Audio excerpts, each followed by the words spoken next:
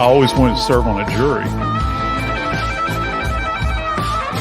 I'm really super excited to be here, so I really appreciate having me. I'm looking forward to it. I want to give a big shout out to the 13th Jury Podcast and Brandi.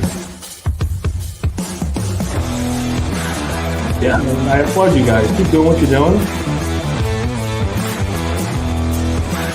And then I just look to the jury, and it's sort of like, look. Hey, if you're bored of work, come pop in and say, hey, what's up? You are a ray of sunshine, and I love what you've done with your YouTube channel.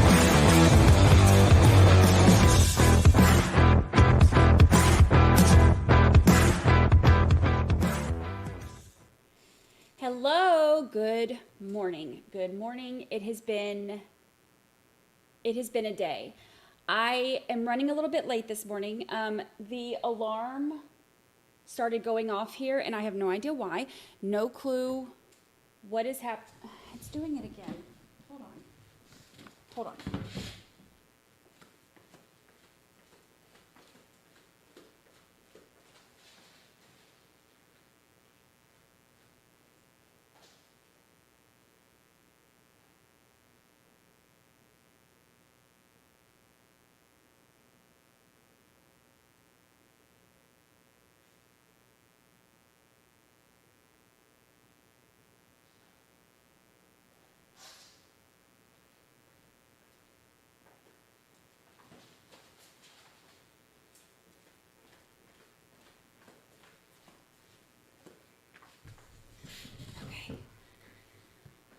All right, the sound is off, but now it's doing like the blinky thing, but I think I got that off too. What a morning. Okay, hello. It's good to see you. Happy Wednesday.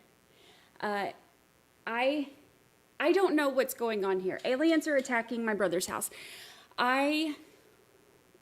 Everything was fine, and I was trucking right along, getting a lot of stuff done, and then all of a sudden, I guess the silent alarm started going off, and my brother is like texting me because he's getting the notifications, and I'm like, no, there's nothing going on. And then all of a sudden, the main alarm starts going off, and then, anyway, you know what? Anyway, we're fine. Everything's fine. Everything's fine. Happy hump day. It is going to be a good day today. I have, like, the last 45 minutes have been a little bit scattered, but before the last 45 minutes, I did get a lot of stuff done. Yesterday was, there's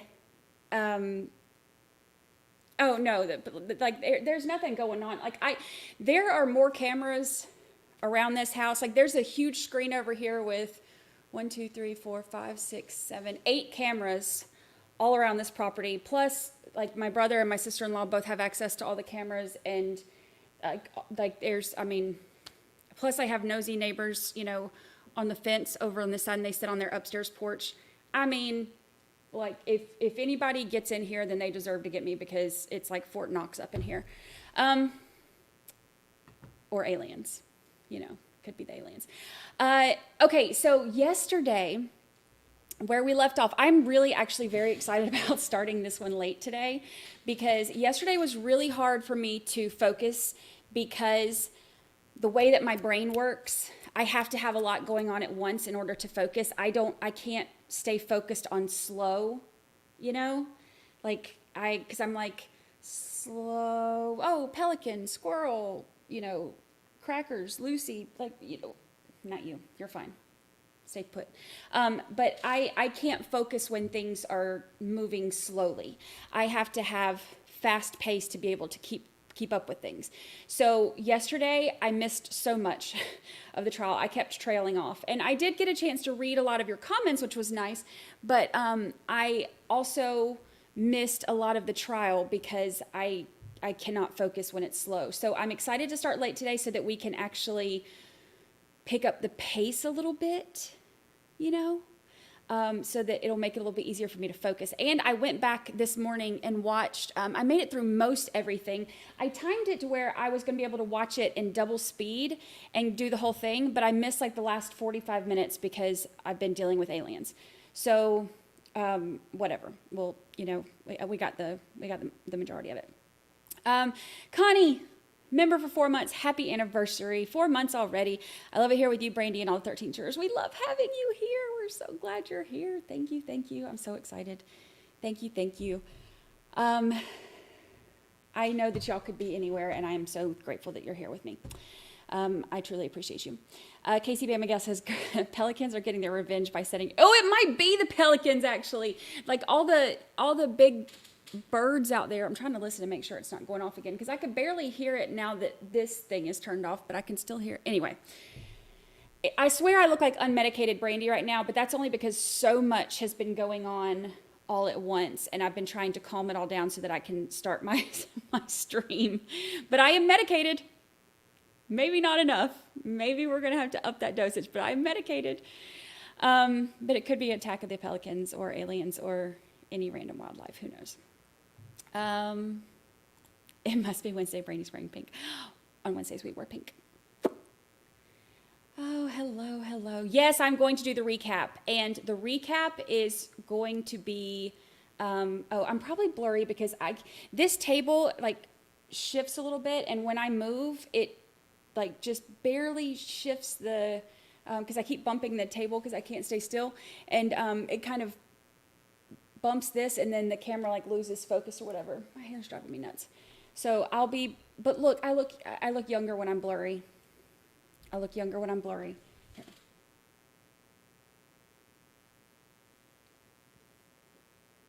Better? Better. All right, let's see. BG, member for 3 whole months. I totes relate to your neurospiciness. It really is. That's the perfect way to describe it, is neurospiciness. Yes, it works. It works. I'm glad that you can relate. Happy anniversary. See, you belong here because you can relate to to my weirdness. I can't open my water bottle. Oh, there we go. Childproof. Childproof. All right, so, woohoo! Happy anniversary. Let's see. Miss Johnson, member for 6 months. I'm in green. Love all my 13 Juror fam. We love you too. We love you too. Happy anniversary. Happy anniversary. Oh, look. Miss Johnson, this is your anniversary gift. Marie Moss, stats from yesterday. 11 witnesses, 3 sidebars, 20 objections. 20 objections. Sorry I didn't post after the turtle slow day. Turtle slow. Brady is me when I'm over-caffeinated. Like I am, and I'm medicated. Like think about like how bad it is when I'm not. I mean, y'all see like, I calm myself down a little bit when I get on here. Even my hair is like something's pulling. I calm myself down a little bit when I get on here, but even when, like that's me. Like even unmedicated Brandi like seems a little bit off the charts, but you should see me when I'm unmedicated and not having to try to sit in one chair and act normal. Oh, oof, oof. Super sticker. Thank you for the super sticker. Lola's mom. Thank you. Thank you. Happy hump day. Happy hump day. And it's almost lunchtime. It's almost lunchtime. So it feels like good morning. I'm saying good morning, but it's almost lunchtime. That's okay. All right, I'm really excited because I have been working on, let me show y'all what I've been doing. I have got a little bit of a cheat sheet going on here. I took some notes to kind of do a recap of yesterday for those of us who just could not pay attention no matter how hard we tried. We gave it our best go. But it wasn't happening. I tried. All right, let me show you. We'll do a quick recap of yesterday. So if you missed anything, if you tuned anything out, and actually there were a couple things that I noticed today that I did not pick up on yesterday because I was tuned out. So we'll talk about that too. So we'll just do a super quick recap. All right, let's see here. Couple things. All right, the first witness, and this is going to be pretty quick, because honestly, it took them so long yesterday to make it through this, but really, it could have, like, if we were going on like my speed, we could have made it through in a quarter of the time. The first witness was just the one who called 911 and reported that they had seen the body. That was the first one. The second witness was, okay, so we have Nicole Shipper. This is Skipper, not Shipper, Skipper. Nicole is Eileen's daughter, the victim's daughter. And of course we had Justin Brammer, who is the defendant's son. He also testified. I didn't finish making the chart, but I got most of it. We'll clean it up and make it all nice and neat when I actually finish the last 45 minutes of testimony. So this is the weird family tree. This is like why he made that weird joke during the interview where he's like, oh, my family tree is a stump now. It's not going anywhere because we're all, like whatever. Anyway, weird, awkward joke. And both detectives were like, oh, okay. So Nicole was the first one to get up after the 911 call. So here's the main things from hers. We know that she is dating Justin Brammer, the defendant's son. They have lived together for the last year and a half. Mom lived with them in the Omaha house 7 months ago. They were still living there at that Omaha house when Mom disappeared. Sam had also lived there with them at some point, and then Sam and Eileen lived there together at some point, but they moved out around like December of 2021 or January of 2022, so about 2 years ago. She said that they had a very unhealthy on-again, off-again relationship, and the reason that they had them move out is because they were like fighting all the time, and when they would drink, it would escalate it and that type of thing.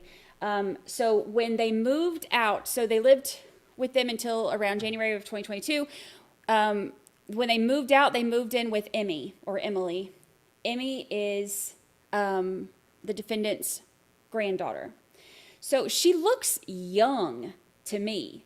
And something that I didn't catch yesterday, but I caught today when I went back and was able to listen to it at faster speed, is that Emily, or Emmy, they call her Emmy, was living in those apartments at Cottonwood. She was living there by herself before Sam and Eileen moved in with her.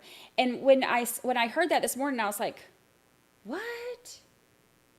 Because she looks like she is so young, which I mean, look, I moved out like literally the day after my high school graduation. So, I mean, I get it, but and maybe it's just because I'm getting older, like the younger ones look younger. I don't know. But anyway, she looked so young to me. Bug Dugger, thank you. I love going on a faster speed. Me too. Also here, yes. I love that button. It's my favorite. Thank you so much for the super sticker. Thank you. I appreciate it. All right, so what else we got about Nicole? She also said that she talked about the single stud diamond earring.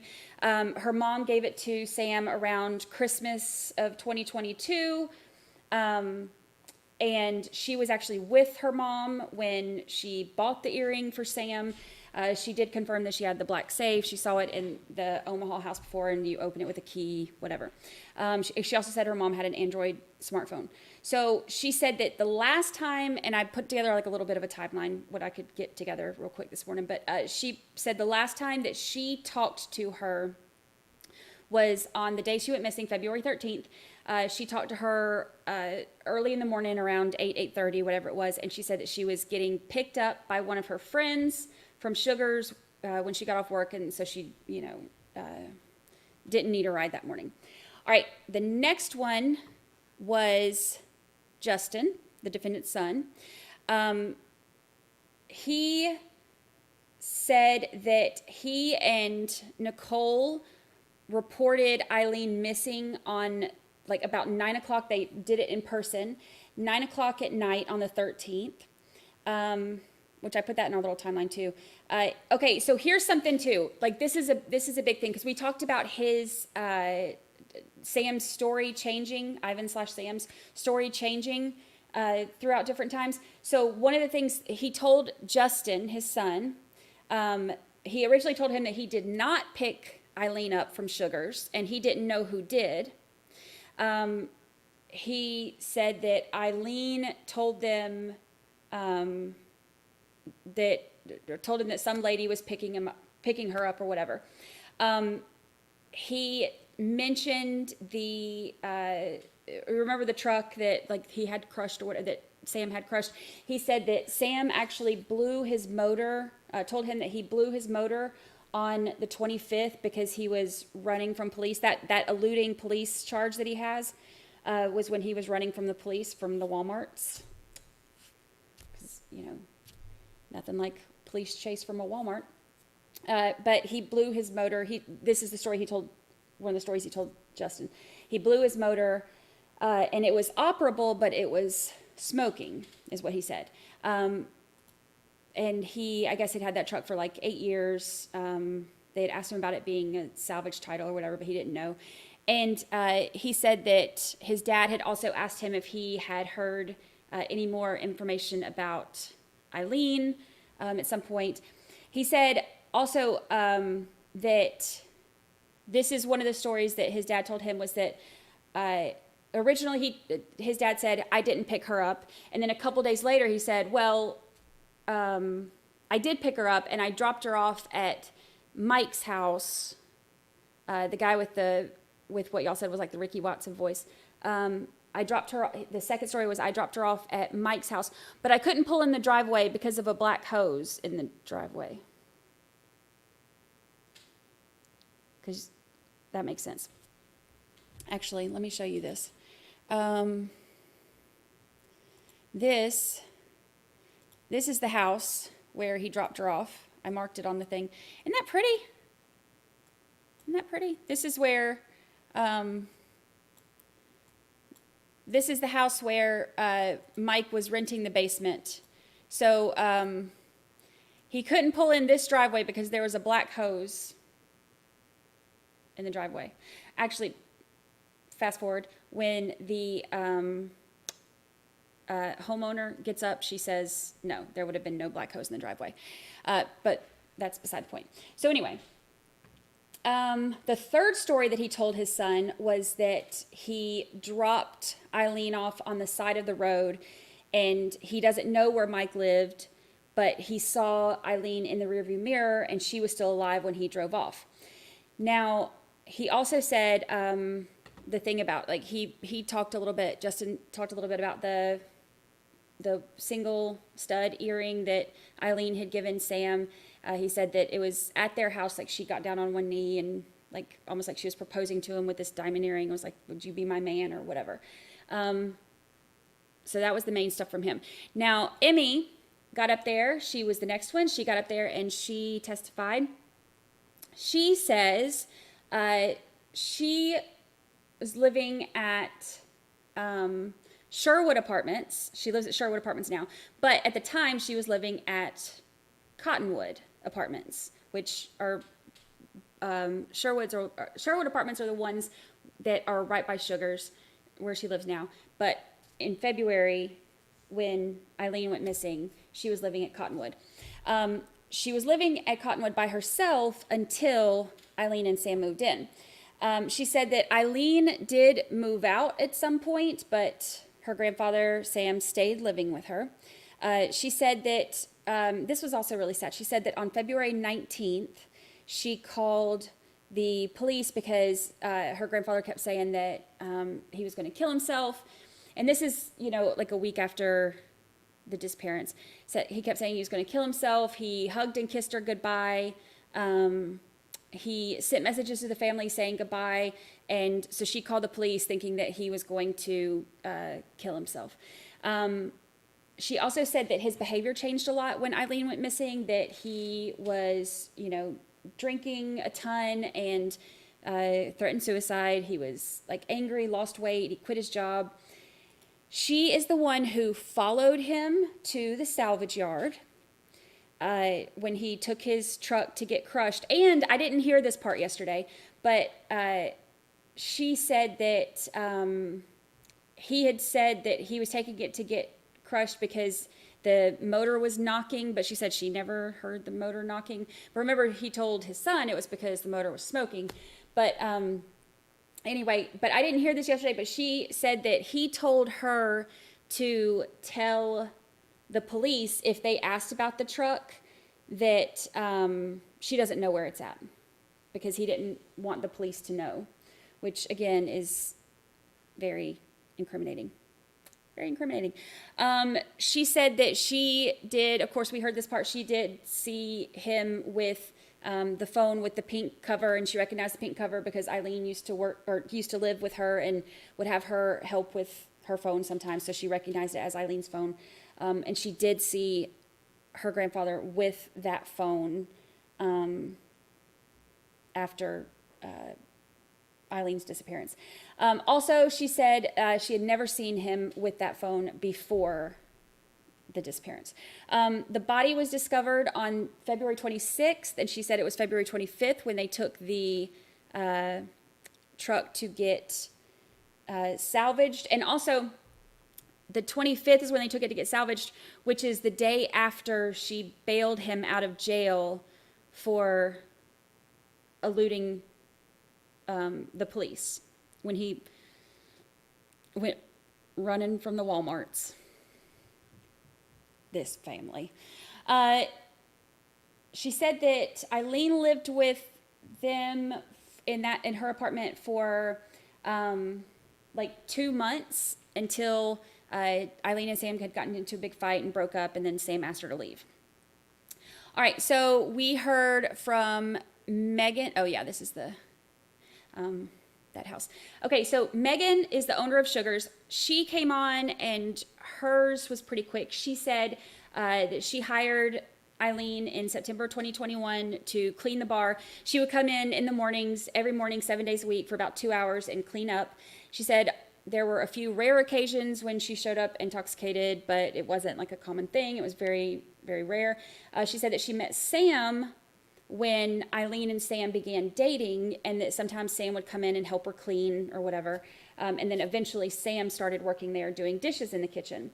She said that their relationship was a roller coaster and off again, on again, and was just a train wreck, dumpster fire. And she said that sometimes Ilene would end up spending the night at Sugars on the nights that they would break up. Next was Mike Brockman. He is the parts manager. He's the one who was renting this basement. This house is about 2.5 miles from Sugars, and he rents the basement from the lady Carol Martin. She needed a place to stay, so for a couple of nights, so he allowed her to stay on, it was Saturday and Sunday night, the 11th and 12th. He said only for a couple days, and then she would be ready to leave Monday morning. He would take her to work, drop her off Monday morning. She was supposed to come back and get her clothes, so he left her clothes like outside, or she left them outside or whatever. Like they were left outside of the house, and she was supposed to just, go up there and get them or whatever.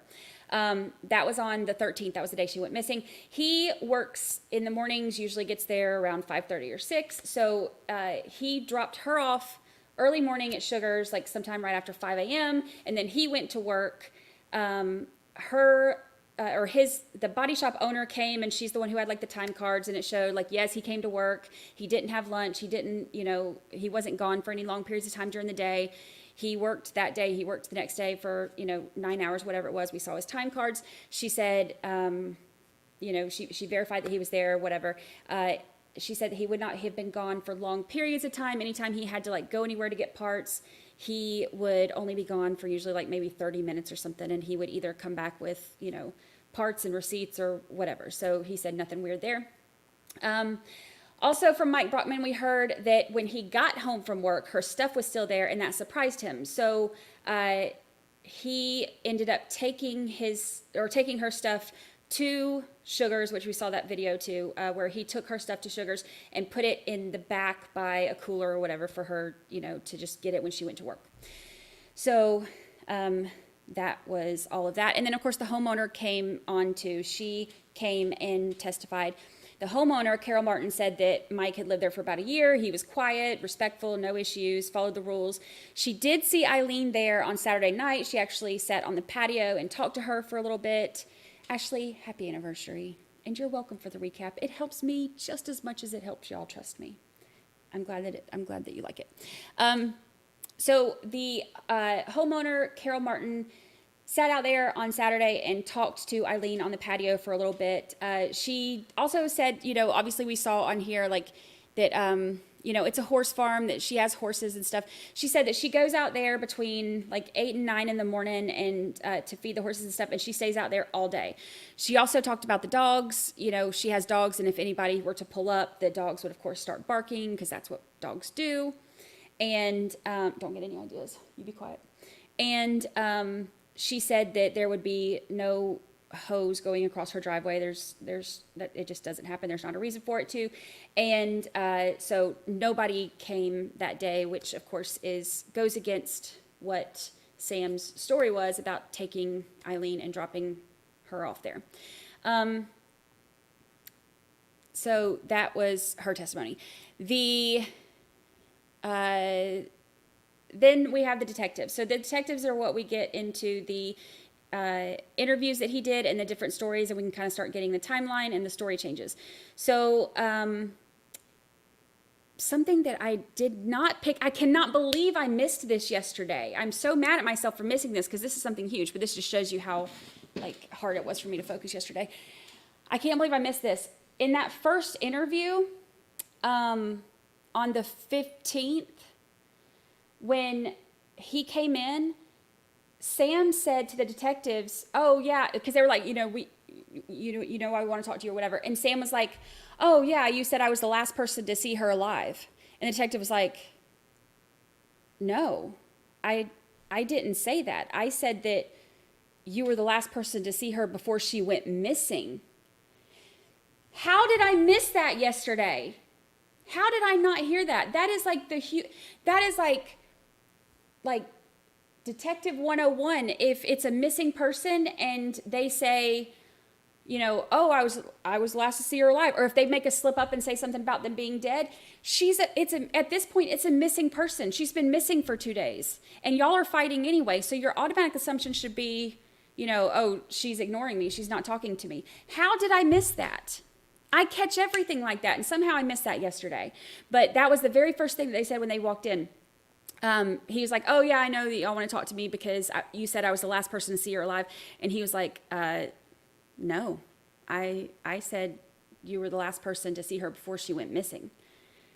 Crazy. So, but I totally missed it yesterday. So on the interview with Matt Dyer, the detective from Council Bluffs, he's the missing persons detective, not the homicide detective. I don't know how I missed that. Normally I catch just about everything. I missed that completely.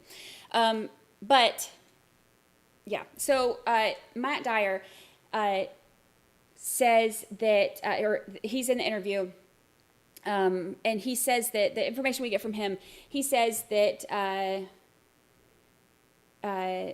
Sam says that Ilene asked for him to, first of all, Matt Dyer says he was asked to pick up Sam from the Cottonwood Apartments where he was living with Emmy, and take him to the station for the interview with him and Sergeant Roberts, who was the next one to come up and testify, of course. So they did that, came and interviewed him. That was the interview on the 15th, and then he took him back to the residence. And something he said, too, that I somehow missed yesterday, too. He said that when he took him back to the residence after the 15th interview, that when he got out of the car, out of the detective's car to go back, he said that he walked over to the dumpster and looked around before he went inside, which we saw the video of him getting out and going to the dumpster after he, on the 13th, but but I somehow missed him saying that he went to look at the dumpster after that police interview, which is also very telling.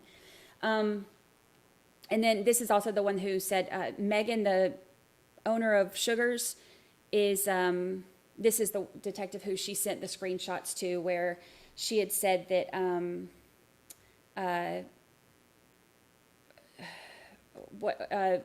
that she had texted, I put it in the timeline, let's see. Where was it? Ilene didn't show. Okay, so at like 2:20, Ilene didn't show back up for work, and so Megan texted her, and there was no answer. So 10 minutes later, she sent a Facebook message to Sam, and Sam answered immediately. And then not long after that, she got a response from Eileen's phone that says, "I'm done, leave me alone," which was, she thought was really weird. Of course, stuff like that never happens. So she's sent those text messages to that detective. So anyway, that's that. Okay, so Sergeant Ted Roberts, he was the one who was on the stand when we finished yesterday. So a lot of the information came from him, from the interview from February 15th and the interview from February 17th. Let's see, he was told that Sam picked up Ilene about 8:30, so he wanted to just talk to him about what happened or whatever. So, of course, okay, so let's talk about the two interviews. So, of course, the like I said, the huge moment in that first interview was, oh, last person to see her alive. No, you were, last person to see her before she went missing. And then, so Sam tells them that, you said that, or he said, usually, like the kids don't approve of our relationship, whatever, because it's been tumultuous, whatever. So when she is with me, she doesn't tell her family because they don't approve of the relationship. So he said that's why he had told his son originally that his son and Eileen's daughter, that he did not pick her up. He said that was the reason, because they would withhold the grandkids from her if they knew that they were hanging out. Which, of course, when his son was on the stand, he was like, no, nobody ever said that. But that was his story to them. And the detective even said, like, okay, well, and because he told them too, he's like, she also doesn't really talk to them much if she and I are talking, because they don't approve of it. And the detective was like, well, her family says that they talk to her every day, so they are concerned with her missing. So on the 15th, the day that he went in for the interview, I have the little picture here. This was the first interview. He was supposed to go back. Now, he's off on, he said, Mondays and Tuesdays. So this is on Wednesday. He was supposed to go back to work on this day, but he called in. So they asked him about it, and they were like, you called in. Are you sick or what? And he said that he called in and he wanted to go back to sleep because he wasn't going to put up with the hassle of dealing with the problems that Ilene had caused with Donna. Donna is the lady who works in the kitchen. And apparently he said that Ilene had called Donna, who he considered like his boss, because he kind of reports to her, and asked her if she and Sam were having an affair or sleeping together or had something going on or whatever. So he says that that's why he didn't go in, which makes no sense, but okay. So they ask him about Monday morning, and he says that that Ilene had texted him to come get her because her friend that was supposed to pick her up had run out of gas or whatever, and he doesn't remember the name of the friend. He said that she said, don't come inside. I don't want Megan, the owner of Sugars, to know that I'm with you. So he said that he pulled up and she got in the truck. He said that they run into the guy who supposedly tried to do something with her, is how he worded it. And he said that he dropped her off there and then he left. So this is the first version of the story that he's telling her. Dropped her off there and then left.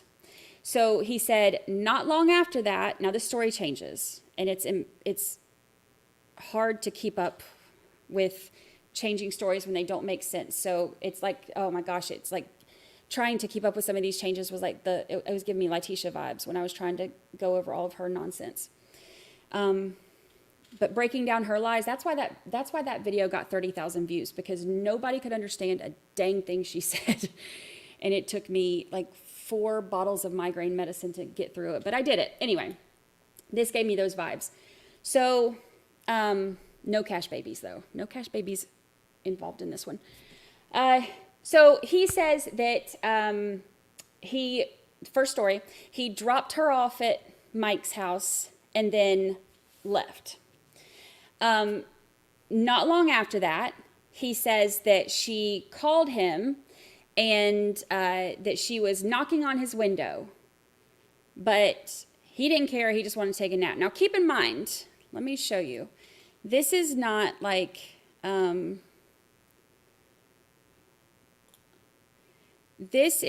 mapped out some of this stuff. This is where Mike's house is, right here. And the Sugarwood Apartments, here's Sugar's Diner. There's the Burger King. Oh, there's the Cottonwood Apartments. So this is Mike's house. This is the Cottonwood Apartments where he was living with his granddaughter. Now, she doesn't have a license. Ilene doesn't have a license. And he dropped her off at Mike's house. And then now all of a sudden she's knocking on his window over at Cottonwood Apartments. Don't know how that made sense, but this is his newest version of the story. She was apparently knocking on his window, and he said, but he didn't care because he just wanted to take a nap. Okay, Jan. So she then apparently texted him and said that could he please talk to Emmy about letting her move back in there, because Mike, the guy who she just wanted to go to his house, had apparently raped her the night before. And now this is something she's telling him, but just a little bit ago when she was saying, hey, can you drop me off over here? It wasn't something. So he was like, well, I didn't know if it was true or if she was just saying that to get me back. Doesn't make a whole lot of sense. He says that was about 2:30.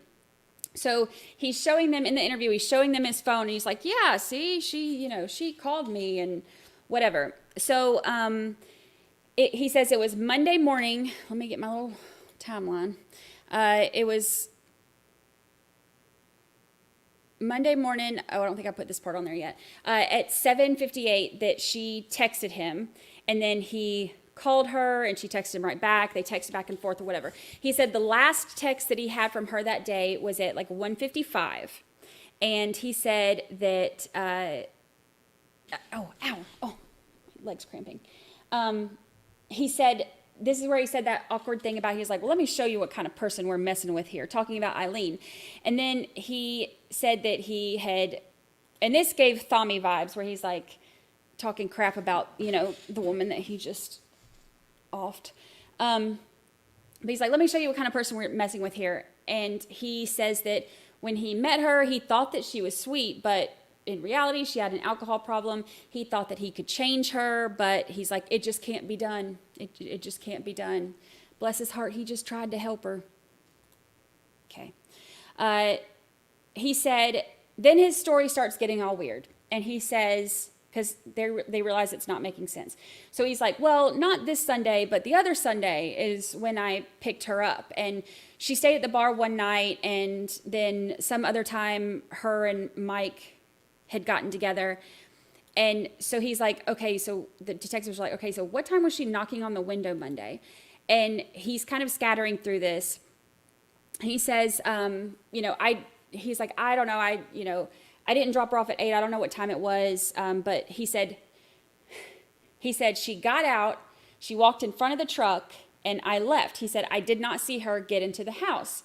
And so they asked him, and he was like, okay, so she's knocking, like you see her go up to the house at Mike's, and that's far away from your apartment. So how would she have gotten to your place after that? And he was like, oh, well, her friend was supposed to pick her up. But it's weird because her daughter told me that she called her and told her to, just pick her up when she picked up the kids from school. And then she was like, oh, well, never mind, because I got a ride with somebody from work. So he starts kind of like stammering through whatever version of events he's now trying to twist this into, and it doesn't make any sense. So the detective asked, well, why didn't you tell her that you gave Ilene a ride to Mike's? And he said, that's when he said he can't, because the kids, would be held from her if they knew that they were together or whatever, which the kids denied. So they ask him, where else does Ilene hang out?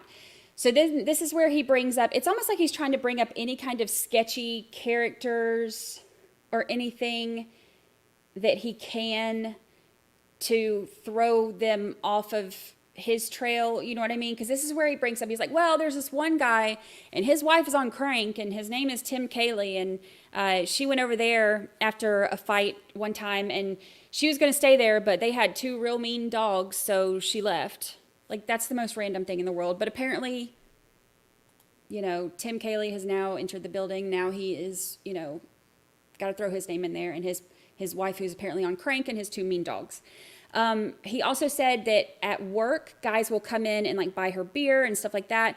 He said that there's another guy that she lived with named Rick who kicked her out. He works at Menards and she moved in with him one time.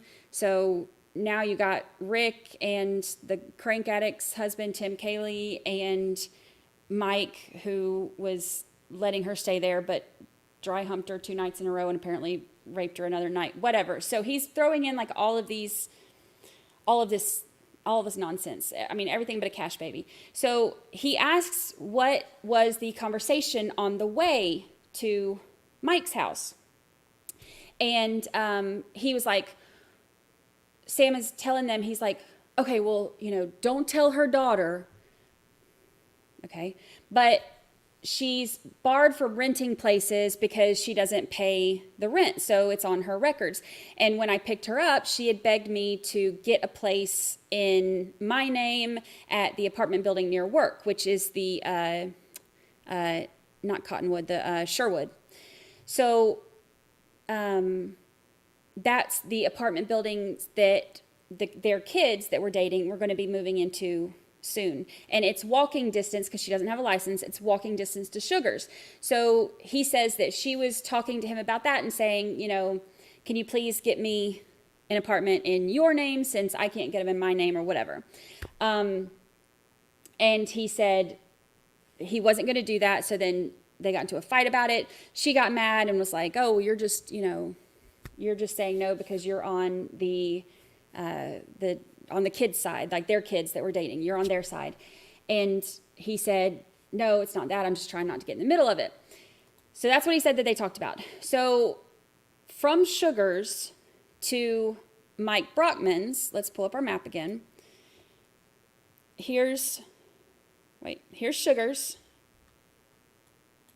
Here's Sugar's, and here's Mike Brockman's. Okay, so from Sugar's to Mike Brockman's, the police checked the videos from John's Auto Sales, which is right where he would have passed by there to go straight from Sugar's to Mike Brockman's, right? So they checked those videos, and this may come as a surprise to y'all, but his car ain't on there. Shocker, right? He lied. Who'd have known? So they checked whatever time frame that it could, like a 30-minute time frame for what should have been like a 2-minute time frame, based on where they were. And he wasn't on there. Now, when the defense gets up and asks him questions, before we move on to Ron Brannigan, the defense asked, so they were trying to catch him up on that whole thing about like, oh, it's, last person to see alive or whatever. So the defense is trying to ask him, he's like, well, when did it become a criminal investigation as opposed to a missing person? And he was trying to trip him up on it, like, well, oh, it's, y'all were asking him because he was a suspect.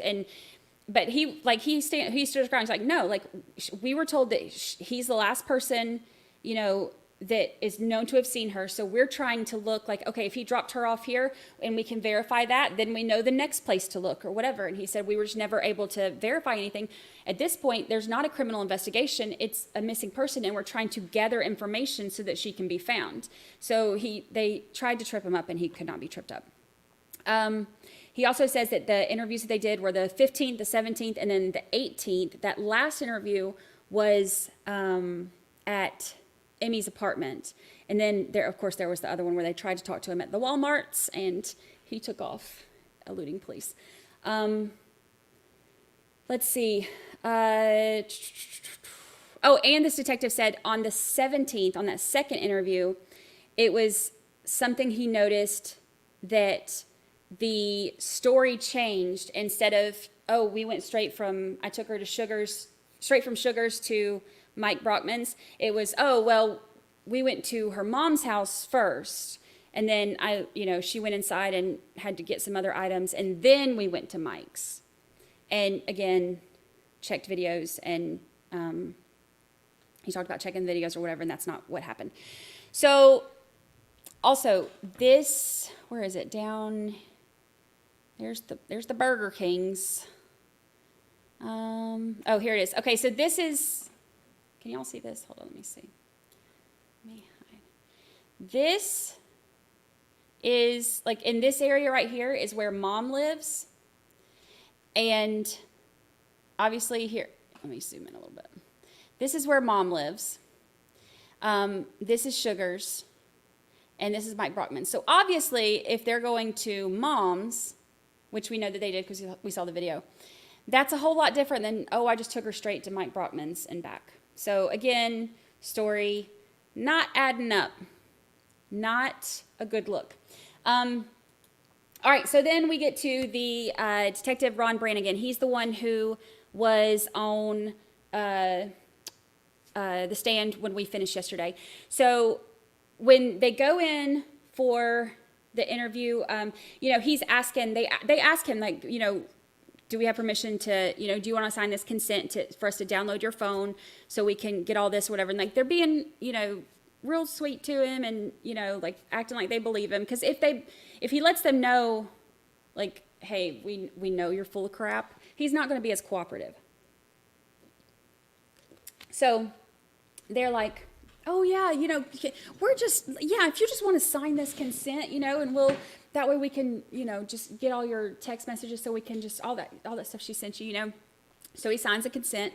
Now, he says, Sam also tells them during the interview that Nicole's uncle, he said Nicole's uncle, which would be Eileen's brother, right? Because it's Nicole's, I'm assuming, or brother-in-law, but whatever. Anyway, he says Nicole's uncle and some other guy came and saw him, and they were asking for Mike's address.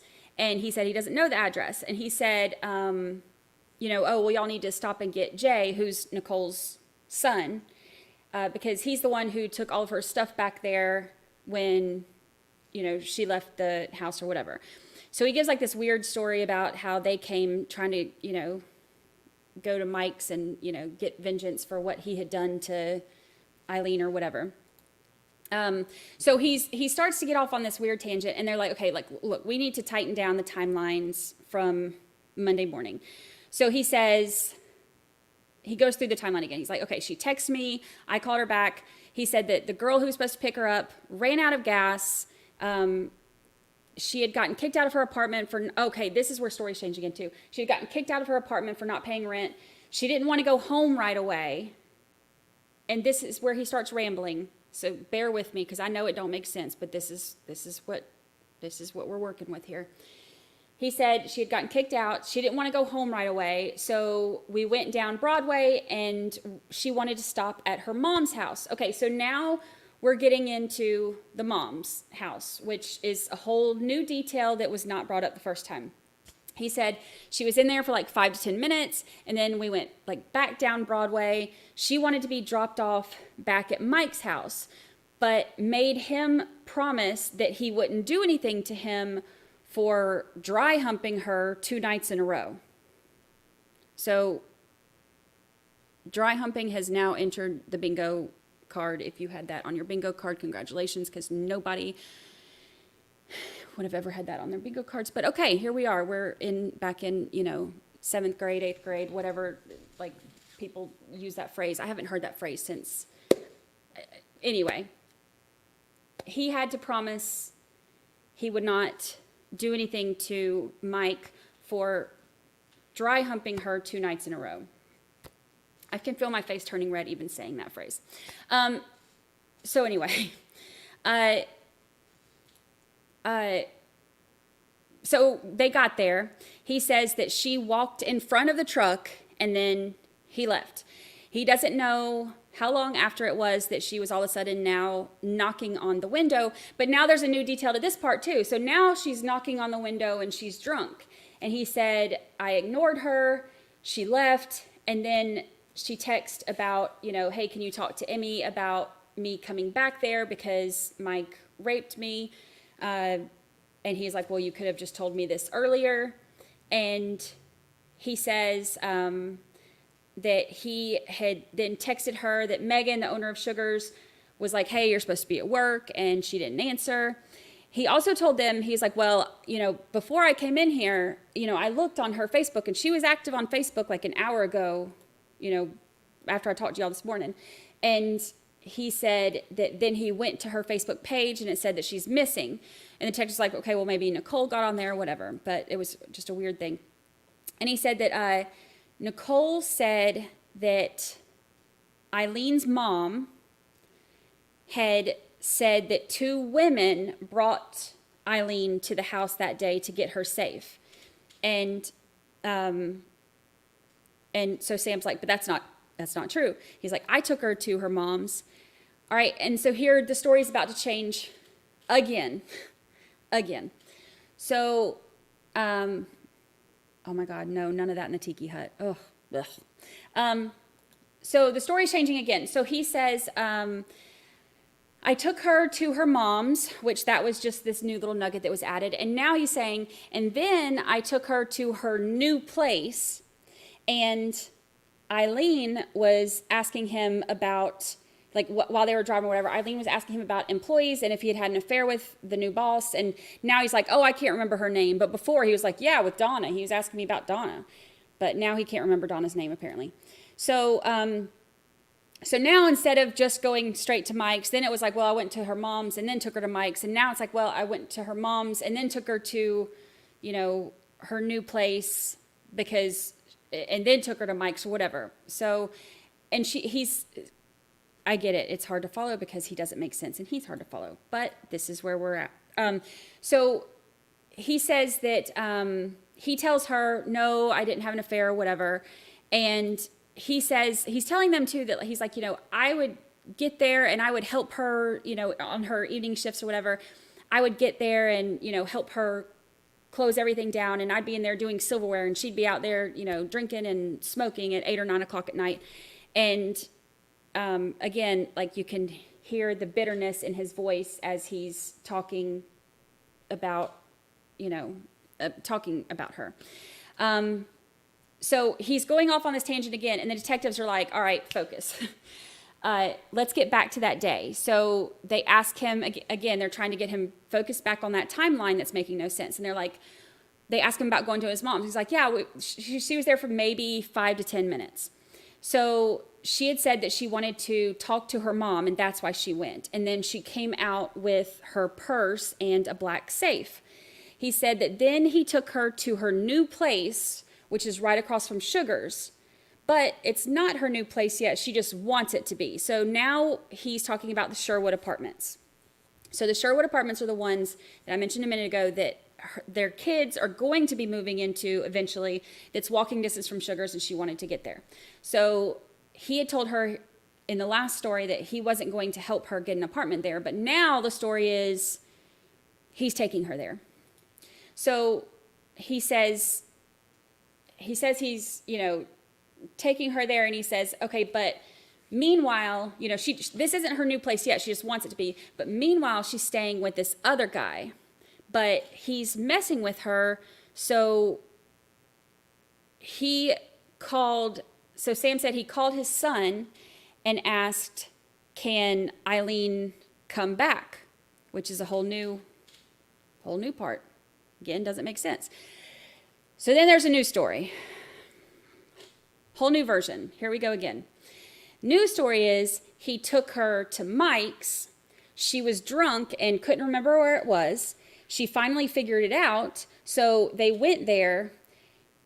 She went behind the back of the house, got her stuff, and then came back and got in the truck, and then they left and he took her straight to his son's house. According to Wu, welcome. Welcome. You got your prize, right? I think I saw you got your prize. Welcome. Welcome. All right, so this is the new version of the story. So now, instead of, I didn't even pull in the driveway because there was a black hose, or I didn't pull in, I just saw her in the rearview mirror, or I didn't whatever, or, you know, I saw her walk up there, or I saw her in the rearview. Well, now it's, she was drunk at 8:30 a.m., and somehow they remembered where it was. She went and got her stuff from the back and came back and got in his truck. And they left, and he went straight to his son's house. So that's the new version of the story. So the detectives were like, okay, well, this is all brand new. So let's try to clear this up. So he's like, all right, so you picked her up at 8:30. You went to 25th and B Street, which is where her mom is, and then came back. And so they're trying to ask him about the time frame or whatever. And he's trying to explain where Mike's was. So he's like, so they're like, okay, so you took her there and she got out. And the detective is like, and you left her there? And he said, yeah. Or no, he was like, he was explaining where Mike's was. He was like, I took her there and she got out. And the detective was like, she got out. Okay, so you left her there? And he said, yeah. And so they're like, okay, got him. They're like, okay, because just a second ago, you said that she came back and got in the truck. And he was like, oh, no, that was at her mom's house. Oh, wait, no, what I meant was, that was Friday when she told me that Mike had attacked her. So now it went from, like he stuttered over like 3 different stories right there, trying to like correct himself because he just got busted. So he's like, oh, no, that was Friday when she told me that he had attacked her. Okay, but a minute ago, the story was he didn't know about her being attacked until Monday. But okay, now that's all changed up, and now apparently he knew about it Friday instead of while she's knocking on his window on Monday. But okay, let's go with it. So he says, that was Friday when she told me that he had attacked her. She was drunk and couldn't find it, so I took her over there and she got all of her clothes and came back. And that's when I took her to my son's house. And she spent the night there, and we were supposed to talk about it, but her son Jay picked her up and took her back over to Mike's house after he attacked her. Makes sense, right? So Sam is like, he tries to like shift it a little bit. He's like, so why can't y'all find out who put her clothes back at the bar? And they're like, oh, we know who did. We know who put them there, and we know that Nicole picked them up. And so like, they're not like falling for his little, hey, let me shift this to make y'all talk for a little while. And so they tell him like, hey, we checked the cameras, and at 9:28 a.m., we see you going westbound toward Omaha. So you didn't go home. 1 hour later, we see you coming back east. And he was like, no, I went home. And that's when they're like, the cameras don't lie.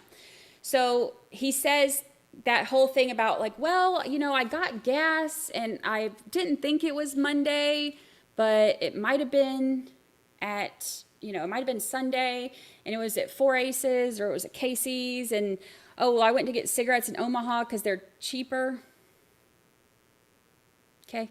So they checked the cameras and all that. So on the cameras, this is what we have so far. And like I said, I missed the last 45 minutes, so I'll have to add it to our little timeline when we're done here today. But after 5 a.m., this is the day she went missing. After 5 a.m., she was dropped off. 8:06 a.m. was the last time that Nicole, Eileen's daughter, talked to her and had told her she had a ride from Sugar's when she finished cleaning, so she didn't need a ride. At 8:30, Megan, the owner of Sugar's, sees Eileen walk out after her shift, and the cameras see Sam pick her up at 8:32. At 8:37 a.m., the truck is seen going westbound. At 8:45 to 8:52, we see that video of her in her mom's hallway where she's going and she's getting her safe and all of that. So she's at her mom's at that point. From 9 o'clock to 9:13, there is that apartment where he's like, oh, well, you know, I took her to the apartment that I told her I'm not going to help her with, but then he took her there. You can see his truck in the video, and you can see her, like, there's at the office or whatever. That was some of the video surveillance we saw yesterday, too. So from, like, 9 o'clock to 9:13, at the office at Sherwood Apartments where she wanted to rent. From 9:20 to 9:28, there are multiple videos where he is traveling west. And then when they're asking him about this, he's like, oh, yeah, that. Because originally, you know, that's not where they went. But once it was on video, then he says, oh, well, we went out to Carter Lake to have some fun. Okay. From 9:20 to 9:28. About an hour later, at 10:26, they are seen the truck is seen on video coming back east into Council Bluffs. Now, just to give you an idea, this is all the area. Like, Omaha is right next to Council Bluffs. So, like, this is Sugar's, this is Mike's house, this is the mom's apartment, this is Burger King. So all of this is, like, kind of, I don't know if you can see. All of this is, like, you know, it's like towns that are, like, right next to each other. So at 10:26, they're seen coming back east towards Council Bluffs. At 10:30, that's when they're seen at the Burger King. 10:56, there's the video at Canesville and Frank, and they're going back east. At 11:01, he turns north onto Railroad Highway, and then 5 minutes later, he's seen coming back south on that same camera, and that's when he pulls into Casey's. And then at 11:46, he's seen eastbound. 12:34, he's seen back toward Council Bluffs, and it looks like nobody's in the passenger seat now. He's seen at the apartments where he parks at the curb. We saw that. He parks at the curb and then walks to the dumpster. And then it's a couple hours after that that Ilene texts and is like, hey, you didn't show up. Or Megan texts Ilene and is like, hey, you didn't show up and whatever. And then messages Sam. And Sam responds, and then she all of a sudden gets a response from Ilene's phone saying, I'm done, leave me alone. And then 9 o'clock that night is when they report her missing. So that is what we missed. That is all of yesterday. And that's it. I haven't been reading comments, but I think I lost all of y'all after dry humping. I'm pretty sure. Pretty sure. But that's okay. We're going to get through it. We're going to get through it. I will, those last like 45 minutes too, I'll watch those at some point, maybe this evening and or tomorrow in between the sentencing and the Murdoch stream, and try to add those last few things to the timeline. I think it's better if I don't. My face is already red, so we're just gonna go with it. All right. So are we ready to start today?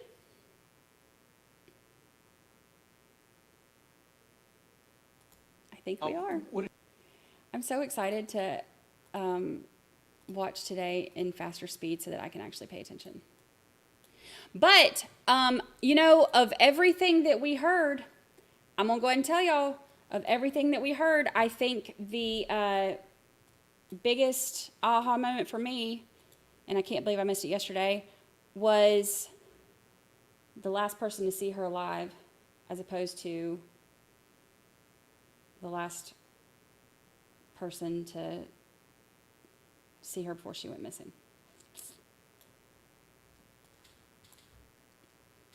Busted. All right, are we ready? Folks. I needed that recap because we're back on the record after our evening recess. Good morning, ladies and gentlemen. Good morning. When we recess yesterday, Detective Brannigan was on the stand, and Detective, I see you in the back. I'd ask you to retake the stand, please. All right, Detective Brannigan, back on the stand. New day, new oath. You swear affirm testimony about to give you the truth, the whole truth, nothing but the truth. I do. Be seated. I also understand from visiting with counsel that Mr. Forney, you may have a few more follow-up questions. That's correct, Judge. Very We'll briefly. conclude with that before we move to cross. Thank you, Judge. Detective Brandi, I know we had a long day yesterday and went over a lot of evidence, and there towards the end of your testimony, I had handed you Exhibit 6, and you stated that you believed that the sub 1-2 number was Eileen's. Did you have a chance to, or an opportunity to review your file and refresh your recollection of that? I did. Okay. May I approach, Judge? You may.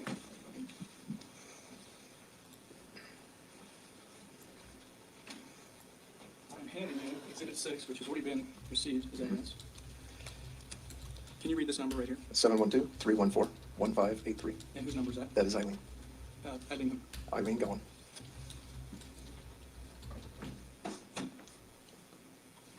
I'm handing you Exhibit 6A, which has been received into evidence. Can you read this number here? 402-812-1247. And whose number is that? That is Ivan Samuel Brammer. And is he the defendant? He is the defendant.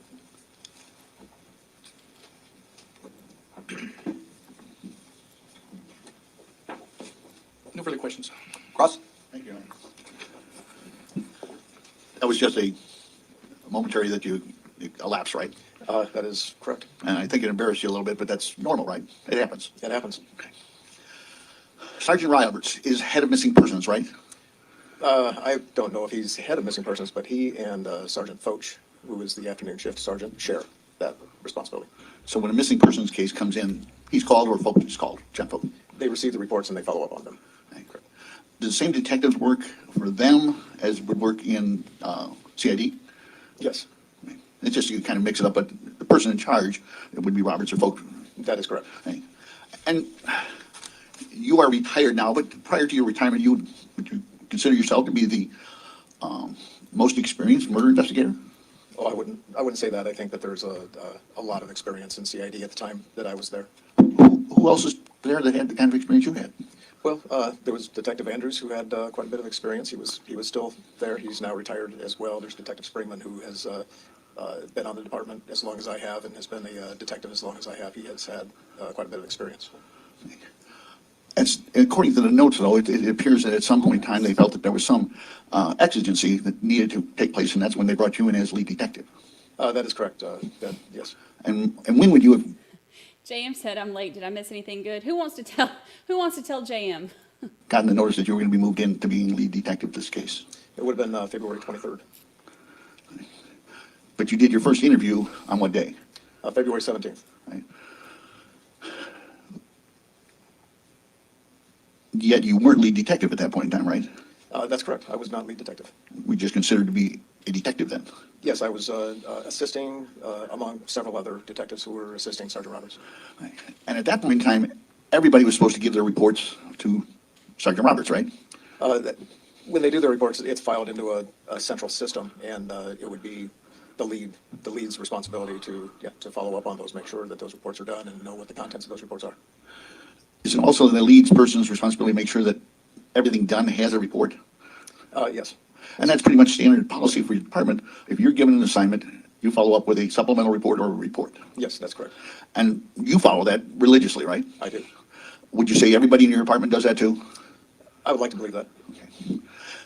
Since you later on became lead in this case, have you had an opportunity to make sure that everybody did that in this particular case? Well, since I came in late and the case had already been started, it's a unique situation. I'm able to review the case file at a later time and see what is there. I was not aware, I don't know what everybody was doing up to that point until I became lead and I began directing the investigation. So honestly, I don't know if someone was given a task prior to the 23rd and whether or not they completed a report on that task. Well, let's go through the things that you would know. Okay. Are you aware of all the interviews of the defendant? Yes. And every one of those have a report? Yes. Okay. Are you aware of the interviews of the lay people? Yes, I'm aware of the those that I conducted. Yeah, he's and breathing there's right some in the other, microphone. interviews that I read the statements of, yes. Okay. Is there anyone out there that there wouldn't have been a report on after they were talked to by a police officer that you can think of? Objection, speculation. Overruled. You can answer if you know. I do not know if someone spoke with a police officer. If they didn't complete a report on it, I may not have been aware of it. Well, I mean, going through the reports, I mean, I looked through them too, and when it says, go talk to. Objection, hearsay. What's that? That's the question finished, and then Detective Brannigan, I instruct you not to answer until I have an opportunity to rule on the objection. I don't have any report in front of me, Judge, that I'm reading from. He's just having a hypothetical conversation. Mr. Reedy finishes his question, and I'll make a report. As lead detective, you are pretty much aware of what's going on, pretty much. Is that a fair statement? That's fair. Right. And looking back at reports, did you notice anything that you weren't kept informed about? Objection, ambiguous. Overruled. The witness can answer the question if they understand the question. I want to make sure I understand the question. Could you restate it? I guess in looking at all the reports and when you got into the case, I'm assuming you went back and looked at some things and you tried to bring yourself up to speed. Is that a fair statement? Yes, that's correct. And in doing so, you would look and said, oh, Robert's told somebody to do this. And you would then look for a report. There'd be that one, right? No, not necessarily. When if the supervisor gives a detective a direction or a task to complete, there wouldn't be a report of him giving that task to that detective. So I guess I'm sorry. I guess I'm not following what Well, in Robert's report, he says, I told Brannigan to do this. Okay, all right. Okay, now I'm following you. All right. Yes, So then you'd see that, and then you'd look for Brannigan's report. correct. In this case, you wouldn't have to look very hard, right? You know what was in. I know it's in my report. Yes, sir. But that's pretty much how the whole process goes, right? Yes, correct. So he's keeping kind of almost a log, not necessarily a log, but he's in his reports, he's saying, I said do this, and they did it. Yes. Anything that you saw in the reports that wasn't followed up on that you felt should have been?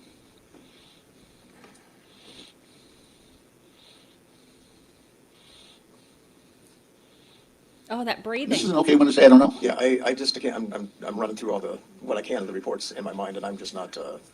I'm not finding in my memory anything. All right, Mr. Brammer was arrested 3 different times. Is that a fair statement, or a complaint was filed against him? First for the eluding. Correct. 3 different times, the eluding and the other charge. Do you remember what date the eluding was? 21st. And there was also a reckless driving put in there? That's correct. And he had I believe, a $500 bond, and he bonded out. And that was cash only, right?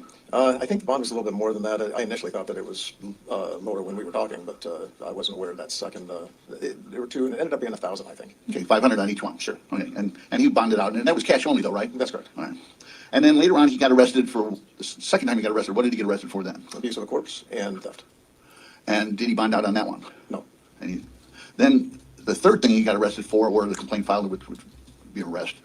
What was that for? That was for murder, 2nd degree. Do you remember the date of the charges on the abuse of corpse, approximately?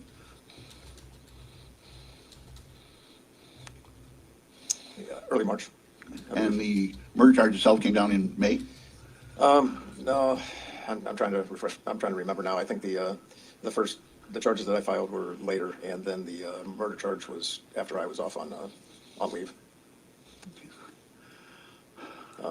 I can't remember the date. The breathing. I apologize. That's a lot, The y'all. first time you saw the defendant would have been on the 17th of February? That's correct. Did you make any observation about any scratches, cuts, or anything on him? Not at the time. There wasn't any, was there? Not that I recall. Right. Part of your job is to look at that and recall it, right? Yes. And so when you say you didn't recall, it's because they weren't there. Correct.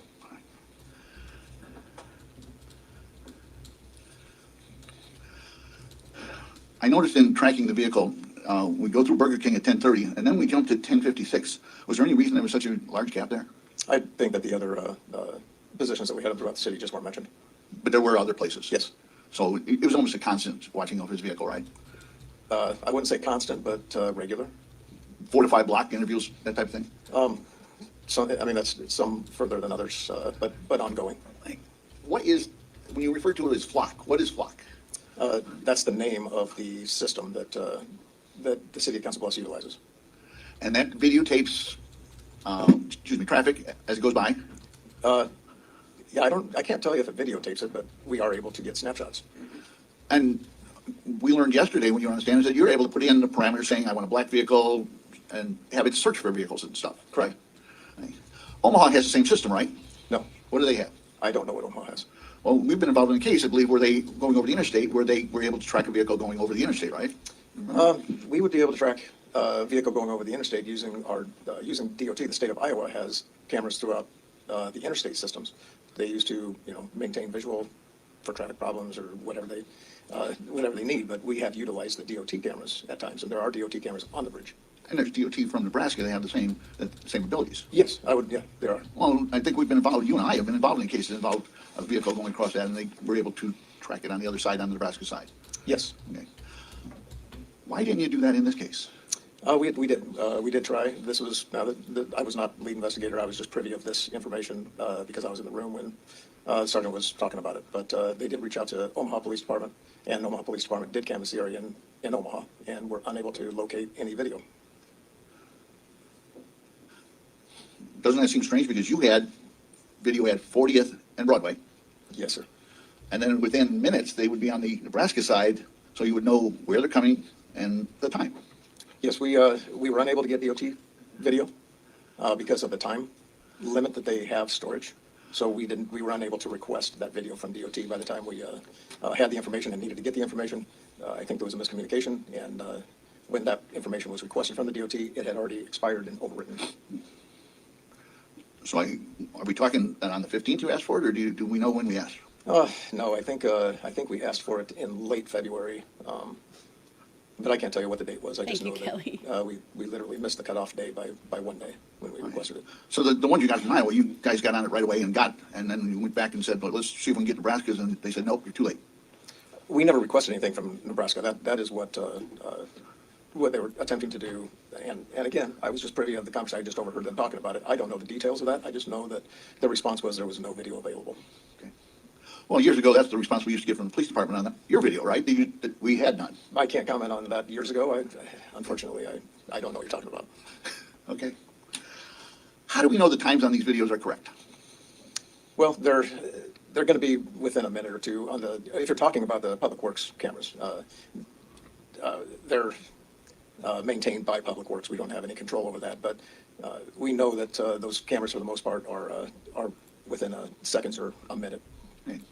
That was a lot of, for the most parts, we know that type of thing, but you believe they're accurate, the government ones? Yes. How about when you get to like Burger King? Yeah, that's a hard thing to do. Different people have different systems. Some systems are more accurate than others. I have a watch that I have to reset the time about every 4 or 5 months because it's creeped up about a minute. So I have to reset it back about a minute. But my car, I have to reset the clock in my car about twice a year, not because of daylight savings time, but because it just creeps up. So, I mean, it's an electronic device. Electronic devices are all different. There's different quality levels.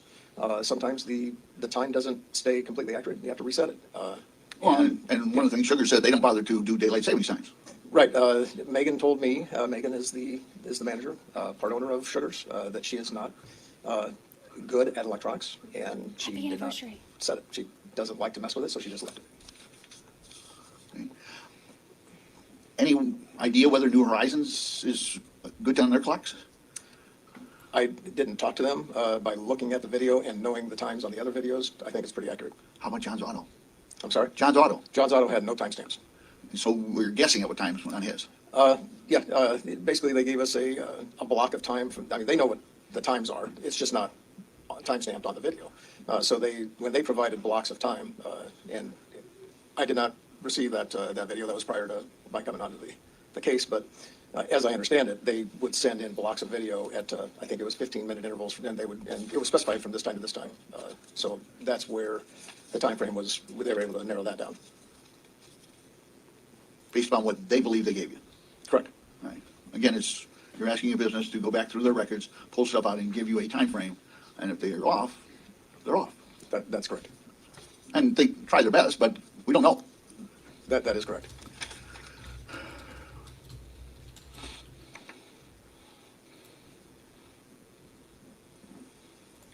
Red pen, happy anniversary.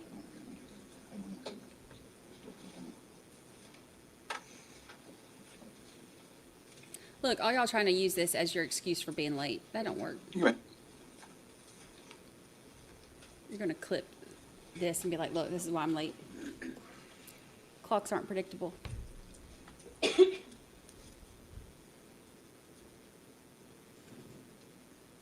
Don't work.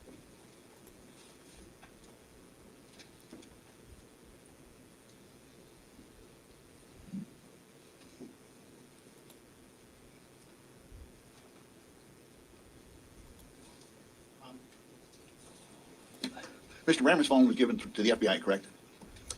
Or downloaded for him? No, I don't think that we provided them with the phone download. I know we provided them with the records that came from T-Mobile. Well, I remember sitting and watching one of the interviews, and they asked him for his phone, and he gave that to him during the interview. That would have been the Council Bluffs Police Department. Okay. Oh, but don't you guys share that information? If it's asked for, yes, we would. Well, you asked them to do a CAST investigation, right? That is correct. Would you have shared whatever you had with them? We would have shared the information from the search warrant results from T-Mobile. Did you ask for anybody else's phone, or did you get a search warrant for anybody else's phone? We didn't need to get a search warrant for anyone else's phone. We had permission to download other phones. Well, you also had it from Mr. Brammer. At least you did it on video that we saw. Brammer's who we're talking about, is that correct? The defendant? Well, there's Brammer, there's Brockman, there's Correct. several different phones, right? But, Yeah. And he voluntarily gave you his phone. He was cooperative on that. Okay. I think I think there was a miscommunication there. The question I thought you were asking was specifically about the download of the defendant's phone and providing that to the FBI. Is that correct? Eventually it got to them, right? I don't know. I did not provide that to them. All right. But the Constable police officer asked for his, and he voluntarily handed it to him, right? We asked the defendant for his phone to download for us, not for the FBI. And he gave that to you, and he also gave you his password, right? Yes, that's correct. During your interviews, he repeatedly said things like, check the phone where I'm at, right? Yes.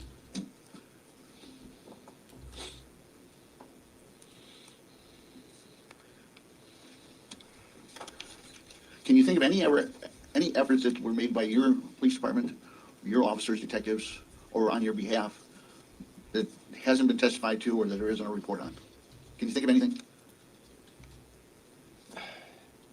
That's one of those things of trying to prove a negative. No, I don't. Because you make your best effort to put a report down for everything you do, right? I do. And so if you were involved in it, there'd be a report. Yes. Okay. From your experience, Sergeant Roberts, is he as careful? I'd like to think so. I can't say yes or no. Okay. Nothing further, Your Honor. Read right. Thank you, Judge. Just a couple questions here. Detective Brannigan, on February 17th, you stated that you were in the interview with the defendant and Sergeant Roberts, correct? That is correct. Okay, and at that time, you testified that you were not the lead investigator, correct? That is correct. And you were there to assist. Yes. And at that same time, were there other officers with Council Bluffs Police Department assisting in the investigation? Yes, there were. Can you give an approximate number? Was it a few? Was it a lot? Besides me, off the top of my head, I can think of 5 other officers. Thank you. You had mentioned that regarding the murder charge that you were off on leave. That is correct. Okay, let's talk about that. Why were you off on leave? I had surgery on my shoulder, my right shoulder. Okay, and were you also getting ready for retirement? I was. And did you have vacation days built up? I did. And did you use those vacation days? I did. And was that part of your on leave? Yes. Now, the defendant eventually, after a few interviews, admitted that he went to Omaha, correct? That is correct. And he stated that he went to a convenience store called 4 Aces to purchase cigarettes. That is correct. Because they were cheap. Yes. Did law enforcement ever try to find the location of which 4 Aces? We attempted to get the information from the defendant. We still weren't absolutely sure which location he went to, just because of the nature of the interviews. And so we went to both of them and requested video from both locations. And did you get any video from those locations? We received the video from the south locations off of Leavenworth, and the one on North 30th, they did not cooperate. Okay, on the one that did cooperate, did you see the defendant on the video? No, we did not. Just a clarification, the law enforcement applied for search warrants for the phone records for Ilene Gowan's phone and also the defendant, Ivan Brammer's phone, correct? That's correct. And when you received the results of the search warrant, when you received those results, did you then give those results to the FBI? Yes, I did. Not the phone dump? No, not the phone. Because number. that's something different, right? That is something completely That's different. the contents that's on the phone. Correct. No further questions, Judge. Thank you, Detective Brannigan. You're excused and released from any subpoena. State may call the next witness. Thank you, Your Honor. The state calls Sergeant Ty Boldra. All right, for when they're like going through like actual stuff, I'll drop it back down to 1.25 instead of 1.5.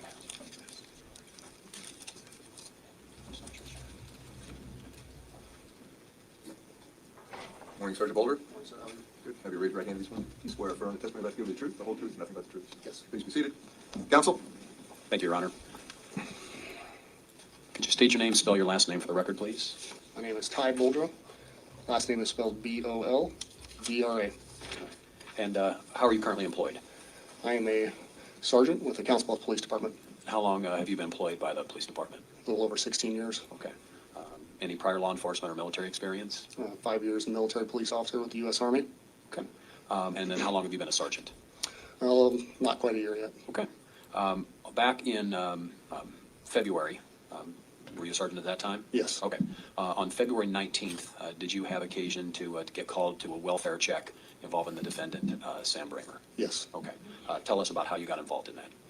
There was call in reference to a suicidal party in the area of 13th and H. And while checking that area, I located Mr. Brammer and his blue Ford F-150 on a lot of Kicker's Bar. Okay. And did you have your body cam on during your interactions with Mr. Brammer? Yes. All right. May I approach, Your Honor? You may.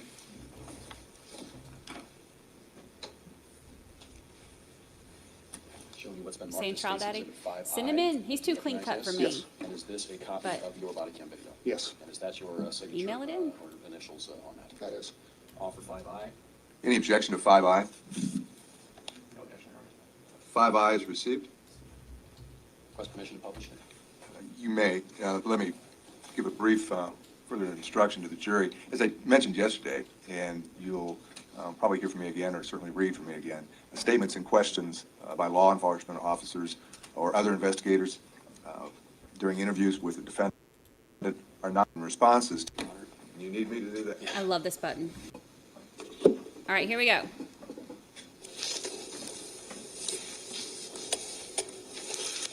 This is from the welfare check. All right. Charles, I had an X-ray video. I'm gonna do the videos.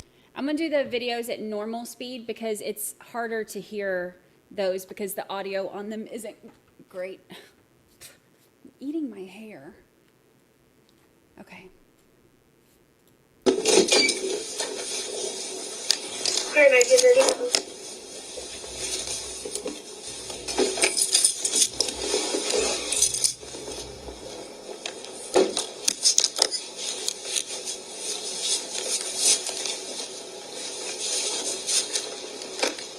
Hi, sir. How are you? Good. Is this your vehicle? Yes. Hey, can I talk to you real quick? Yeah. This is February 19th, I think. Do you have any weapons or anything on here? No. Okay. Hey, can you keep your hands out of your pockets? Yeah. Thank you. We were called to check your work. Again, I haven't patted you down, so I just don't want you to reach in your pockets for weapons or anything, but we were called to check your welfare. Okay, I think you talked to your granddaughter earlier, and she was concerned about you, some of the statements that you made to her. I'm here for you, man. Tell me what's going on. Why are you feeling the way you're feeling? My girlfriend, it was like a week ago, me and her broke up, and she moved in with a guy, and apparently, supposedly he raped her. What's his name? The only thing I know, he goes by Mike. You don't know Mike's last name? No, Mike B. But anyway... Where's that at? Where'd they move in together? It's out by,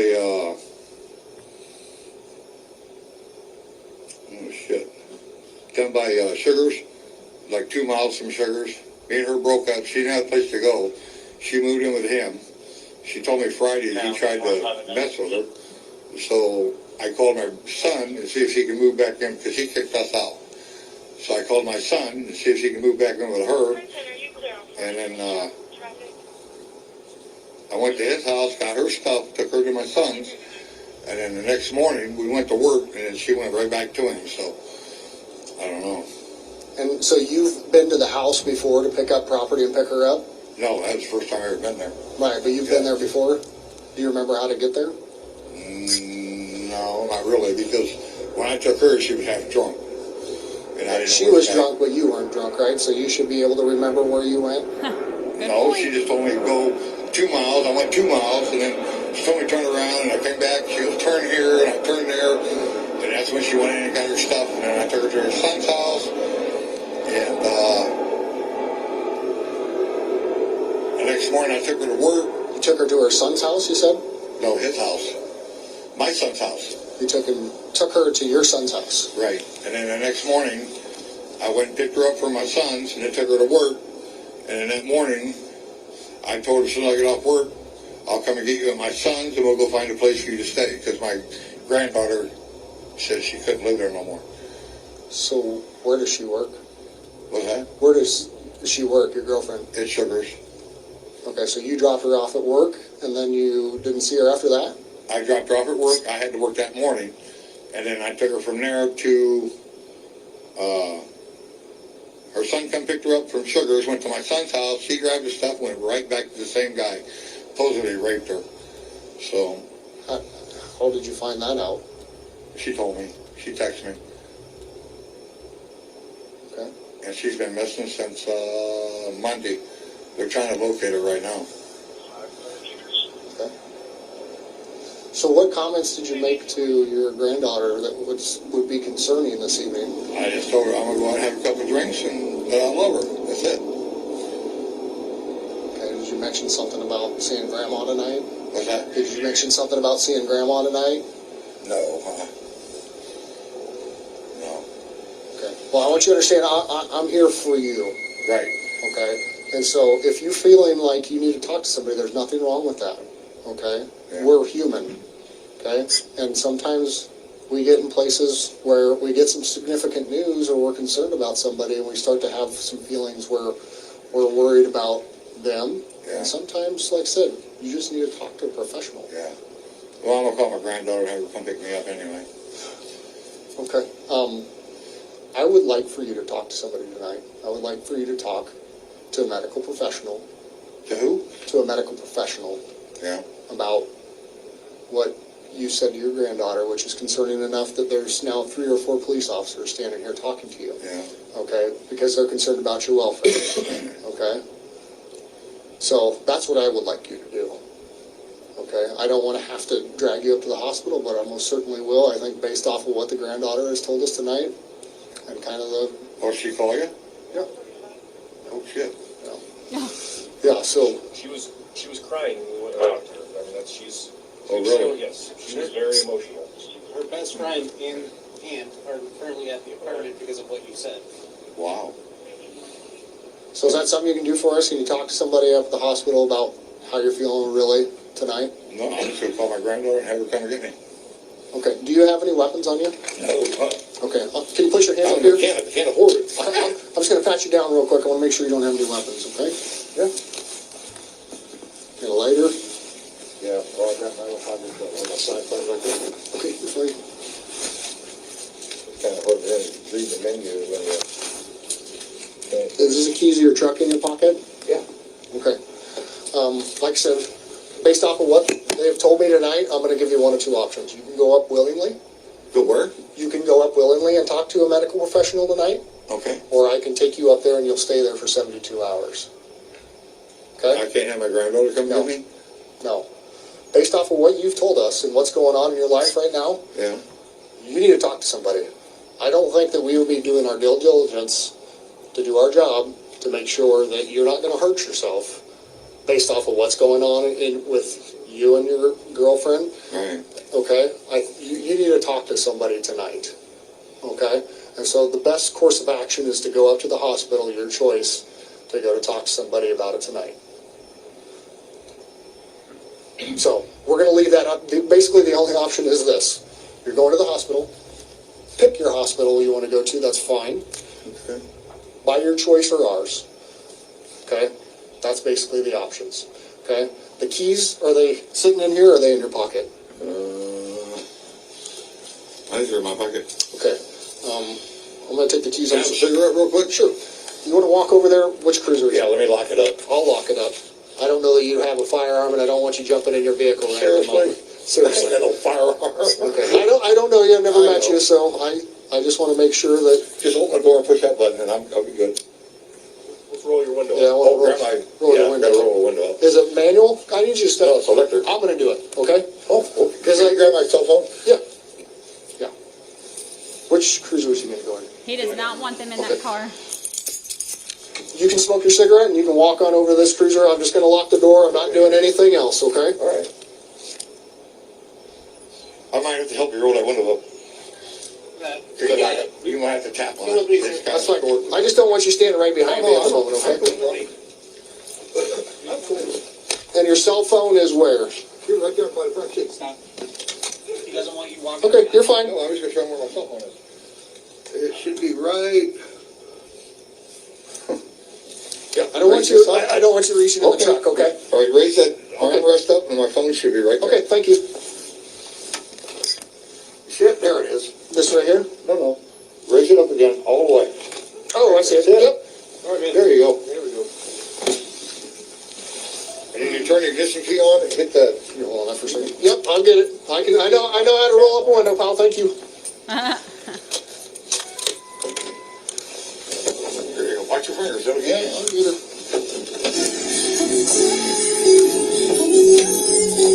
There you go. Can I have my granddaughter come pick it up? Absolutely. Huh? Absolutely. Okay. Yep.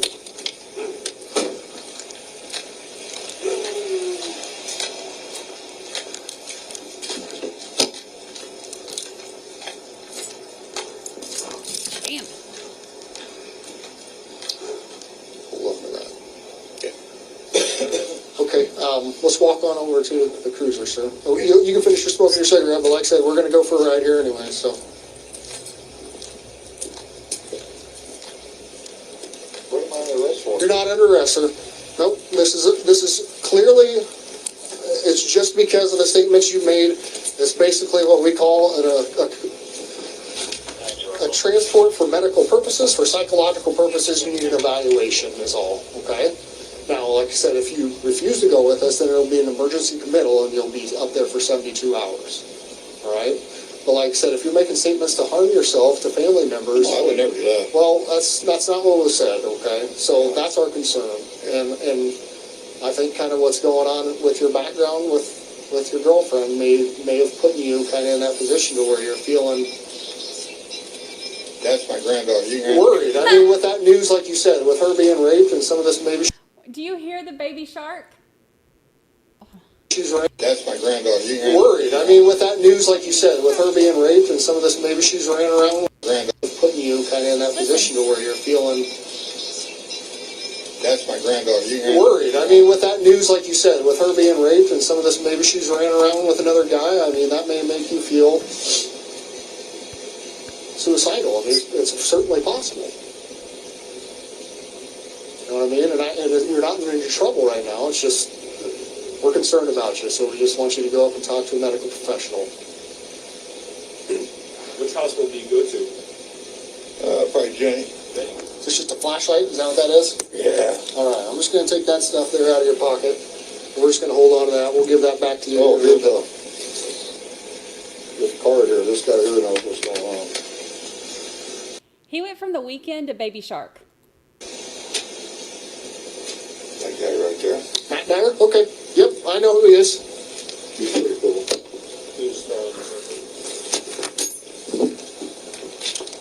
All right, you want to take a last drag on that, and then we're going to get going, okay?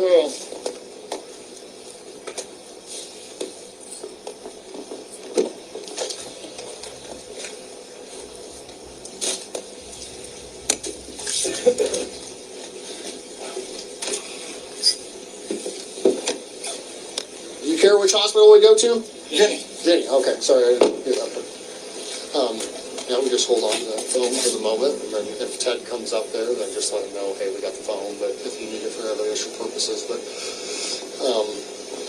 let's take him up there, and more than likely be an emergency committal, but if he wants to stay up there, then we'll try that. But at least gives us the opportunity for Ted to Yeah. see if he wants to interview him and maybe take a look at that. So I'll call him back and follow you up.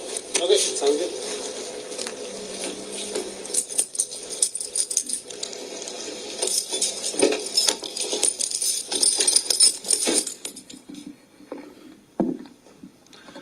All right, so then or don't play the video now, was he ultimately transported to Jenny Edmondson? Yes. All right.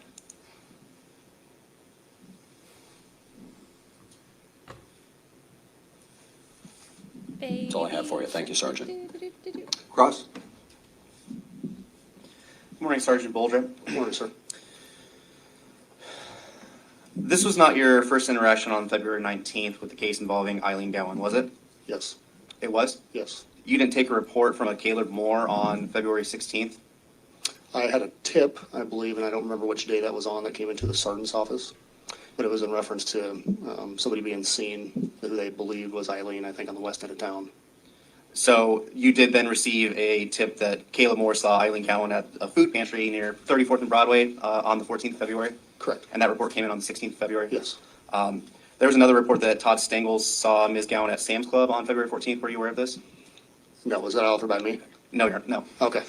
Were you aware that CBPD also had a report that Ms. Gowan was in St. Tammany's Parish, Louisiana? Your Honor, I would object to all this would be speculation on his behalf. He's just reading off a litany of potential tips. Person to ask these questions of would have been Detective Brannigan. If he followed up on any of these tips and they have something to do with something he did, I think he can ask that question. But having him just narrate various tips, he's just saying hearsay at this point. The objection sustained at this point, if you can lay a foundation that Sergeant Boldra may have received some tips, you're welcome to ask him questions about that. I was asking if he was aware, Judge. I wasn't saying anything else. But the objection is sustained if Mr. Boldra received tips and you're aware of that in some report, by all means you can ask the question, otherwise not. Sergeant, we saw that you were able to get in that vehicle on February 19th, correct? Yes. Did you note any blood or anything in the vehicle while you were in there? Nothing that I was not looking for blood, and so no, I didn't see anything that I was paying attention that stuck out to me, no. But you had your flashlight and, you might have been able to notice some blood if there's a large pool of blood in there, correct? Sure. But you didn't notice any blood or anything suspicious while you were in the vehicle? I grabbed a phone, locked it up, and that was it. No, I didn't see anything. On the last part of the video, you mentioned that Ted wanted to come up and talk to Mr. Brammer. Is that Sergeant Roberts that wanted to go and talk to him? Correct. So you obviously knew that Sergeant Boldra wanted to speak with Mr. Brammer, not necessarily about this psychological intervention. I think you meant Sergeant Roberts. Sorry, Sergeant Roberts. Way to restate the question. I apologize. So you knew that Sergeant Roberts was interested in talking to Mr. Brammer, not regarding a psychological evaluation, correct? So when I was en route to the call, I received a call, and I don't remember it had to have been from Detective Foch, or not Foch, I'm sorry, Sergeant Roberts, in reference to this individual, Mr. Brammer, and he said that he needed to speak to him because he was the last person that had seen his girlfriend, so yes. All right, thank you, Sergeant. I have no further questions. Any redirect? No questions, thank you. Thank you. Sergeant, you are excused and released from any subpoena. Next witness, Dave. Officer Brad Wright. Mr. Wright. He's more Colin Hanks than Tom Hanks.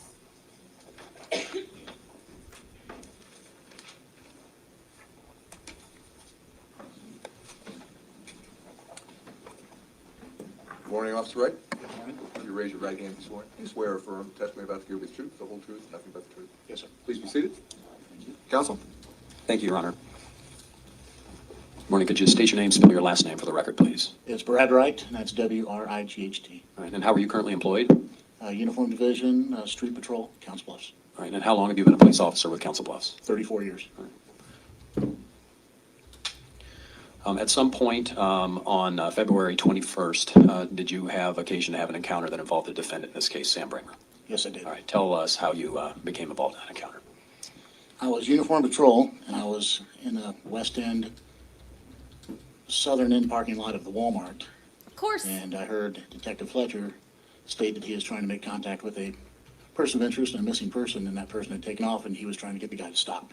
Okay, so this comes out to you as sort of a pursuit call? Yes, that's correct. So what did you do in response? Myself and Officer Huey, who I was speaking with, and the other cruiser, headed that location. I went down Nash Boulevard and came to 25th Street, and I was listening to Detective Fletcher say which way they're going, speeds, going through stop signs. The guy wasn't stopping. Thank you, I Dan. continued southbound on 25th Street till I got to Avenue A. All right, and what did you see when you got to Avenue A?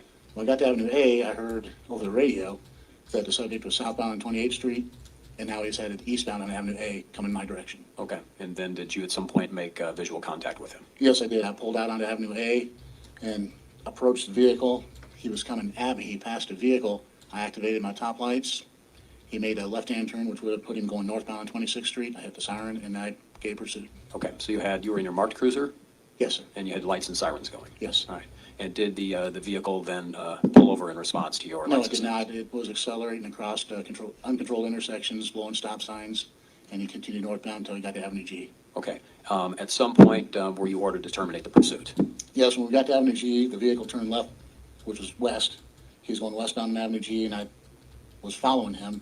Still lights and sirens going in about 31st or 32nd Street. The sergeant gave the order to go ahead and terminate the pursuit. All right, was part of the reasons for those orders to terminate is worried about potential for damage to innocent civilian people. Sure, okay. Was your cruiser camera operating during this pursuit? Yes, they were. Your Honor, may I approach? You may. Oh, we're gonna see it.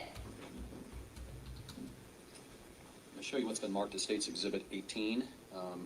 Is this a copy of your cruiser cam? It would be. And is that your initials? My initials and my officer number. Okay, offer 18? Any objection to 18? And 18 thank you is for the super proceed. sticker. You may. Ooh, car chase. We're gonna be like RA and Icked Mail now, watching our car chases. Ready?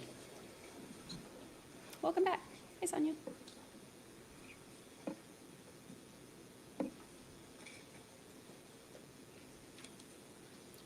Hi, pretty girl.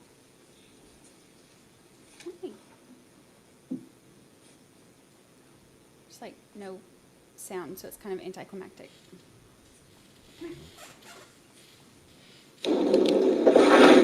Come on! Are you still behind it? We're turning westbound on C from 27.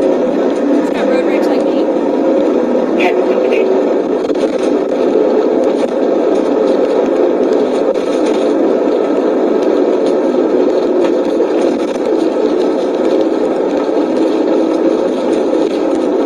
Southbound on 28.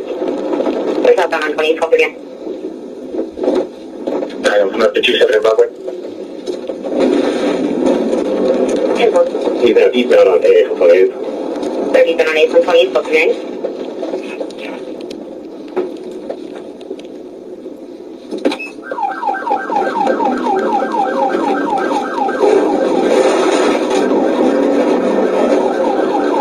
That deputy's in the white house, or we can light it up. It's up to him.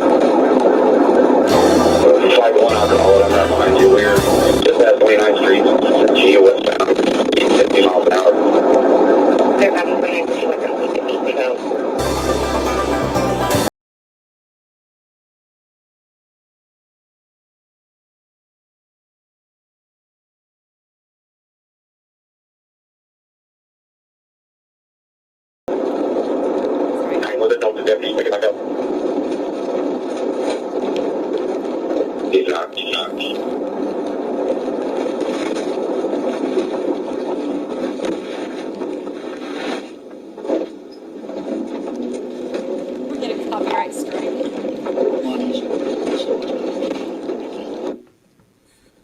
All right, and then I heard shut it down. Was that you were given the directive to terminate Yes, the pursuit? terminate the pursuit. Okay. As a result of that encounter, did you apply I for a don't do couple of arrest chases. warrants? Yes, I did. Detective Fletcher stated that the driver was, I believe, Ivan Brammer, and they asked me to apply for the 2 warrants, or for the 2 traffic charges. I applied for warrants for reckless driving and eluding. Okay. That's all the questions I have. Thank you. Any cross? Yes, Your Honor. So you had conversations with Officer Fletcher? After the pursuit, yes. Okay. And you were aware that this all started when Officer Fletcher approached Mr. Brammer and said, I want to talk to you?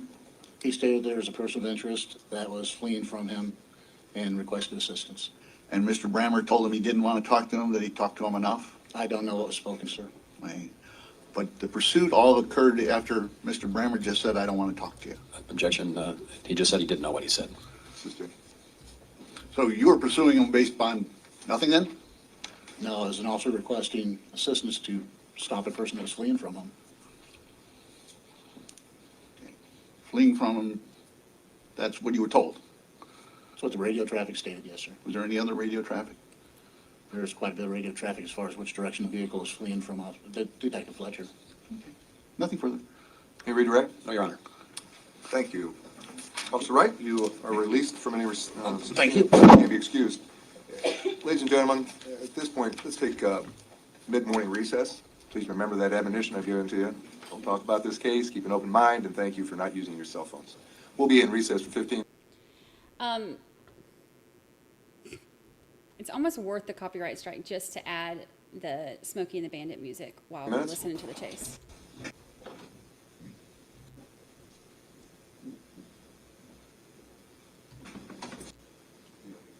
Today we've got Deputy Zach Norman coming up from the Sheriff's Office. He's the first on the scene, and then the body was found. Then Heather Cava is a crime scene tech with the Sheriff's Office. She's not a normal crime scene tech. We got almost all the pictures of this. We got a crime scene. I wonder if I can get licensed for that. And then we've got Sergeant Doty with the Sheriff's Office, and then we'll have the FBI agent and Detective Clark. Sounds to me like we will get through, you have roughly 5 witnesses left. We'll probably get through maybe as many as 3 before lunch, and then come back after lunch for a couple witnesses. That sounds about right. And everyone else is scheduled for tomorrow, 2 experts, and okay. I'll see you all at 11:15 Did he just say, wait, for tomorrow, 2 experts, and okay. I'll see you all at 11:15. so tomorrow the 2 experts, and he said, and then we'll rest? That's good, because we're not going to be watching this tomorrow, or at least not most of it. Because tomorrow, remember, we'll be watching this on Friday. We'll be doing a catch-up on Friday. Because tomorrow we have Boy in the Box sentencing. So depending on how long that takes, and then we have our Murdoch stream at 3 p.m. Eastern. Mic's on then? Yes. Eastbound down, load 'em up and truck 'em. We gonna do what they say can't be done. Now I'm gonna have that in my head. Better than Baby Shark though.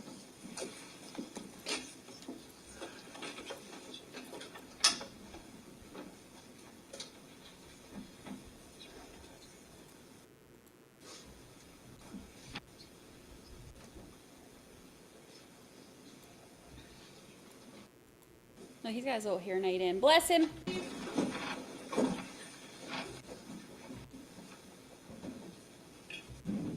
On the record, after our mid-morning recess. Good morning. You raise your right hand, be sworn. Do you swear affirm the testimony about to give the truth, the whole truth, nothing but the truth? I do, Your Honor. Please be seated. And counsel. Would you please state your full and complete name and spell it, please?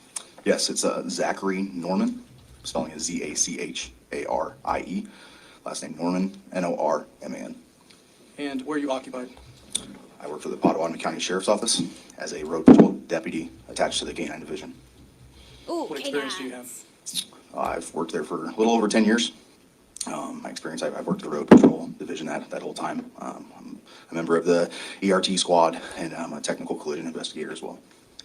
Did you have occasion to get a dispatch to 152nd Old Moreland Bridge on February 26, 2023? That's correct. And at that time, did you know why you were being dispatched there?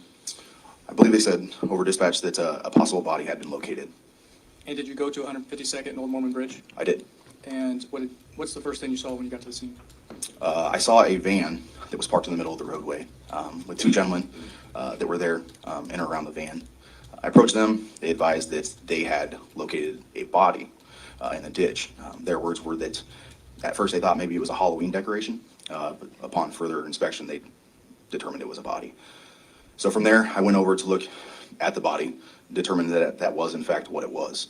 And then after, my kind of initial observations, I went and made up the appropriate calls and then started to secure the scene. Can you describe the body that you saw?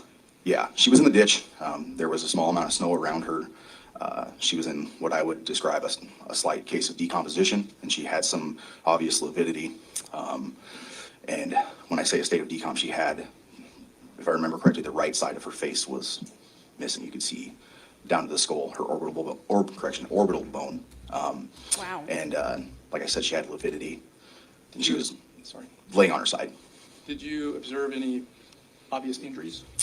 Yeah. Again, her face, unbeknownst to me, I'm not sure what caused it, but it was missing. The skin was gone. You could see her skull and the internals of her eye socket. And I observed what appeared to be, in my initial observation, just what I would call, it appeared to be a ligature mark on her neck, mid-throat, around the thyroid area. Now, did she have clothes on? She did. Gosh. Were you aware of a missing persons investigation related to Ilene Gowan? I was, yes. Okay, and what did you know at that time? There have been bulletins that were put out about Ilene. There was an email that was sent out to members of our office that maybe some of her family members were going to be looking in a certain area, if I remember correctly, along Railroad Highway. Being as I have a dog, I had knowing the suspect that had been listed at the time and the particulars that I knew, I thought I had this hunch that she would be found somewhere off of the roadway just due to the suspect's age and stuff. So along Railroad, I took my dog out and I was trying to track underneath bridges and things of that nature. And then I can't recall the specific time after that where the body was actually located on 152nd. But yes, she was known about for some time before that. Was this a highly publicized missing persons case? I don't know if it was released out to the public. I know that there were missing person releases made to the public, but outside of what details they would have known, I can't speculate to that. Were you involved in securing the scene? I was. And what do you do when you secure a scene? It depends on the area. It's all contextual, right? But that area, it's a big open area, so we tried to block both sides of the roadway and then just tape off the area that we thought would be involved with, maybe 50 to 100 yards from each side of the body. Did any other officers arrive at the scene? They did. We had multiple individuals from the Council Bluffs Police Department come on scene. RCSI Tech Hadley Kava was notified to come, as well as our Sergeant of Investigation, Sergeant Jim Doty. No further questions, Judge. Any cross? No, Your Honor. Thank you. Deputy, you are excused and released from any subpoena. Thank you. Thank you. State's next witness. State calls Hadley Kava.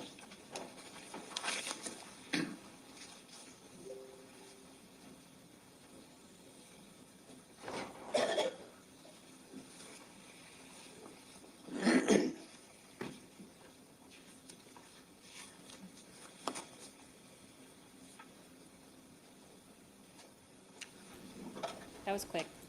Ms. Kava, if you could just step up here, please. If you raise your right hand and be sworn. Do you swear or affirm the testimony about to give the truth, the whole truth, nothing but the truth? I do. Please be seated. Mr. Wilbur? Thank you, Your Honor. Could you state your name, spell your last name for the record, please? My name is Hadley Kava, Kava. And how are you currently employed? I am the crime scene and evidence technician with the Potawatomi County Sheriff's Office. Okay, so what we sort of commonly call CSI, that's your job? Yes. Okay. In your capacity working in CSI for the Sheriff's Department or Sheriff's Office, did you have occasion to go to the scene of a dead body located in Potawatomi County on February 26th of this year? Yes, I did. Okay, tell the jury how you got involved. Hey, Robin. On February 26, 2023, just before 3 o'clock in the afternoon, I received a request to respond to 152nd and Old Mormon Bridge Road. It is located between the interstate and the town of Crescent, Iowa. I went... Wait, sorry. Hold on. I want to hear exactly where this was. I want to look it up on that map. 152nd and Old Mormon Bridge Road. It is located between the interstate and the town of Crescent, Iowa. I went to the scene and observed a dead body of a white female on the east side of 152nd Street, and very clearly deceased. Okay, so I just wanted to make sure everyone sort of set the stage of the location. Old Mormon Bridge Road, that's the road that really connects from the interstate to Crescent. Yes, that's correct. That's the main road, and then about halfway through, it gets bisected by 152nd Street. Yes, that's correct. Right, and so this was on the north side of Old Mormon Bridge Road, and you said it was on the east side of the road? I apologize. I believe it would have been the west side of the road. Okay, and how far off of the roadway was the body located? About 2 feet. Okay, so right along the side of the road. Mhm. All right. Did you take a video of the scene as you arrived? I did, yes. Is that a normal procedure for you? Yes, it is. Okay. May I approach, Your Honor? You may.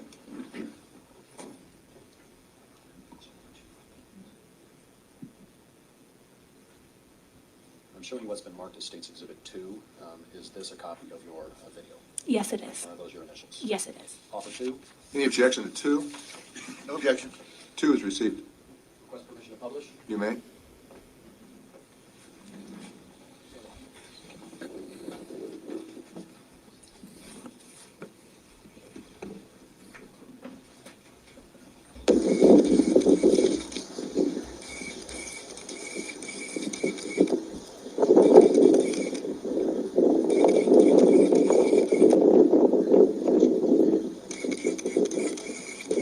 Okay, so this is right by that Casey's.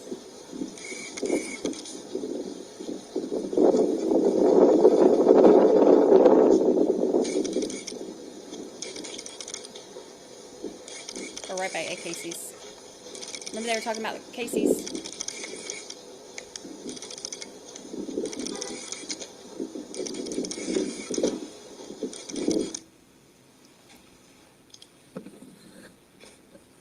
And did you also take some photos while you were on the scene? Yes, I did. You take a lot of photos? Yes, I take a lot of All photos. right. I'm only going to show you a few. May I approach, Your Honor? You may.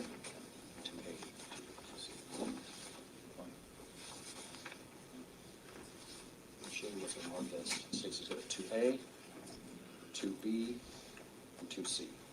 Do you recognize these photos? Yes, I do. Okay, are those photos that you took at the scene? Yes, they are. All right, and do they fairly accurately depict what you saw when you were at the scene on that day? Yes, they do. Offer 2A, 2B, and 2C? Any objection to 2A, 2B, 2C? No objections. Those 3 exhibits, 2A, 2A, 2B, 2C, are all received. Request permission to publish? You may.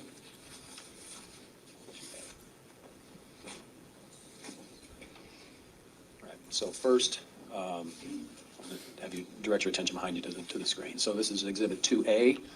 Is this the condition of the body as you found it that day? Yes, it is. Okay. Looks like she's missing a shoe.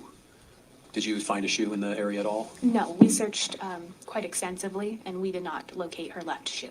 Okay. And put up 2B. And then looks like we've got some snow and ice on her. Is that accurate? Yes, yes. Accurate? Okay. Looks like the jeans are darker in spaces, and then there's light right through a stripe in the middle. Is that because they were wet? Yes, they were damp. Okay. And it had it, to your knowledge, had it snowed and or rained during this period of time? Yes, between the time she was reported missing and then the time she was found, it had snowed on a few days, as well as rained, and there were some sunnier and warmer days as well. Okay. And then, just, I want to make sure I'm clear with this on the record before you put that up. This is all taking place in Pottawatomie County here in the state of Iowa? Yes, that's correct. Okay. And then 2C, where was this taken? This was taken on the other side of the road, so the east side of 152nd Street. Okay. And was this area known for having litter and trash dumped? Yes, it is a common area where people will dump trash. Okay.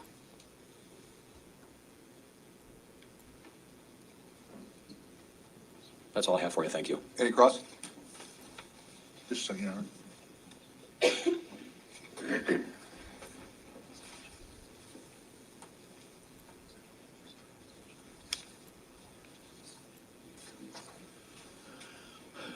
There were certain items of trash that were at the scene, right? Yes, that's correct. Was any of that indicative of anything as far as the defendant? I couldn't say. Was any of it taken and analyzed? It was collected and it was handed over to the custody of the Council Bluffs Police Department from there. So to your knowledge, you don't know what they did with it after that? I did not have any involvement with it after the process of collecting and packaging. No other questions, Your Honor. Any redirect? Just very briefly, and when we're talking about items that were taken, we're talking about like empty Mountain Dew cans, Busch Light cans, just general refuse and trash, is that Yes, correct? that's correct. Nothing further. Thank you. You are excused and released from any subpoena. Thank you, sir. Okay, so I was pulling this up. So here's Old Mormon Bridge. State's next witness. And here's that Casey's. Sergeant James Doty. So this is where the body was found, and then here's that Casey's, where that video of him is. Morning, Sergeant Doty. Do you swear affirm testimony about to give the truth, the whole truth, and nothing but the truth? I do. Seated. Mr. Forney? Thank you. Can you state your full and complete name and spell it, please? Jim Doty, D-O-T-Y. And are you employed? Yes, with the Potawatomi County Sheriff's Office. What education do you have? I got a bachelor's in psychology and a master's in crime management and justice administration. Do you have any training experience? I have attended a lot of trainings and on-the-job experience since 2007. So that's going to be my next question. How long have you been on the force? Since 2007. Okay. What would be your job duties as a sergeant? I supervise the investigations division. Been doing that since 2018. When did you first get involved in this case? It was February 26, 2023. I received a call from Deputy Norman informing me that a female body had been found in the area of 152nd Street and Mormon Bridge Road. And that's kind of their protocols to notify me anytime there's any kind of death investigation that would need to take place. Did you eventually go to the scene? Yes, I did. And did you have any knowledge at that time whether this could possibly be connected to a missing persons investigation? When Deputy Norman called me, he told me he had his suspicions that this could be Ilene Gowan from a missing persons case in Council Bluffs. And were you aware of the Ilene Gowan being a missing person at that time? I was slightly aware. On my way there, I called Sergeant Roberts with the Council Bluffs Police Department and briefed him on what Deputy Norman thought, and he gave me a clothing description for her. And then when I arrived at the scene, I saw that her clothing matched the description that Sergeant Roberts gave me. Did you know anything about the defendant, Samuel Brammer, at that time? On my way there, not so much. When we got to the scene, Sergeant Roberts had several Council Bluffs detectives and sent a crime scene tech. And after briefing with them, I learned some information about Mr. Brammer. Now, Council Bluffs Police Department was investigating the missing persons of Ilene, right? Yes, they were. And then after she's found on February 26th, then she's found out in the county of Potawatomi County, correct? Yes, and that would be our jurisdiction as the Sheriff's Office where she was found. Out of the city limits? Yes. And so, and that's why you got involved, is that correct? Yes. And then, who took over the case at that point? Well, the morning of the 27th, the day after she was discovered, we had a meeting with the Council Bluffs Police Department. Since they had already been doing an extensive investigation on the missing persons case, thought it made more sense for them to just continue the investigation into the death. And we provided assistance and helped them out with any requests they had. And did you know at that time who the lead investigator was from Council Bluffs Police Department? Yeah, Detective Ron Brannigan. And did you yourself assist in the investigation? Yes, I did. And what were some of the things that you assisted with? On the 27th of February, I was informed that they received information, the Council Bluffs Police Department received information that Mr. Brammer had scrapped his truck at Lakeside Auto Recyclers in Carter Lake. They asked if I would go up there and confirm that information. I went up there, confirmed that he had scrapped his truck on February 25th and received $750 for it. Was there a point in time when you were trying to find the defendant to have an interview with him? What's that? Was there a point in time where you tried to find the defendant to have an interview with him? Yeah, late April of 2023, Detective Brannigan requested that I try to make contact with Mr. Brammer and speak to him about a couple things regarding the case. And on May 3rd of 2023, I received a call from Mr. Brammer on my office telephone. How did he know to call you? I went to an apartment that Council Bluffs Police Department believed he was staying at, and I left a card there on 2 occasions, and my card would have my office phone number on it. And so did you have a conversation with the defendant? Yes. And what did you guys talk about? We talked about, the conversation lasted a little over an hour. We talked about several things. One of the things we talked about was a safe that Ilene had with her on the 13th of February.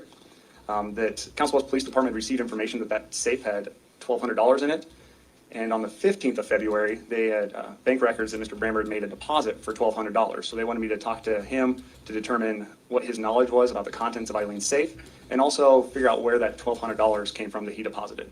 And did you have that conversation with the defendant about the $1,200? I did. And what did he say? Regarding the money in the safe, when we first started talking about the safe, he informed me that he did not know what was in the safe. About 53 minutes later in the conversation, we talked about the safe again, and he told me that he knew there was either $600 to $700 in the safe because Eileen had to get money out of that safe to give to her daughter.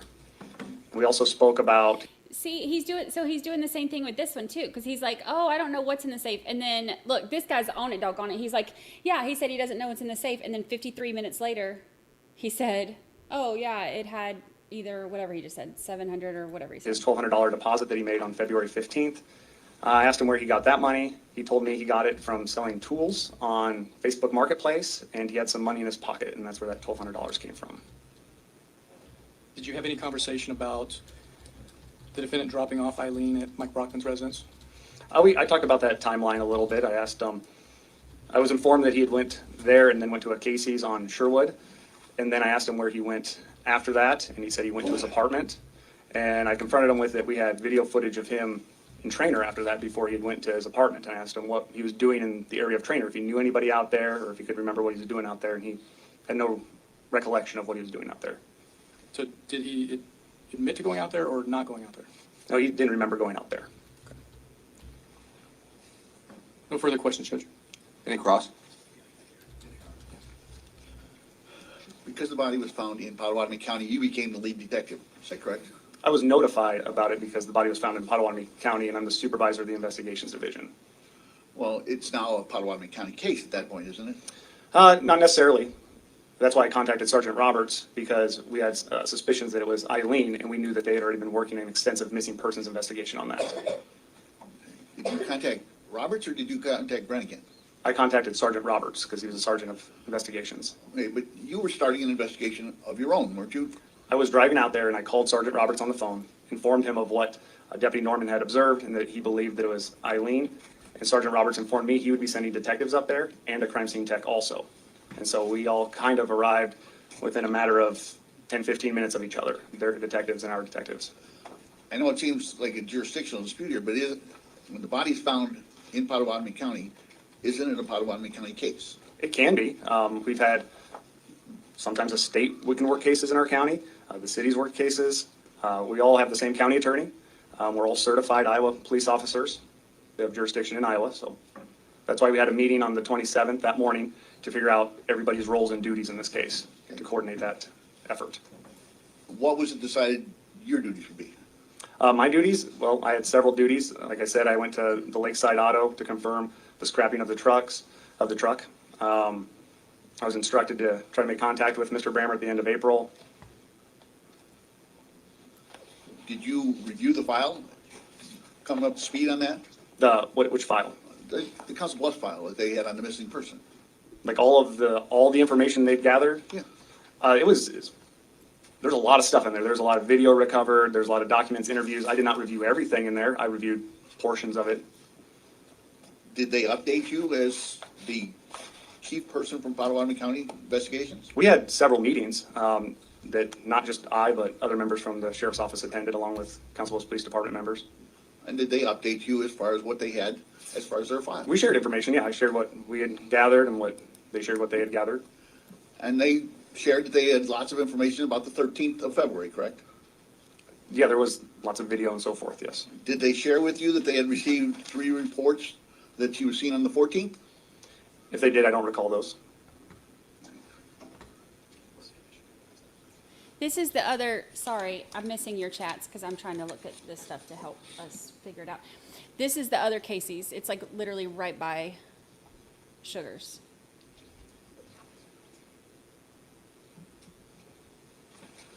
That kind of gives you an idea of where stuff is.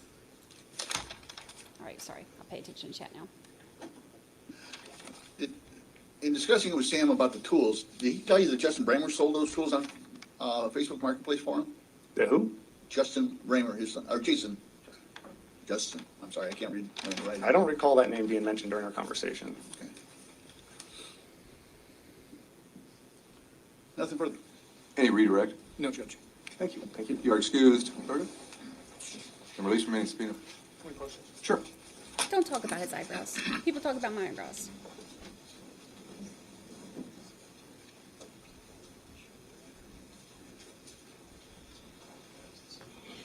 No eyebrow shaming.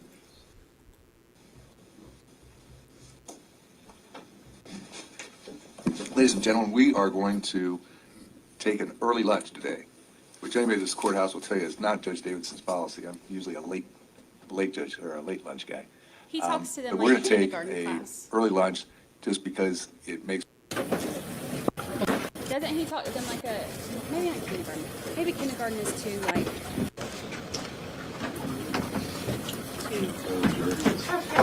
maybe he talks to them more like second grade. Making her do this. So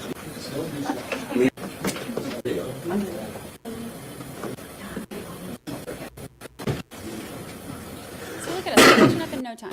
They want to do that on me, but I won't let them. Please be seated, folks. We're back on the record after our luncheon recess. The state is continuing to call their witnesses. The state may call their next witness. Thank you, Judge. The state would call FBI Special Agent Nathan Halp.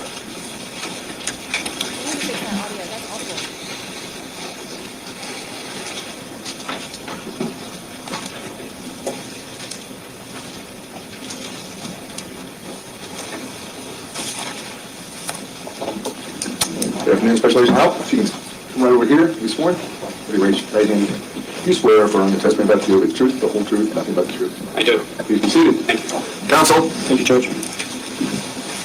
Can you state your full and complete name and spell it, please? Yes, my first name is Nathan, spelled Nathan. Last name is Halp, Houpt. And where are you currently employed? I'm currently employed with the FBI. And how long have you been employed with the FBI? I've been with the FBI for almost 14 years now. Did you serve in any other law enforcement agencies prior to the FBI? I did. There were two. The first was the U.S. Secret Service Uniform Division. I was located in D.C. for that, and that was from 2004 to 2008. The second was the U.S. Postal Inspection Service as a postal inspector, and I was located in Baltimore for that, and that was from 2008 to 2010. What FBI office do you currently work out of? I'm currently assigned to the Omaha FBI Field Office, which covers both Iowa and Nebraska. There we go. Is there a particular unit or division within that FBI office? Yes, there's two that I'm assigned to. The first is the Omaha Child Exploitation and Human Trafficking Task Force, and the second is the CAS team, which stands for Cellular Analysis Survey Team. What types of cases do you investigate? So on the task force, we investigate violations involving human trafficking, possession and production of child pornography, missing children and kidnappings. And on the CAS team, we analyze historical call detail records, cell site information, and other forms of geolocation data in furtherance of criminal investigations. What is CAST unit? So as I previously mentioned, CAST is an acronym for the Cellular Analysis Survey Team. And we're a group of individuals in the FBI that have extensive training in radio frequency theory, cellular technology, and training from all the major cellular network providers. CAST will use this training in one of three ways. They'll use it to locate missing persons or subjects in a real-time perspective manner or through a historical analysis. We'll also use it to testify as experts in court like we're doing today. And the last thing we'll use it for is to teach other federal, state, and local law enforcement agencies through our CAST Basic program. In the end, CAST was created around 2010 due to the growing number of cell phones in criminal cases. But the bread and butter of what CAST does is historical cell site analysis. Agent Halp, what is your educational background? So I have a Bachelor of Arts in Criminal Justice, and I got that from Marshall University in 2004. How long have you been part of the CAST? So I started with the CAST program back in 2018, but I didn't get certified until September of 2021. Since being certified, I pretty much do it full-time within our division, which has been a little over 2 years now. Do you receive any training as a CAST agent? Yes, I've received over 264 hours of in-person training from both government entities and private contractors. And this has consisted of training in areas involving radio frequency theory, basic and advanced historical record analysis, basic and advanced cellular tracking using specialized equipment, training from all the major cellular network providers, mock trial training and expert witness training, as well as practical exercises. Did this training include any type of examination? It does. Throughout the process, we're required to take and complete a variety of handwritten and practical exercises to move on to the next stage. What about any continuing training or certifications? We do. On a yearly basis, the CAS team will meet in order to get recertified in their drive test equipment, as well as to meet with all the major cellular network providers to learn of any updates or changes to their networks. Do you have any instructional or teaching responsibilities in this area? I do, because I'm part of the Omaha field office, and we cover Iowa and Nebraska, and one of our core responsibilities is to teach other federal, state, local law enforcement agencies. I'm one of the individuals that assist in putting on the CAS Basic program, and I've done so as of last October, and then the month before that I assisted with one in Kansas City, as well as back in, I believe it was June of 2019 down in Kansas City. My approach, Your Honor. You may. I'm handing you State's Exhibit 14A for identification purposes. Do you know what this is? Yes, that is my CV that I provided. And what is contained within your CV? Basically everything that I just covered. Judge, would you like to argue on 14A? Any objection to 14A? No, Your Honor. 14A is received.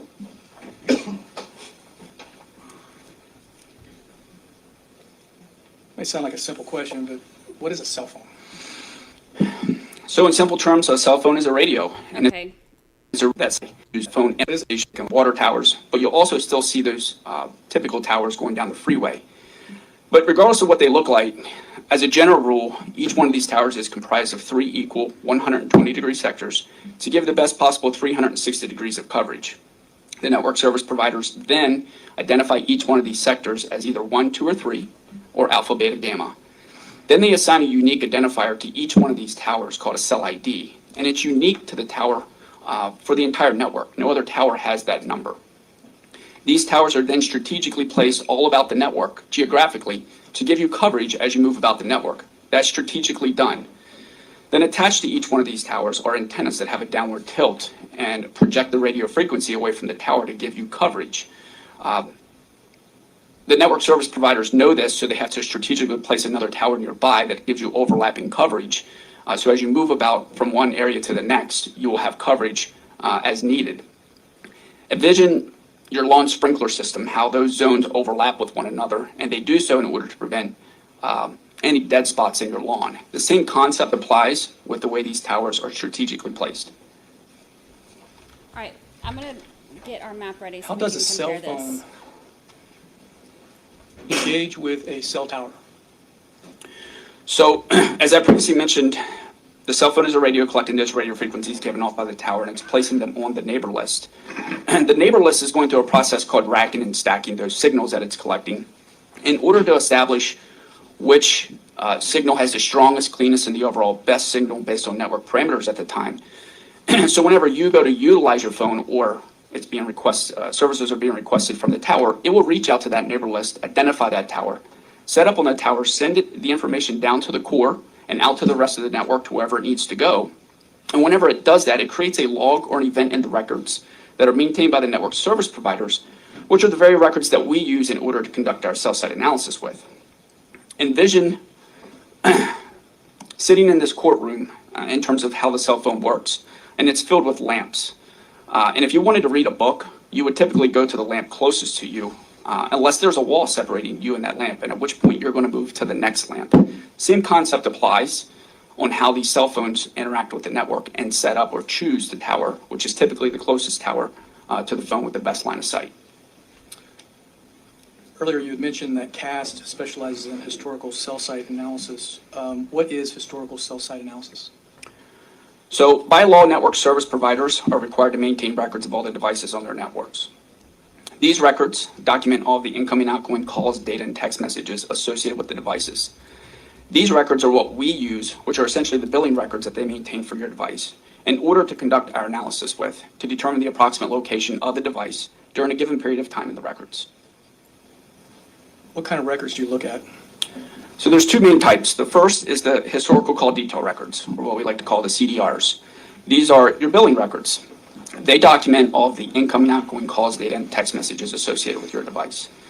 In the end, the records contain a variety of pieces of information, But what I'm most concerned with is the who, the when, and the where. The who are the two numbers in contact with each other. The when is the date, the time, and the duration of the event that occurred. And the where is the cell site and sector associated with that event. What are call detail records? Well, like I explained, I got a little ahead of you there. They're basically the billing records that I just explained what they were. They document all of your income and outgoing calls, data, and text messages. The second report, which I failed to mention initially, is the tower list. That is a second report that they maintain of all of those towers that are on the cell phone's network. This too contains a variety of pieces of information, and what I'm most concerned with is the unique identifier, the cell ID associated with that particular cell site, as well as its azimuth, or its antenna direction, and then the latitude and longitude associated with that particular location of the tower geographically. So when I take that report, along with the historical call detail records, and combine them by putting them into a mapping software program, I'm able to recreate the approximate location of the device during a given period of time in the records. What do you do with the records when you're doing your analysis? So typically the records will come from an investigator or a prosecutor, and we will look at those along with the fact pattern of a case that they're giving to us. In other words, a set of details going on with their case. We will look at those records in terms of that time period and then recreate the approximate location of the device to let the investigators know where that device is or what that device is doing during that period of time. Approximately how many times have you performed historical cell site analysis, and in what types of cases? So I don't have the exact number, but because I've been doing it about 2 years now, maybe a little bit more, I think a conservative number is about 150 times. It's probably way more than that. But we do them in all types of cases, mainly criminal cases such as robberies, burglaries, assaults, homicides, but also missing children and kidnappings. I've also done them in public corruption cases as well as domestic terrorism cases. What agencies can request CAS services? So really anybody can. The majority of our requests come from local, state, and federal law enforcement, but also prosecutors. But we've also had requests come from defense attorneys as well. Okay. The CAS team has exonerated nearly a dozen people over the course of its tenure, and we've testified on behalf of the defense about a half a dozen times. At the end of the day, Sorry, it took me a minute, but I got this ready. So when he goes over our, the thing, I wanted to get us a map ready because hearing them say it doesn't mean anything, but this way we can compare it to the other stuff, like the other areas that he was in. CAS are neutral parties or fact finders. We're interested in the truth, and we're here to tell you what's going on with the records. Have you testified as an expert in court before? I have, yes. And how many occasions have you done that? And which courts? This will be my 12th time, and I've done it in both federal and state and local courts. My approach, Judge. You may.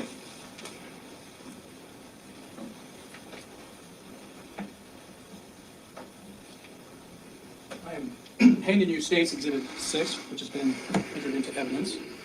Can you read that number right there? Yes, that number is area code 712-314-1583. And what's the provider in this, with these records? The provider is T-Mobile. And were you requested to analyze these records? I was, yes.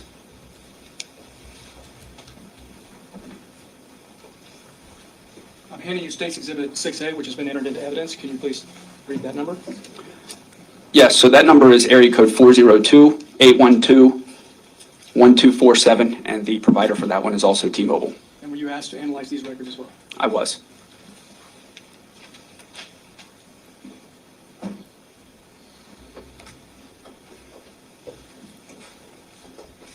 Did you prepare a PowerPoint presentation in anticipation of this trial? I did, yes. Oh, I love a May I approach, Judge? PowerPoint. You may. I'm handing you which exhibit, the State's exhibit marked as Exhibit 15. Do you recognize that? I do, yes. This is the analysis I prepared for the case.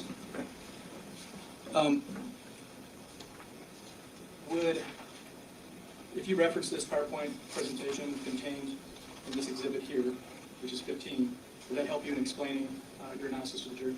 It would, yes. Judge, I'd like to offer Exhibit 15 at this time. Any objection to 15? Judge, I have no objection for demonstrative, but I don't think that the report without the explanation accompanying should be sent back to the jury, so I would not have an objection if it's for demonstrative purposes only. I will 100% PowerPoint shame him if Let's take it's that not in two pieces.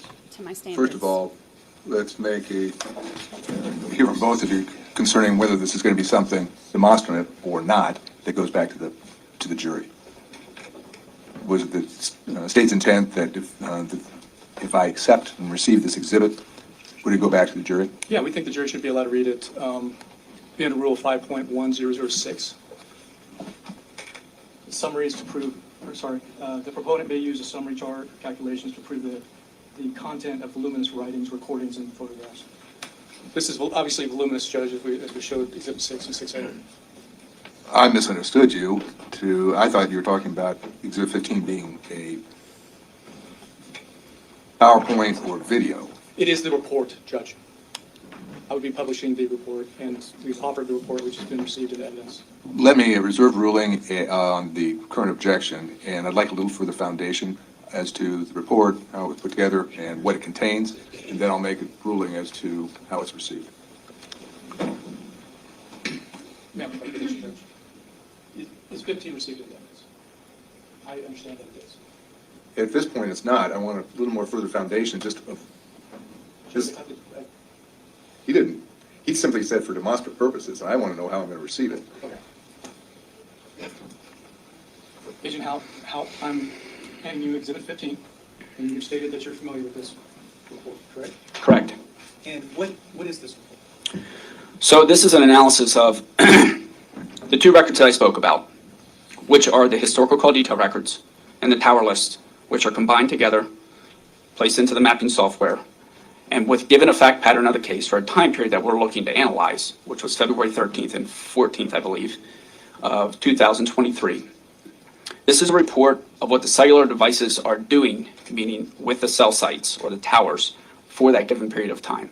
It's a recreation of the approximate location of those devices for this period of time. Are you, without a PowerPoint of this presentation which you put together, the report, are you able to conveniently convey to the jury your analysis with just Exhibit 6 and 6A? No. The analysis is, or the report is a visual of what the records are doing. Without that, I would just sit here and talk about what's going on, and you wouldn't understand the locations associated with it without a map associated. Judge, I'd like to reoffer Exhibit 15. That was your last question that answered any question this judge may have.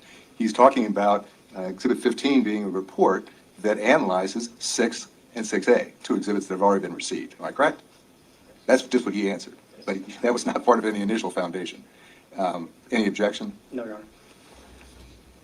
Exhibit 15 is received.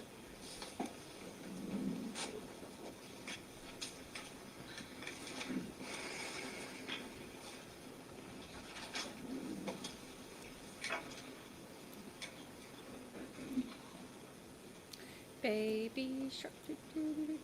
Judge, permission to publish. You may. You may. Permission to publish. Here we go. Bring. Agent Howe, what is this exhibit?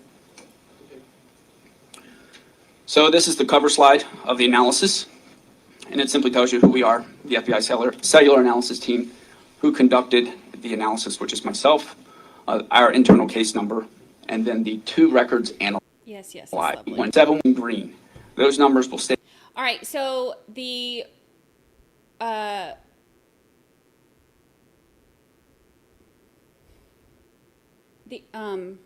on, 1247 and 1247 and 1583. Those colors, will stay consistent throughout the course of the analysis for ease of viewing and understanding. Can you just tell me when you'd like to advance to it? Yes, you can go ahead. Second slide is an introduction. We've covered a lot of this already. Number one is the background on the case, what we were asked to do. We were contacted by Council Bluffs Police Department in reference to a missing person case. Yes, we've been over this.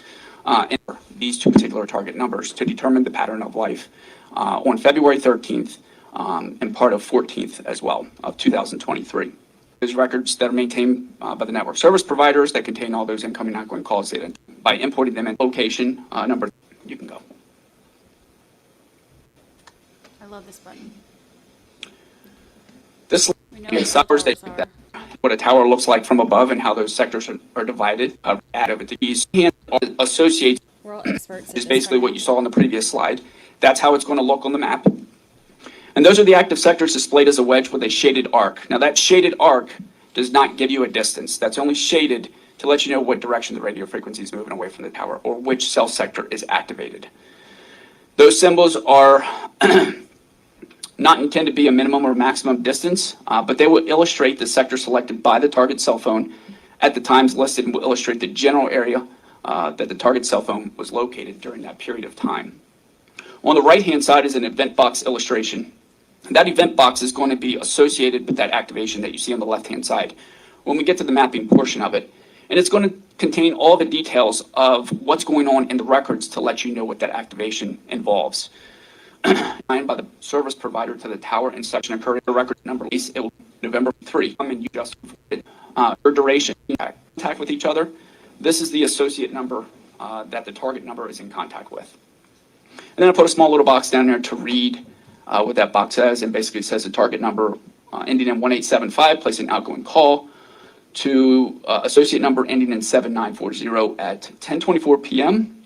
on May 12th of 2021 that lasted for 287 seconds. Now, that's just an example, though. That's not. That's an example. These are not the target in this. This is the time in advance explanation and illustration. Now, not in all cases, but in some cases, this is a separate report that we can get from the network service providers, providing we get it in enough time because it's perishable data. And with T-Mobile, after 30 days, it's no longer in existence and we can't obtain it. In this case, we were able to. Basically, what time in advance is a round trip measurement from the tower to the phone, and then the phone sending the signal back to the tower, which provides a measurement for the network and gives you the maximum distance that the phone can be from the tower. Time in advance for T-Mobile is called True Call, and it's a necessary protocol in the network that essentially tells the phone when to set up on the network. Without it, the phones couldn't operate. So it it's basically like the way your zipper works. Pretend that your cell phone are the prongs to the zipper, and the zipper itself is the tower. As you move the zipper up to close your jacket, those teeth perfectly align with one another to close up the zipper. If one is off, then there's a clog or a jam. The same concept applies with this engineering report that we're able to get. It gives the phone the appropriate time slot on the network so it can work seamlessly and give you services as necessary. In my opinion, it's some of the best data that you can get because it's independent of the call detail records. It just needs to be on because it's collecting those measurements from all the towers in its area and it's placing them on this report, which gives you the distance away from the tower. On the left-hand side, you can see a quick illustration of what that looks like. Again, you got the cell site activated with that arc away from it. That arc is going to illustrate the time in advance, and typically we will find the phone within that arc, but we've also found it closer before. He does a good job. And on the right-hand side, it goes into further explanation and basically states that the neighboring towers do not have any impact on the estimated location of the mobile device. And that's basically the way it's going to look like in the analysis on each of the maps. Page 7, I like to give a geographic overview of what the network looks like in the geographic area that we're going to be analyzing. What you see there, the green dots, are all the towers associated with the T-Mobile network during the December 2022 and April 2023 time period. As you can see, being close to the downtown areas, there's a greater concentration of those towers in that area versus when you get to the outskirts of town or the rural areas, they get further apart. That's by design. They do that intentionally because of population Okay, I'm going to skip of relevant location, temporary residence. All of the analysis, again, for ease of view, each one of those. So you can get an idea of the analysis now. Again, those target numbers that we've already talked about are going to stay consistent in color, and I'm going to refer to them by the last 4 digits just for ease of understanding and speed. Your Honor, I'm going to object at this point to the narrative. I haven't heard a question in a couple of minutes. Overruled. He's describing the analysis for a summary purpose. However, Mr. Forney, do it I make can some ask a sense question, if you Judge. could Yes. give us some other direction so Sure, it's of not course. just a rote narrative. Agent Halp, what does this slide indicate? So page 8 is going to be an analysis of both of our target devices, the one in green ending in 1583 and the one in red I'm sorry, excuse me, not red, in black, ending in 1247. And it's going to be for the time period of February 13th of 2023 from 7:15 a.m. to 8:15 a.m. Then you see a small little box off to the side, or a small little disclaimer that says not all time in advance. For the phone number ending in 1583 is shown during the time frame. And I'll explain that here in 1 second. Actually, there was none for that particular number, and I'll talk more about that when I talk about what's in the call-out boxes. But basically what it's detailing here is target number ending in 1247 is in the area of 800 North 34th Street. And the second target number ending in 1583 is in the area of 2725 East Canesville Boulevard. You can see that depiction on the far left-hand side for our target number ending in 1247, how there's a number of cell site activations on towers 1, 2, 3, 4, and 5, which is the time in advance measurements associated with that particular device. And then on box 3, you see, excuse me, let me back up one just before I get to box 3. And each one of those time in advance boxes, it's going to be 1, 2, 4, and 5. You see a TA equals and then a measurement. That's going to be the distance of those time in advance measurements from the tower. In box 3, you're going to see the call activity associated with the particular device, which happens to be on tower 3 there, and you can't really see that. We will in the next slide because I have a blown up slide of it. But that's going to be a very small cell site associated with T-Mobile. They call it a femto site, an FEMTO. It's a very small cell site that is typically placed inside of a residence or a small business, or in this case, an apartment complex to provide service. So you would have to be very close to that particular cell site in order to use it. In this case, all of the calls for that target device ending in 1247 utilize that particular cell site for service, and those calls that he made, or that the target number made, you can see in the highlights there, were to the second target number of 1583. And then those calls correspond to what you see in box 6 in the cell site activation over there by the Sherwood Forest Apartments. There are a number of calls from 7:15 to 8:07 a.m., 3 of which that are highlighted are in communication with the other target number. So that's what I did for this. Any type of calls that you see that are highlighted are the 2 target numbers in contact with each other. Ricky, thank you. So what would be the range of a, did you say femto? The femto site, yes. Okay. What would be the range of a femto site? It'd be very small. It would be like a house or a small business, maybe even a small apartment complex. It wouldn't be very far. So would the target number 402-812-1247 be connected in this slide to the femto site? Yes, it's in communication with that particular femto site, as you can see there in the call-out box 3, as well as the number associated with the tower number 3. You'll see that better on the next slide when it's blown up. But that is the femto site right there. And is that also close to the blue box that says Ivan Brammer's residence? Yes, it's in the general area of that residence. And then up top, you've basically given a time range on February 13th, 2023, correct? That's correct. And that time range is between 7:15 a.m. and 8:15 a.m. Correct. This is very detailed. So page 9 is what I just briefly mentioned a second ago. It's a blown up slide of the previous one to illustrate to you the location of that femto site that's in the area of Brammer's residence. It just shows you all the arcs that are overlapping it from the area towers, and how that cell phone is utilizing that tower. What does this slide depict? So it's a continuation of the timeline from the previous slide. Again, with our 2 target numbers. These are going to be the cell site connections, again on the 13th of 2023 from 8:15 a.m. to 8:31 a.m. And you're going to see how the target device ending in 1247 moves from the area of the residence, identified as Ivan Brammer's, and travels sort of in a easterly and then a northeasterly direction towards the residence of the Shorewood Apartments.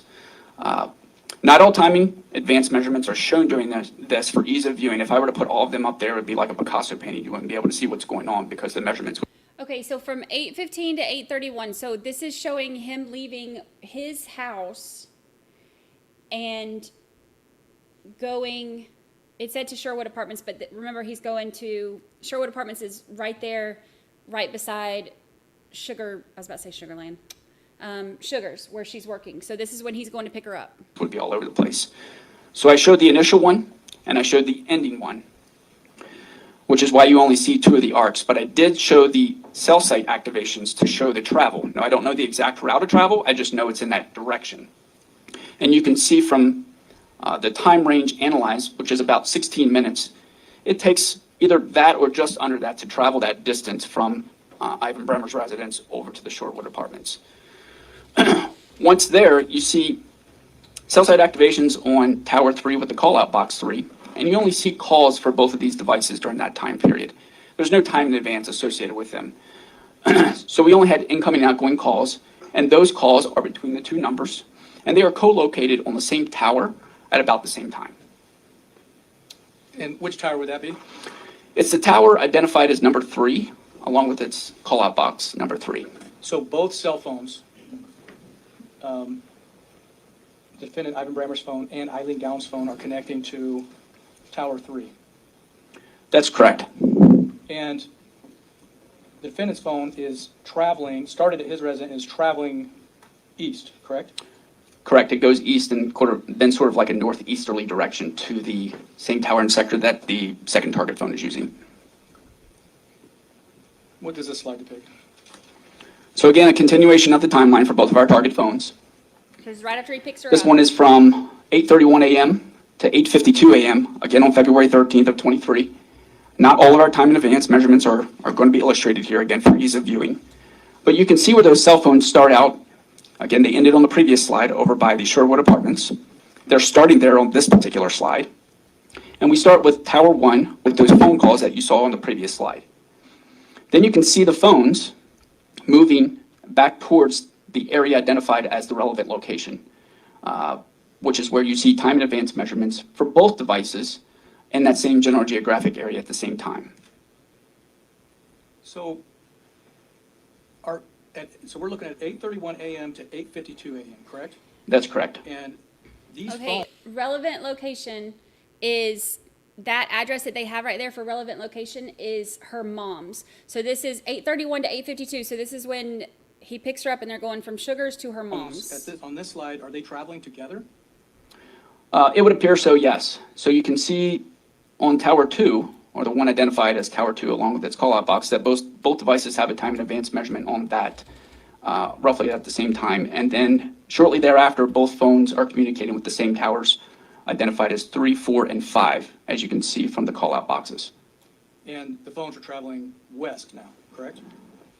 Southwest and then west. What does this slide depict?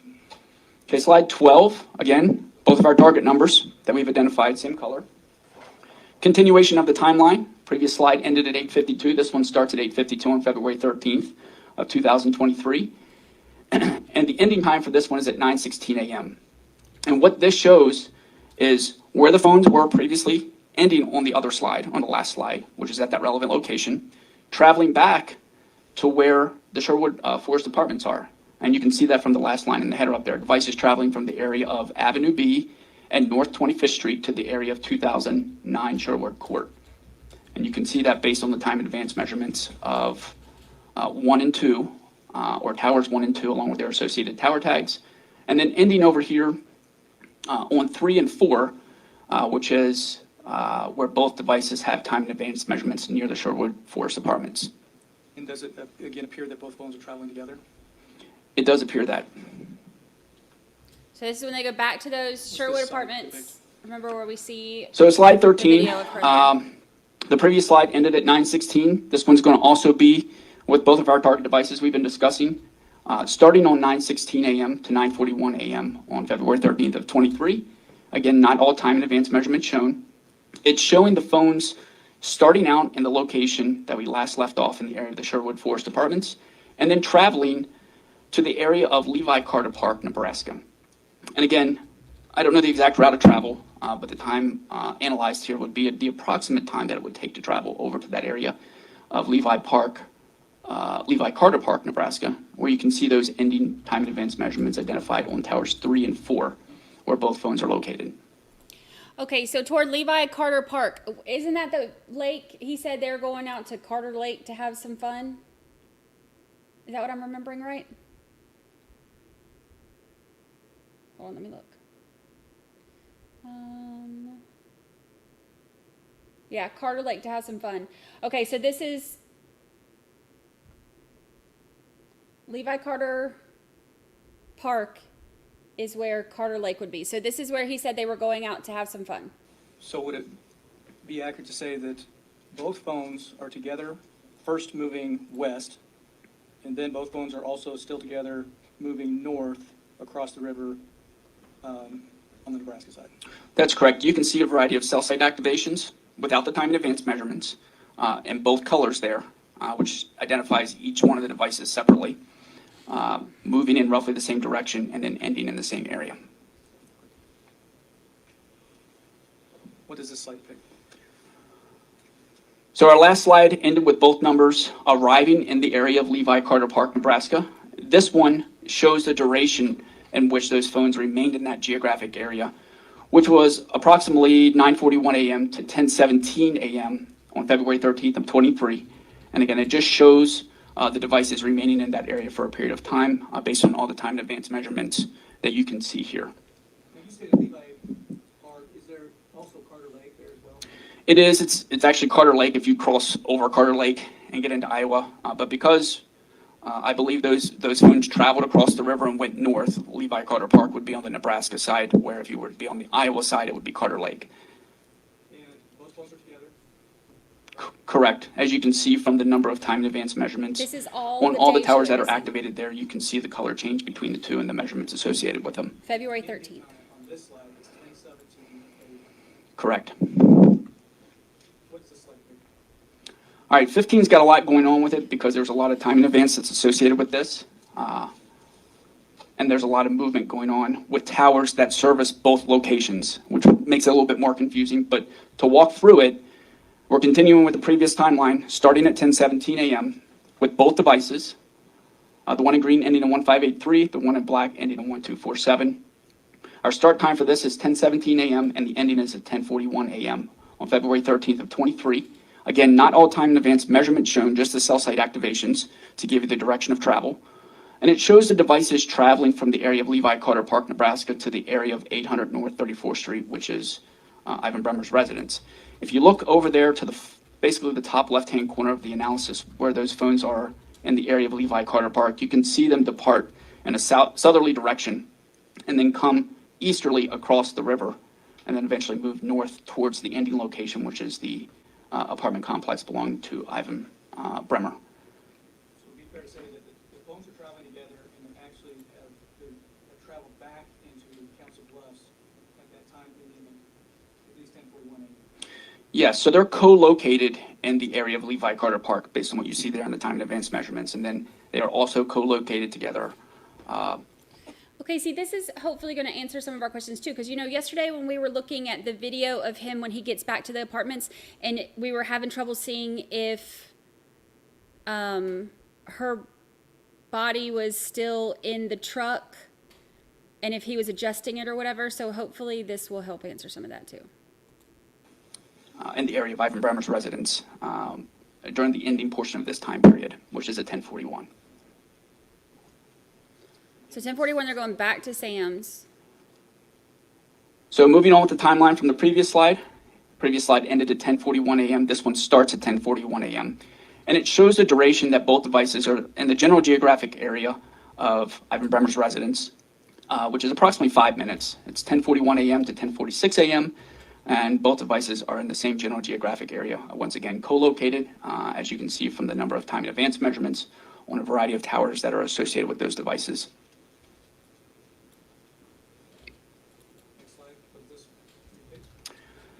So I think we jumped 2 minutes from the previous slide on timeline just because of travel and be difficult to track, but you can see where those phones, just the target number ending in 1247, moved from the area of Ivan Brammer's residence to the area of that relevant location, which happens to be Avenue B and North 25th Street there in Council Bluffs. And it's in that area for approximately 2 minutes or so. And I don't see anything for IDs 1, 2, 3, 4, 1, 5, 8, 3. That's correct. I put a caveat up there in the header where it said there were no cell site activations for that number ending in 1583 during time frame, and that means there was nothing in the call detail records or in the time in advance records to be able to map. It does.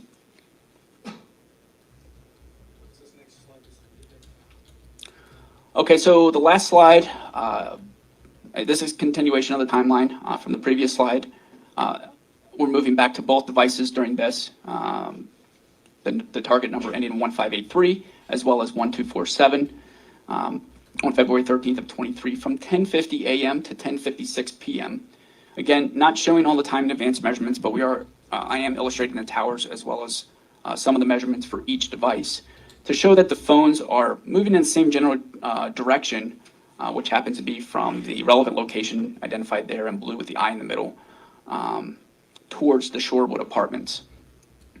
So on this slide, it would be fair to say that the defendant's phone and Eileen's phone are together between 10:50 and 10:56, and they're both traveling east, then heading northeast. They're in the same general geographic area, that's correct. Before you jump to that one, there's a caveat at the top of that slide. Oh, yes, please. So what you see illustrated is what's identified in the header, 10:50 to 10:56 a.m. And then if you take a look, and there's two little black boxes at the top right-hand corner, I have a couple caveats up there. The first one is for our target number ending in 1247, and it says there are no mappable cell site connections for that target number from February 13th of 23 between the hours of 10:56:20 a.m. and 12:34 and 55 p.m. Sorry, there's a glare there. What that means is there's no cell site activity in the records. There are records, which means there's an SMS message that you can see in the records, but SMS-C messages or text messages with T-Mobile do not have cell site information associated with it. So when you see the phone not communicating with the network like that, similar to what you see with the second target phone there ending in 1583, I have a caveat there that there are no cell site connections for that target number from February 13th of 23. At about the same time, for that one, it's at 10:54 and 26 a.m. to 12:35 and 12 p.m. There's no text messages in that particular record at all, so there's no activity whatsoever. Sometimes when we see that, it can mean a variety of different things, and I don't know exactly what it means because the records don't tell you. But it could mean that the phone is turned off, it could be in airplane mode, or in some form or fashion not communicating with the network. Now, in knowing that and looking at that first caveat for the target number ending in 1247, if the phone would be off or in airplane mode or whatever, not communicating with the network during that time period, because there's a text message, it would have to come back on at some point in order to receive that, because it was a visual voicemail notification. So I don't have all the details as the powering on and powering off events associated with the device because the records don't always detail that, and I don't know the significance of it. The best source of information for that would be the forensic download of the phone. So, just so that I understand you correctly, both phones, at some point in time, it looks like it's around 10:56 for the defendant's phone and around 10:54 for Eileen's phone, are not communicating with the network. Is that a fair statement? Yes. And when you say not communicating with the network, then it could be maybe one of three things. You said it could just be manually shut off. It could be airplane mode, but do you know if it was, could it be airplane mode in this scenario? It could be. It's just not communicating with the cell network. There's no indications in the records that would tell me which one of those would occur. At the end of the day, the phones are just not communicating with the network. There's no cell site information populated for us to map to illustrate where that would be.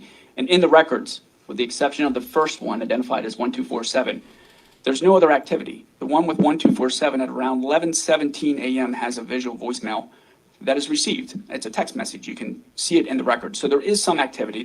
The phone does receive it. So if in the event that the phones are powered off, it would have to be powered on in order to receive that information. But if the phones were off, there would be no information. Is that correct? Correct. Now, then you have, from this slide, it appears that the defendant's phone comes on at 12:34, and Eileen's phone comes on at 12:35. Is that correct? That's correct. And Anything else about this slide? No, it just shows both of the phones after it's traveling roughly in the same direction that they no longer. Okay, so they turn the phones off. I got to add this to my timeline because y'all know I'm going to put it on a chart. Their phones turn off at 10:56 and 20 seconds.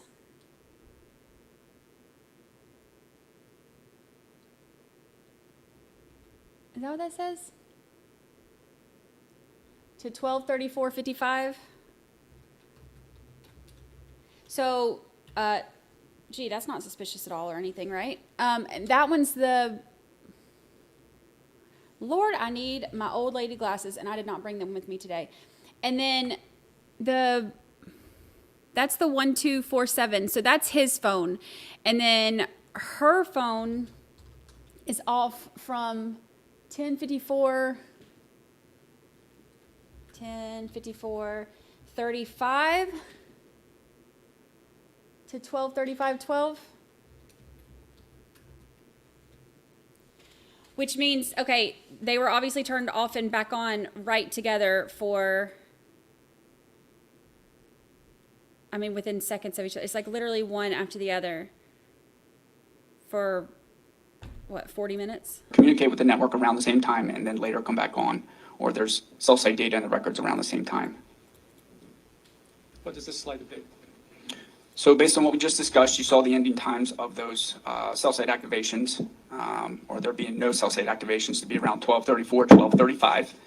This is the start time for where those phones begin communicating with the cellular network again. Yeah, he turns his off at 10:56:20 and hers off at 10:54, right? Make sure I get it right because y'all know I don't like wrong data. 10:54. It's really hard to see because they don't have it but yeah, 10:54:35, and then his turns back on at 12:34:55, and hers turns back on at 12:35:12. So that in and of itself is super damning. Site activations, or there being no cell site activations to be around 12:34, 12:35. This is the start time for where those phones begin communicating with the cellular network again. And you can see both phones, the one ending in 1583 and the second one ending in. And another thing, real quick, when you put it together with the other stuff, the 10:56, so when he's turning those phones off, that's at the time that they're getting back to those Sherwood apartments. 1247. On February 13th of 23, beginning at 12:34 p.m. Till 1 o'clock p.m. In the general area of Trainer. Now, I don't know exactly where there because it's a very vast area and there's a number of time in advance measurements, but it's for both devices in the same general geographic area when they begin communicating with the network again. And then they travel west towards the Omaha area and then eventually travel north back to the area where Ivan Brammer's residence is located. And you can confirm that with the number of cell site activations there and the tower tags associated with both devices on how they're co-located when they come back on the network, and then once again at the ending location for that time period around 1 o'clock.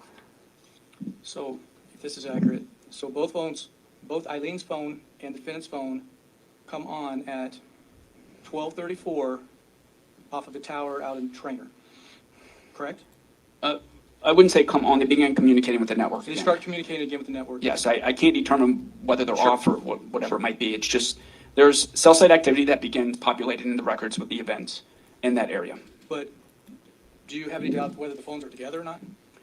It would appear that the phones are co-located when they do come back, begin communicating with the network again over in Trainer area. Because both phones are now communicating with the network at around 12:34. Yes, and they're on the same tower, and in some instances, the same sector. And they would be traveling together back west and then north up around where Ivan Brammer's residence is, correct? Correct, that would be the ending location. And are both phones at that time connecting to a network? Yes, it's connected to the network beginning at 1234, and as it moves west and north, back in the area of Brammer's residence, where once again they are co-located in that general geographic area. And the end time is 1 p.m., both connecting at the tower near defendant's residence. Correct. Could you please tell me what's going on in this slide? Yes, so same two target numbers, same date, February 13th of 23, continuation of the timeline from the previous slide. Here we're beginning at 1 o'clock p.m. and we're ending at 1:13 p.m. You can see the duration in which those cell phones were in the general geographic area based on the number of cell site activations or timed advance measurements associated with both devices, which place the phones in the same geographic area as one another, or they're co-located, and they're co-located in the area of where Ivan Bremmer's residence is, or in the general geographic area where the residence is. Now, you've got an annotation up top in black. Yes, so the first one there is, okay, so that's okay, I have it. I have the caveat the same for both of them. There are no mappable cell site connections for either device for the time period that's listed in those boxes. We'll start with the first one, which is the number ending in 1583. There are no mappable cell site activations, meaning no towers listed with any events in the records, even though that there are text messages in the records during this time period. And I'll talk about those in 1 second after I discuss what the time period is here. On February 13th of 23, from 1:13 p.m. to February 14th of 23 at 6:53 a.m. The second device also has no mappable cell site information during that time period, the second device being 1247. On February 13th of 23, between the hours of 1:13 p.m. until 3:21 p.m. Now, the way I worded that gives me an indication, based on after looking at the records, that there are text communications in the records. In other words, it's just not dead spot in the records. There's communication between those target numbers and text back and forth between one another. There's just no cell site information associated with it. So I'm unable to determine the exact location of the device now, but it does illustrate that there is activity on the devices. So the phones are together at Brammer's residence at 1 o'clock, and then at 1:13, Ilene's phone is not connecting with the network anymore, correct? And it's not. You said it's not mappable. Well, there's no cell site activations in the records. No cell site activations. Right, there's no tower information associated with the text messages that are in the records during that time period, because the SMS-C messages, the text, that particular version of text message with T-Mobile does not carry cell site information with it. Okay, and is that another example where it would have been one of the three? It's either manually shut off, it's airplane mode, or what? It could have been. Those are the possibilities, but it also could be connected to Wi-Fi as well, which would not produce any cell site information if there were a phone call or any time in advance. It may not produce any time in advance that goes with it as well. But regardless, you still have all those text communication between the two devices for the time period. So there's likely going to have to be, the phones are going to have to be on at some point if they're not on the whole time.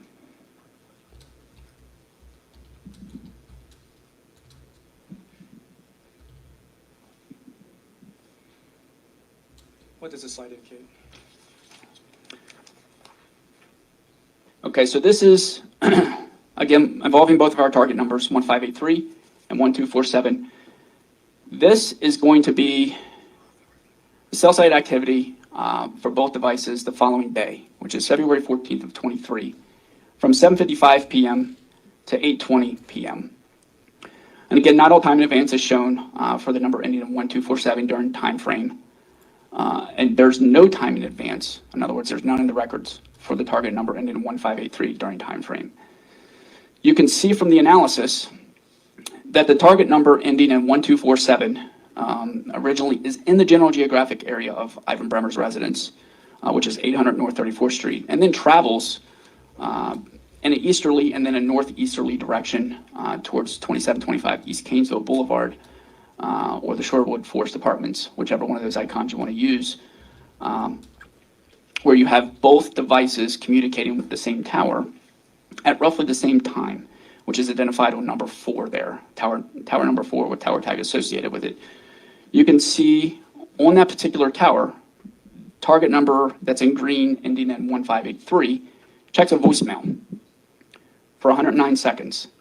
And then the second target number ending in 1247 receives an incoming call for 530 seconds during that time period as well. And they're both communicating with not only the same tower, but the same sector, which co-locates them in the same general geographic area at roughly the same time. And that was number 4, correct? That was tower identified with number 4 and its associated. So the next night after she goes missing, her phone checks a voicemail. Associated tower tag. So on February 14th, 2023, at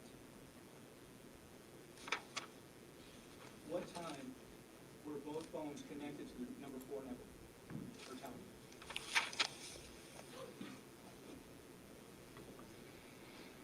So the target number ending in 1583 in green is at 8:15 p.m. The second target number ending in 1247 is at 8:19 p.m. So on February 14th, 2023, at 8:15 p.m., Eileen's phone is connected to tower number 4, and at 8:19 p.m., the defendant's phone is also connected to tower number 4. Correct.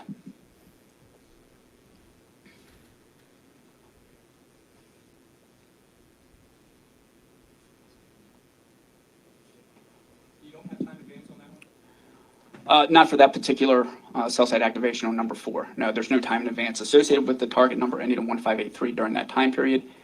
And there wasn't any for on that particular tower. Okay, this is really damning too, because it says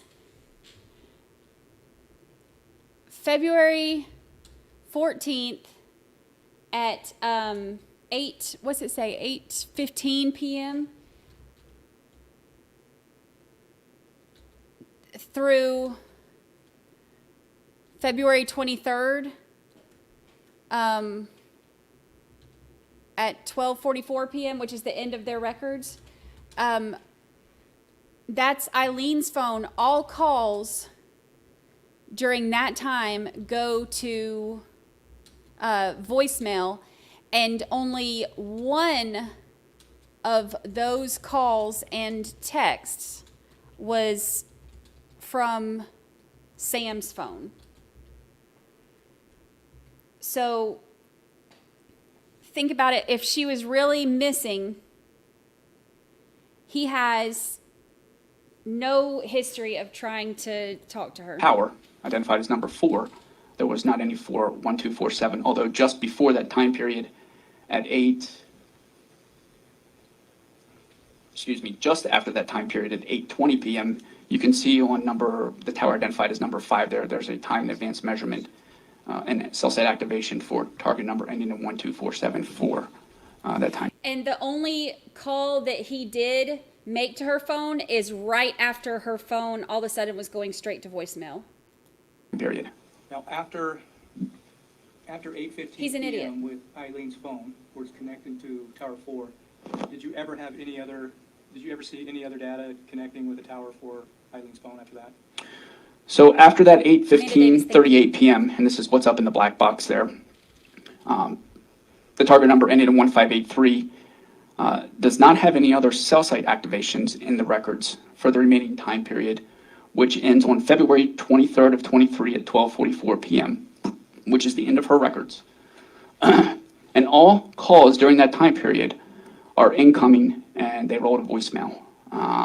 Also during that time period, the 2 target numbers in question in this analysis only communicate with each other twice. There's an incoming call to Eileen's phone from target number ending in 1247, and then there's an incoming text message also from that second target phone ending in 1247. Prior to February 14th, the duration of our records for this particular analysis is pretty much the month of February, February 1st to February 23rd there. Prior to February 14th, there were approximately or just under 200 events between the two target numbers up to the 14th.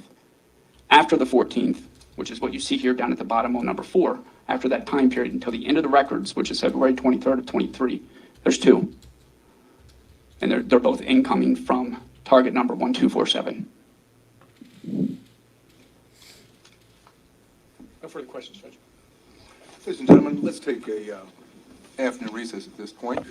We'll be in recess for approximately 15 minutes. Please remember that admonition. We'll talk about this case. Keep an open mind, and thank you for not using your cell phones. We'll be in recess for 15 minutes. We're already almost caught up. You were contacted. So the reason that this is so significant too, because keep in mind, having yes, I know that the granddaughter said, you know, she saw him with the pink phone, but seeing him with the pink phone isn't as detailed as all this. Now we have all the records where, like, the jury is seeing this where he, you know, they're going to be able to see the patterns of him, you know, of the phones traveling together the entire time, and him, you know, them not communicating anymore, like being shut off at that certain time, and, you know, him not making any kind of attempt to, you know, call her or text her or anything. Like, there's nothing to, there's no way to explain this away or be able to say, you know, oh, well, I just had that phone cover on a different phone or anything like that. So, like, this is some of that, like, hardcore data evidence that doesn't lie, that the jury's going to get back there and see and be like, you know what? You're about to go to your forever home, and I'm here for it because she deserves it. What an awful way. Hearing the way that, like, hearing the description of her body and stuff like that, how hard is that for that family? I feel so bad for them. So it's great to see, like, evidence that's like this concrete, because the jury, that's not something the jury can confuse. You know what I mean? So it's like one step closer to justice. So, and I am here for it. Justice for Ilene.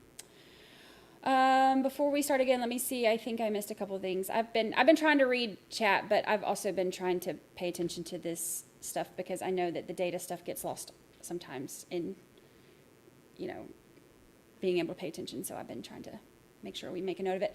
Thank you, Amanda Davis. Ricky Watson gifted 5 memberships. Thank you, Ricky Watson. I appreciate it. Thank you. Thank you. Making it rain. Green memberships. I appreciate you so much. Let's see. What else did I miss? Oh, ML gifted 5 memberships. Thank you so much.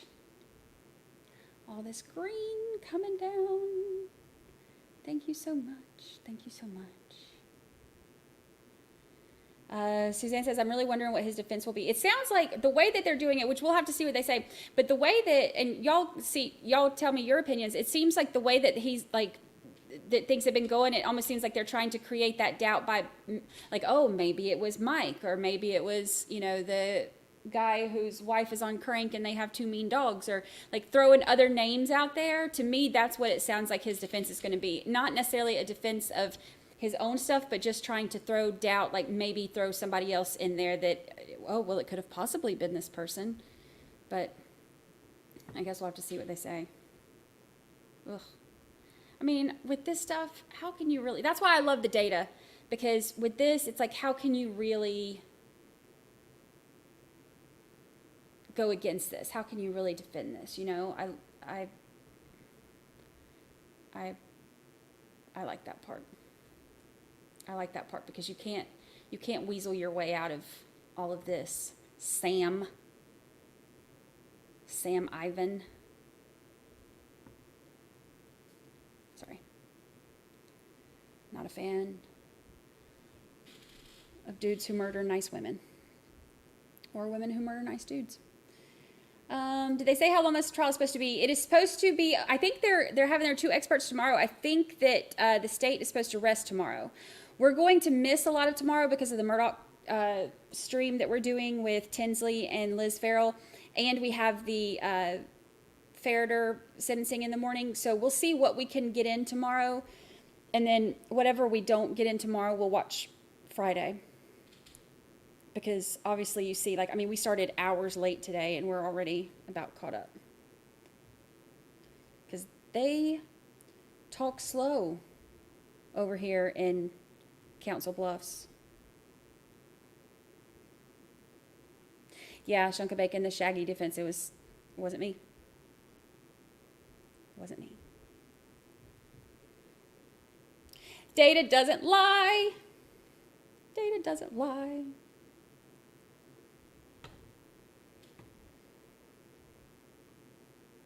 I don't see how they can cause doubt when they just proved he had the phone. See, that's why I love the data. That's bingo. That's why. But, you know, they're going to try. You know they're going to try. Like, what, me? She just left it in the car. Like Melly, you know? Melly's dropping pins for Fredo Bang to come get him, and he's still like, what? It wasn't me. Yes, I got in that seat, and my phone was there at the crime scene, and there's never a point when the car stopped, and I had my phone in my hand when I left on video, and I had it in my hand afterwards because I was sending stuff to Fredo Bang, but it wasn't me. Psh.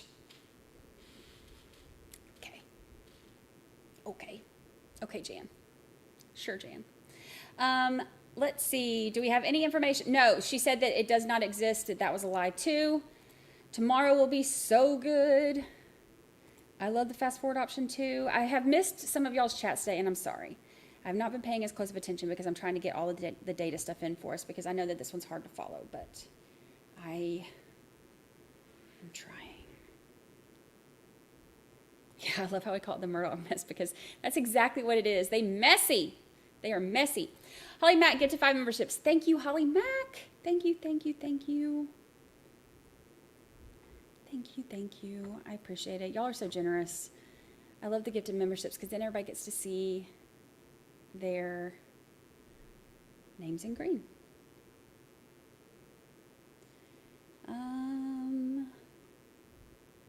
Let's see.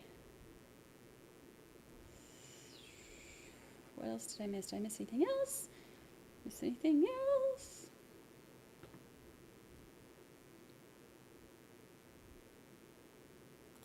Yeah, I heard it right before we went to one of our breaks. I was trying to like listen because the mics, they had one of the mics off and it was really low, but I think that's what I heard them because they said they have the 2 experts tomorrow and then they'll rest. But I didn't hear the defense say who they're bringing up. I don't know if that was a different conversation. Or if they're bringing up anybody, or if that loser's going to take the stand. Because that works out so well for most people, right? All right, I think I'm caught up now. All right.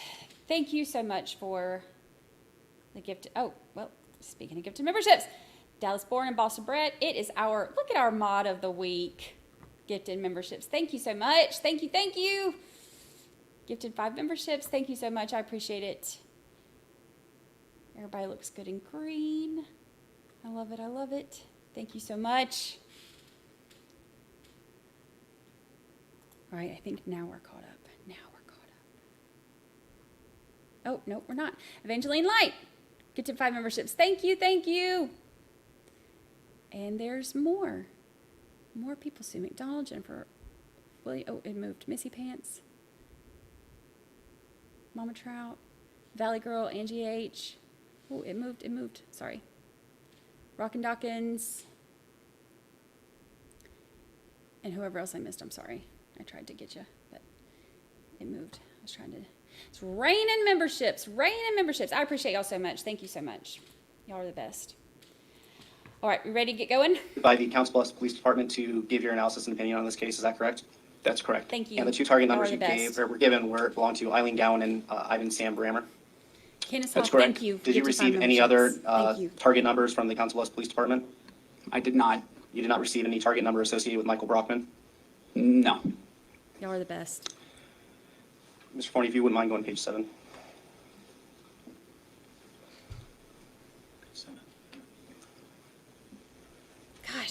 So this is, as you stated earlier, all the cell towers in the Council Bluffs, Omaha area, is that correct? For the T-Mobile network. Okay, I apologize, for the T-Mobile network. And then you said you notated that CS is the crime scene. What do you mean by crime scene up in the area by Crescent? That was the location that was provided where Eileen was eventually found. Okay.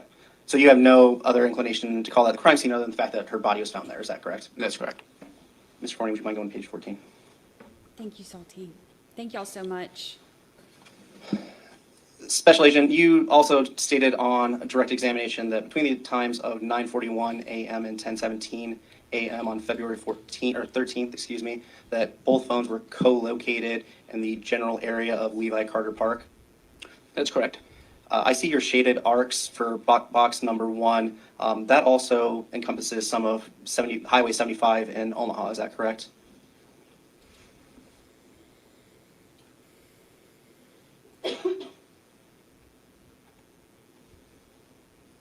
Thank y'all so much. Maybe encompasses. Highway 75 is on the outskirts of those arcs. Sorry, encompasses was the wrong term. It's very near Highway 75, is that correct? It's close, yes. And you then have those phones kind of in the general Levi Carter Park area under subject box 2, correct? That's correct.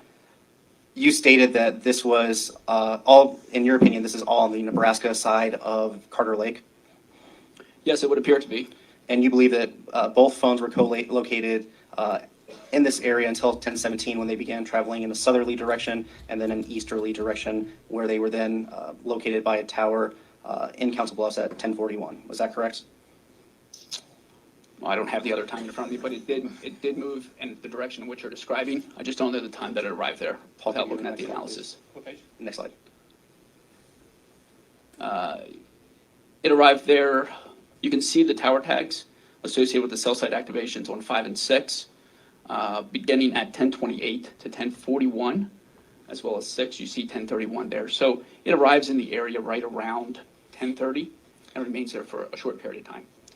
And the phone, Ms. Gowan's phone with the number ending in 1583, it could be anywhere within the shaded arc for target number 4, is that correct? Oh, Kitty, thank you. Or subject number 4? It can be, whenever you're looking at this, if you see the number of tower activations and the time in advance measurements on the separate towers, how they overlap there. Commonly, we like to call that kind of like X marks the spot. That's something that we like to see, especially when we're actively tracking a phone. If we have a number of those that cross each other, we have a lot of good experience in locating the devices in the area where they cross over. But it's possible that it's within the entire arc, is that correct? Yes. Virginia, a little thank you. They always catch them with their phone. Page 7. But even when they leave their phone at home.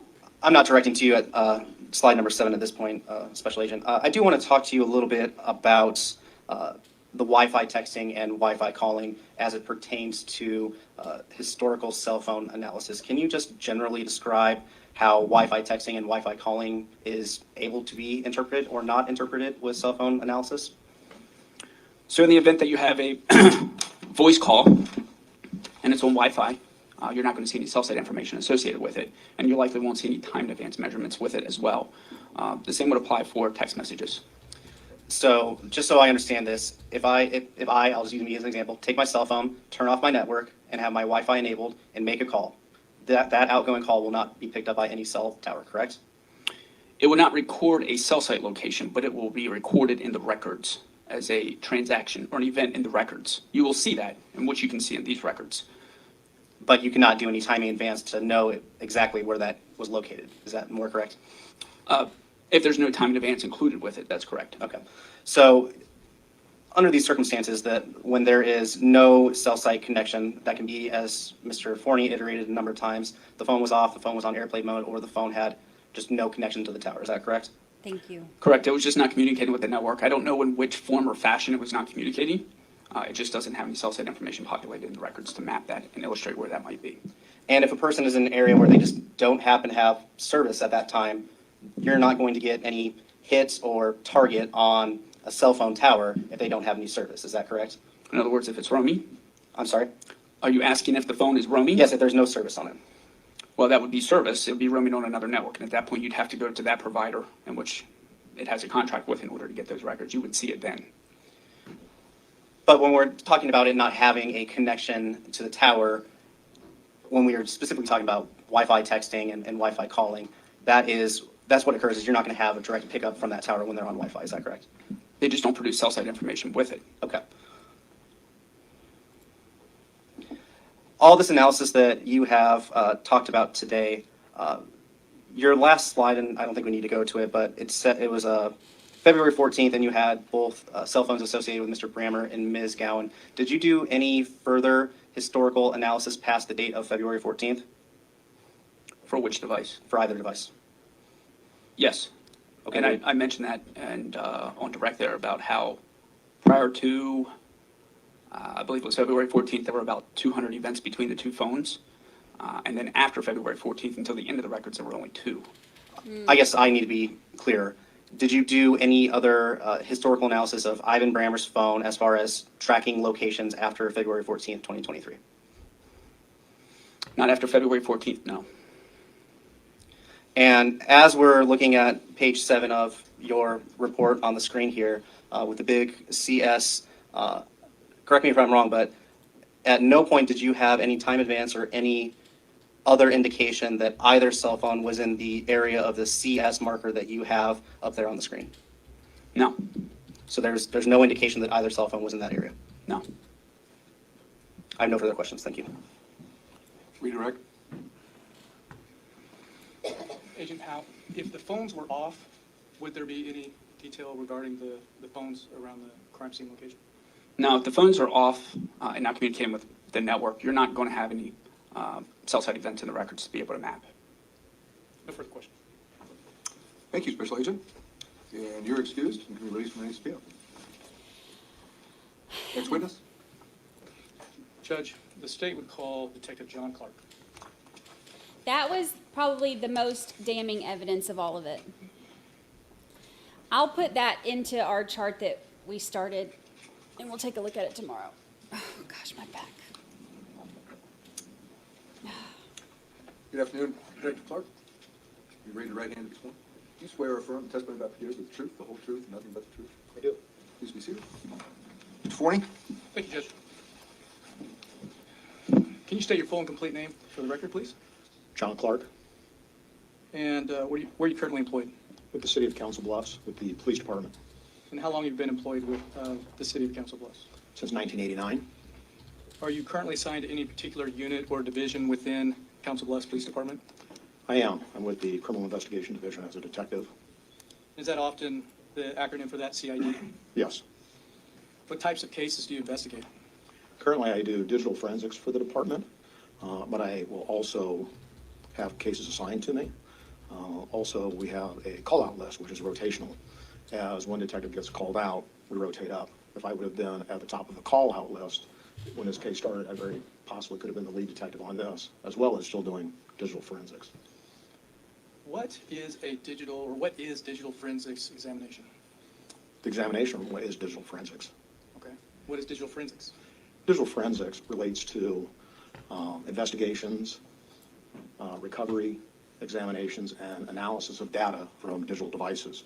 This often includes computers, cell phones, hard drives, different types of storage media, or IoT, Internet of Things. That would be like your Nest thermostat, Amazon Alexa, that may contain data on the device or data on the cloud. What training do you have as a digital forensic examiner? I currently have in excess of 1,600 hours of continuing training, with a lot of that from High Tech Crime Institute, NW3C, National White Collar Crime Center, NCFI, the National Forensics and National Computer Forensics Institute, which is through the Secret Service, also through the FBI, and NDCAP, National Domestic Communications Assistance Center. What certifications do you have? I was certified by Celebrite with their software and also their physical analyzer. And I also went down to IASIS, which is the International Association of Computer Investigative Specialists, and received certification on cell phones, mobile device. Are you required to have any type of continuing education or continuing training or continuing certification as a digital forensic examiner? You should. And I do a lot of the training currently with NCFI, with the Secret Service. As things change, we always want to stay abreast of that. So as new classes are made, I try to attend those down with NCFI, as well as proctoring. I've proctored 2 classes this year, which allows me to go down and assist with the class, and if they have new material, learn from that. My approach, Judge. You may. Menu which marked the state's Exhibit 14. Do you know what that is? I do. Here's my CV showing my training and experience as a digital forensic examiner. Judge, I'd like to offer Exhibit 14. Any objection to 14? No, Your Honor. 14 is received. Can you explain what a phone dump is? Yes, and a better word would be a phone extraction is what I use. So if I was to have Mr. Forney's phone and came to me to do an examination on, one of the first things that I would do is I would document the phone. I would take photographs of the condition of the phone, see what state it's in. Is it unlocked? Is it locked? Then I would use one of my forensics Can you tools talk slow? I'm just going to speed through this do part of it. extraction of the data off of that phone so I could then look at it and see what information I could glean off of it.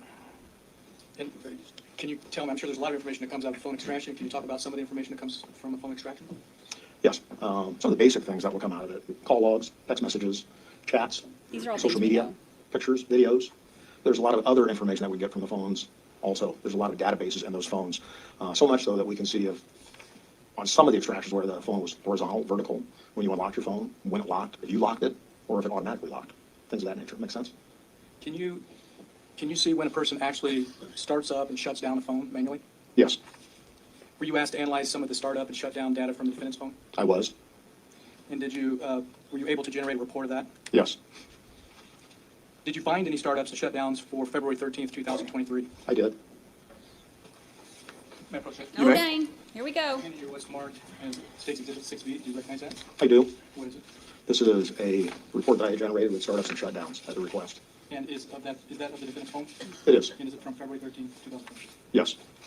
Your Honor, I'd like to offer 6B. Any objection to 6B? Judge, I have a foundation objection. And I don't know how he generated the report. I don't know when the report was generated. I don't know any of this. Just one question. Sure. Counsel, can I see 6B?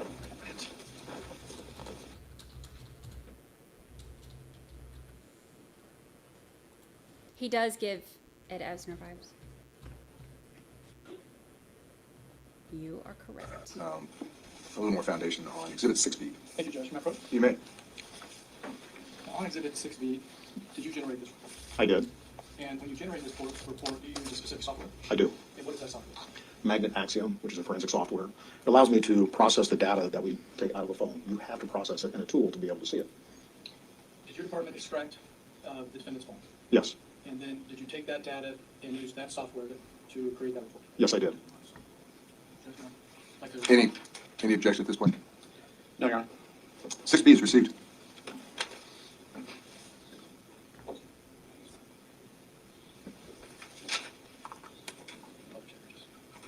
Judge, may I publish 6B, please? You may.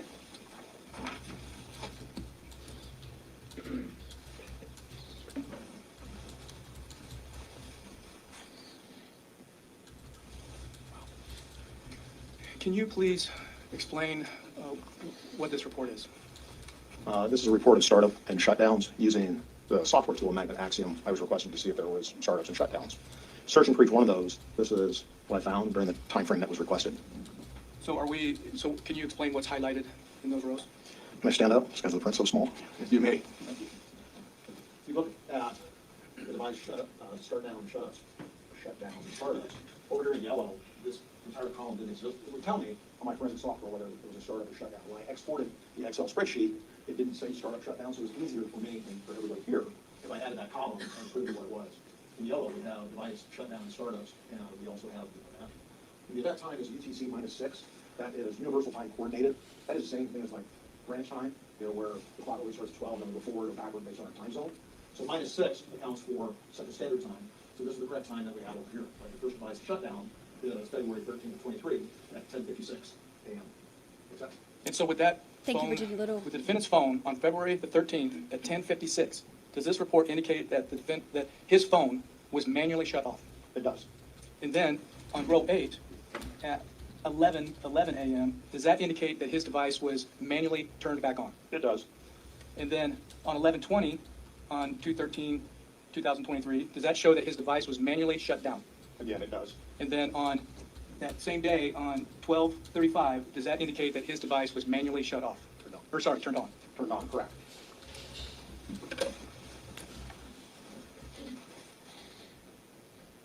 Lucy, what are you doing? Why didn't you do analysis of Eileen's phone? I wasn't asked on, no, Eileen's phone, I don't think we found that. You know, Detective Fletcher was the one who did most of the analysis on the phones, the extractions. He was then off work on an injury status, and that's why I was requested to do this phone here, the analysis on that. But it was my understanding that Eileen's phone we never found. Gross? Good afternoon. Oh, sorry, good afternoon. It's been a long day. It says a number there on record number 11. Could you read that to the jury, please? Number 11, 2/14/23 at 9:50, device shut down. So, thank you, Detective Clark. So does that mean that this phone was on from February 13th, 2023 at 12:35 p.m. until February 14th at 9:50 a.m.? Yes, if there's no other shutdowns or startups in between then on that record, yes, that would indicate that. So the device was on for nearly 21 hours at that time, correct? Yes. No further questions, thank you. Thank you. Thank you, Detective Clark, and you are released from any subpoena and excused. Amy Lee, thank you. Thank y'all so much. Any other witnesses today? Y'all are so generous. Ladies and gentlemen, we're going to take that early out that I referenced earlier. And part of this is just the scheduling of witnesses and what I anticipate are 2 witnesses tomorrow that are coming from out of town. So we're going to be in recess until, if you can come back at the same time, 9 o'clock, and we'll try to be on the record at 9:15 or as close as possible to that time, barring some other problems I may have with another schedule. Please remember that admonition I've given you. Don't be talking about this case when you go home or at any time. Keep an open mind, and thanks again for not using your cell phones. We'll be back on the record tomorrow morning, hopefully around 9:15, 9:30. We're in recess. Y'all, we caught up. We're not even like, I mean,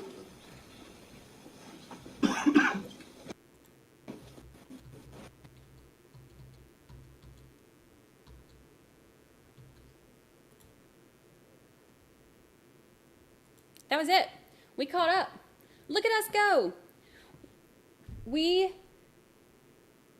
did. You want to appeal Mr. Goodale in preparation Gosh, they're still doing this sentencing thing.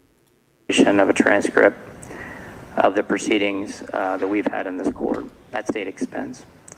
Judgment accordingly, minimus accordingly, bond and appeal is hereby fixed the amount, no Is he sentencing bond. right now? This is the Spanish teacher sentencing. Jeremy, what was his name? Goodale? Something like that. Anyway, okay, so y'all, we caught up. We did so good. I'm behind. Amy, where did my chat go? Where did my chat go? There we go. Amy Lee gifted a membership. Thank you so much. Thank you, thank you. Dreamer Landry gifted a membership. Thank you, thank you. I appreciate you so much. Melissa Ann gifted. Y'all are like making it rain memberships today. It makes me very happy. I appreciate it so much. I love seeing y'all in green. I love it. I love it. Thank you so much. Melissa Ann, thank you, thank you.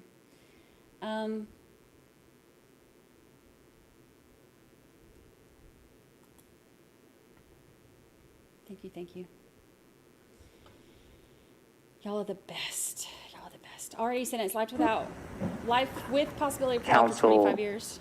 do we need to make a record on anything else? Is that what they just did?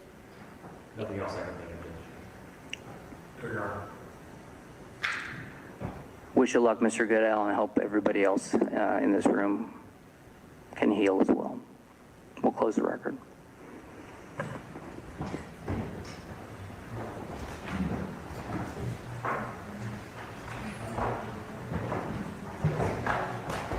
Isn't he the one that like he had on his Snapchat and stuff, like they had like a bottle of bleach and he was like, time to go hide a body and stuff?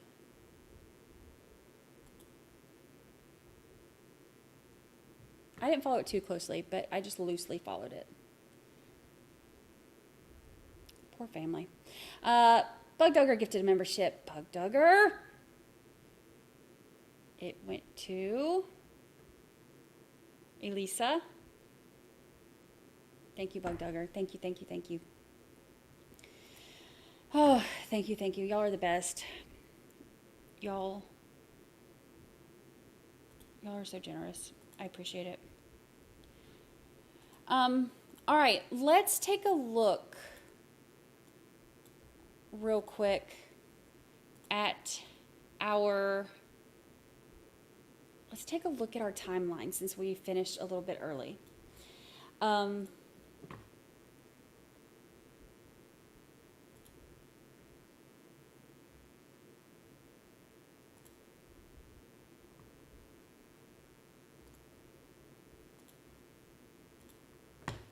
You live here now. Ricky Watson gifted 5 more memberships. Thank you, Ricky Watson. Let's see. Cupcake. Ooh, cupcake sounds good right now. Miss Dina. Janet. Sarah Graham. Mrs. Saber. Where'd it go? Everything just moved. We're all gifted memberships by the infamous Ricky Watson. Thank you, Ricky. Thank you, thank you, thank you. Oh, I appreciate y'all so much. Y'all are the best. You're so good. You're so good to us. You're so good to us.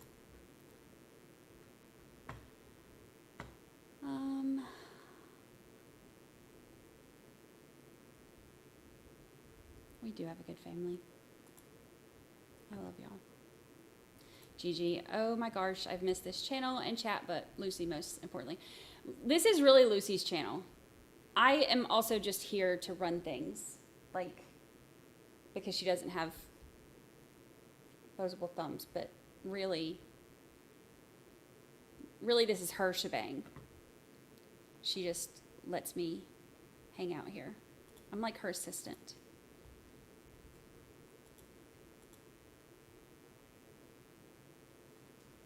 Come here, you bad dog. Come here. They want to see you. What's your deal, bro? You want to say hi to your friends? She's really mad right now because it's raining outside again, and I'm not at home. I'm on the lagoon at my brother's place. So it's like, it gets muddy out there. And I can't let her out because my brother has like cream colored and white colored furniture and rugs and everything in here. Everything in here is cream and white. So I'm like, I can't let her out there right now. And she's very, very upset with me about it. So she'll go and like, she'll sit by the back door right there and she'll look out and then she'll turn around and look like, excuse me, you still haven't come to let me out. And then she'll go sit by the front door, and because it's like the French doors at the front too, and she'll go sit out there and like look out that way. Well, if you're not going to take me out back, well, you know, at least get over here and let me out front. And then she'll look at me like she's really mad. You going to say hi to your friends, or are you going to pout some more? Every time I reach down, she won't let me pick her up because she inches back to go towards the door. You're not going out right now, it's raining. You want to say hi? Come on, you want to say hi? Come here. Nope, she wants to run to the door. I tried. Y'all try reasoning with her. Doesn't work. She's in charge. Energy M gifted 5. Y'all are just gifting all kinds of memberships. Thank you so much, Energy M. Thank you so much. I missed who it went to. Let's see. Macy Allred, Judy V, Catherine Green, Catherine Green's in green, Anna K, Sushi Addict are all gifted memberships by Energy M. That's awesome. Y'all are awesome. Yay. Yay. Stuff like that makes me smile. I love it when everybody's just like, you get to be part of the family. You get to be part of the family. But everybody gets to be part of the family as long as you show up. You live here now.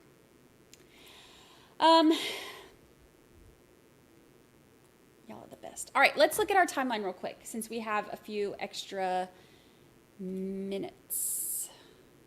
I need to look up to, or if somebody wants to look it up for me while I'm doing this, to see what time Ferreter's sentencing starts tomorrow. So we know what time that is. And then we have, of course, the Murdoch trial, or not the Murdoch trial, not yet. We have the Murdoch stream at 3 p.m. Eastern, where we have Mark Tinsley and Liz Farrell that will be here, breaking everything down for us, answering questions, being hilarious and smart, and doing what they do. So cool. So excited to have them. Alrighty, let's see. It's at 1:30 tomorrow.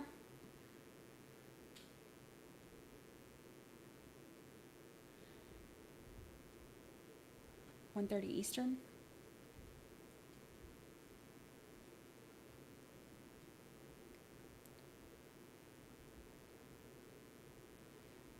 Okay. That's later than I thought. Actually, where's my calendar? Because I'll forget. Calendar.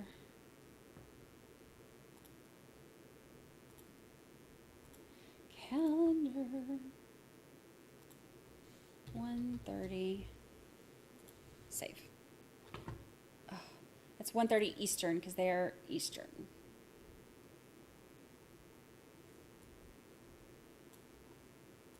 See how that logic works? So smart. So smart. All right, got it. Got it on the calendar. So we'll have some time in the morning. We could do this. We could start on time and watch it in real time, maybe. Ferreter is Eastern time zone. It's in Florida, like the other part of Florida, not my part of Florida. So, I mean, technically, if that starts at 1:30, we have 3 hours before that starts that we could watch the trial tomorrow morning, if y'all want to do that. Tori the Seed Lady gifted a membership. Tori the Seed Lady. Thank you, thank you.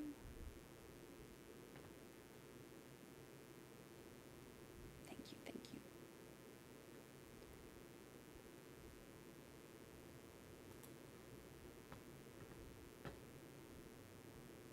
Yes. Okay. We might do that. Actually, Tori the Seed Lady, you know what I saw? Speaking of seeds, you know what I saw? There's a video. Have you ever seen them harvest sunflower seeds? They do this thing and they chop down the thing and then they take, like the sunflowers have like the big thing and they're like bam, bam, bam. And then just like the sunflower seeds just fall. I've never seen that before. Hold on. Let's look it up.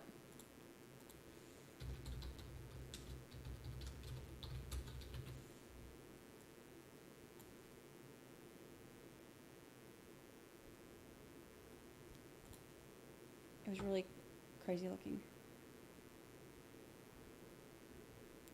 Bam, bam, bam.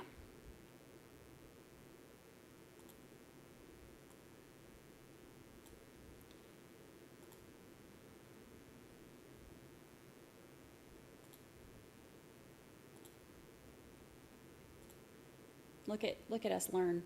Look at us learning. It's educational too. Look at us learn. Hold on, it gets better. Hold on. Don't go anywhere. Stay right there. You live here. Shh. Sit down. Be quiet. You live here. The good part's coming. Tori Seed Lady, this is for you.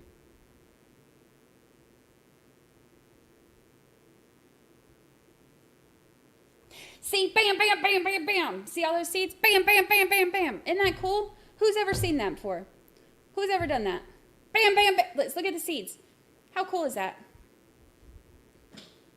Who knew? And then they just throw it. Bam, bam. Think about like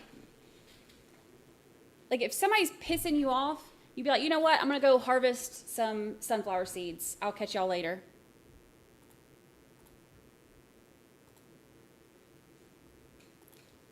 Bam, bam, bam.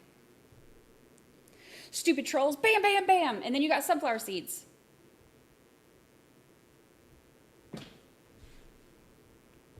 Good arm workout.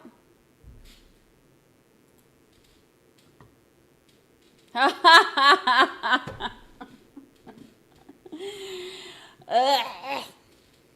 guess that was kind of Thommy vibes. I wasn't even thinking about it. Blech. Bang, bang, bang. Ugh, Thommy. Ugh. Not a fan.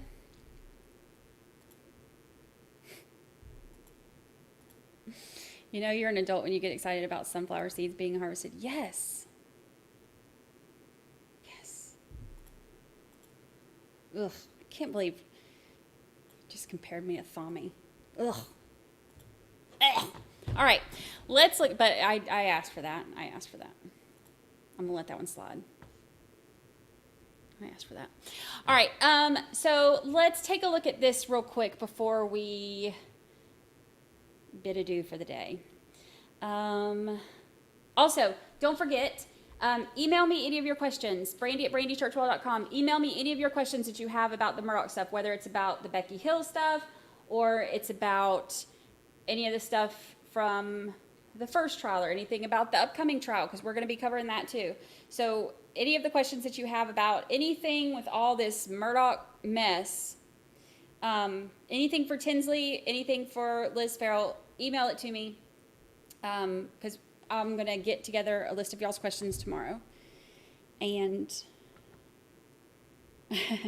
Gigi says, whenever I'm out and heading home, in my brain I say, I'm going home. I'm going. Ah! Thommy.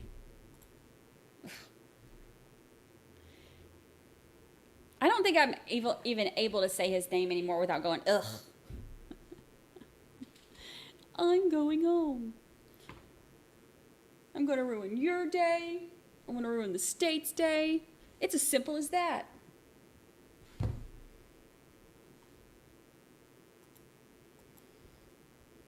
I'm not going to tolerate it anymore.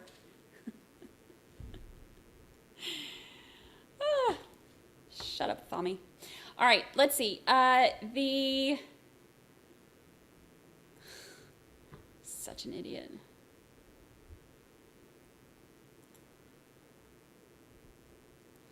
All right, let's see. 8:31 to 8:52. So we know 8:31 to 8:52 from Sugars to Eileen's mom's house. Here, let's do it like this. Elements. Oops. 8:31 to 8:52. Traveling together to mom's house. Let's see what else. From 8:52 to 9:16.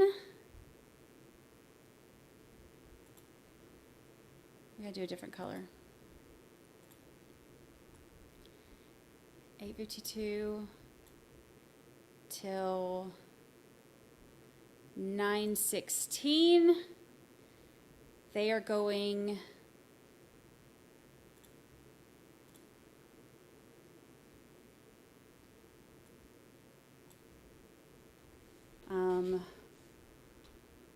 from mom's back to Sherwood.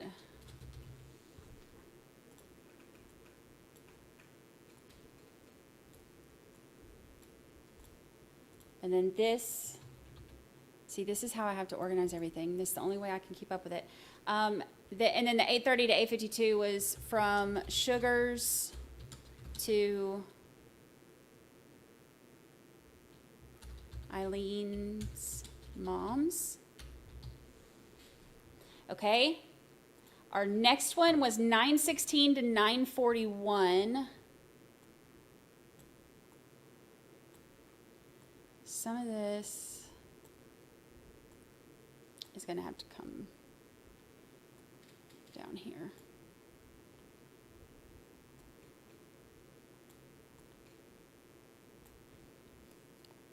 I need more space. Oops, oops.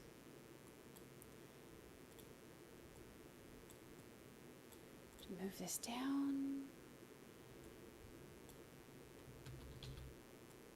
What did I say? Let's see what I said, because I don't remember. I've already forgotten. 9:13. So 9:16 to 9:41. Oh. 9:16. This is when they're going to, what did he say, have some fun, or whatever grossness he said. 9:16 to 9:41. This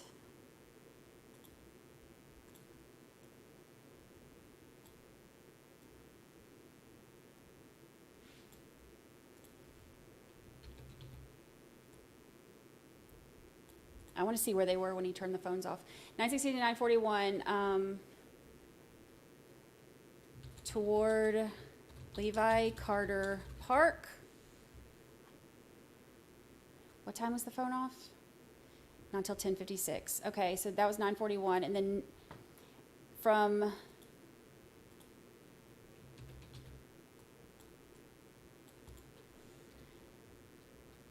so 10:17.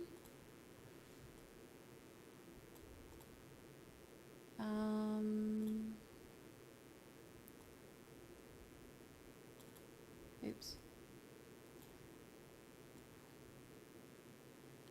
9:41 to 10:17, they were at the park.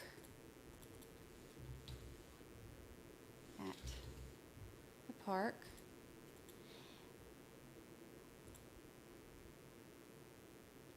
And then this is like, here, we'll use that one for both.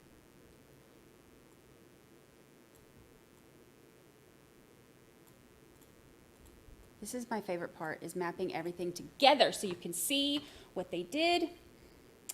That was till 10:17, and then 10:17 to 10:41.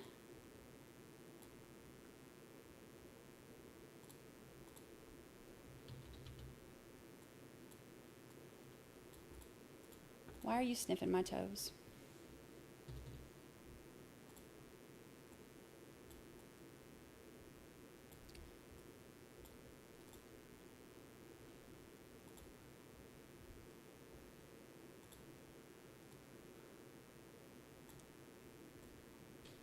Okay, so this time they are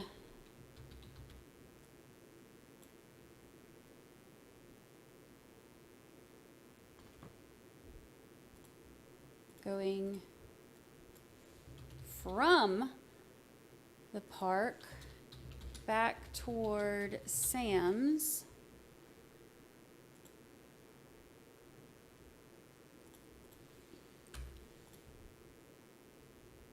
$10:41.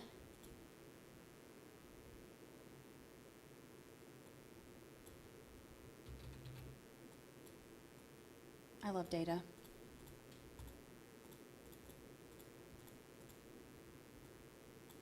$10:41 to $10:46. Oh.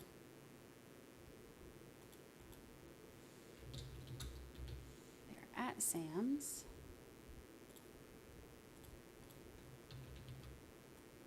What time did I say he turned it off? 10:50 something? 10:40,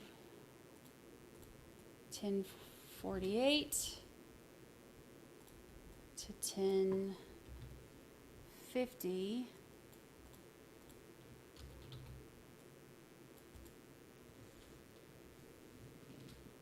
From Sam's toward Eileen's mom's.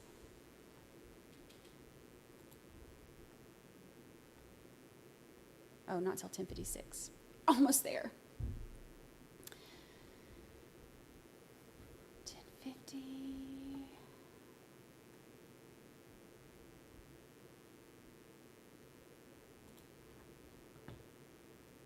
Toward Eileen's mom's. 10:50, and then 10:50 to 10:56.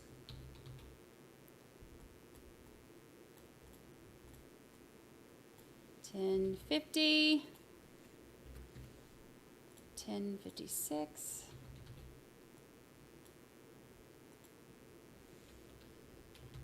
From mom's area toward Sherwood Apartments. And that's when they see him here, and then that phone.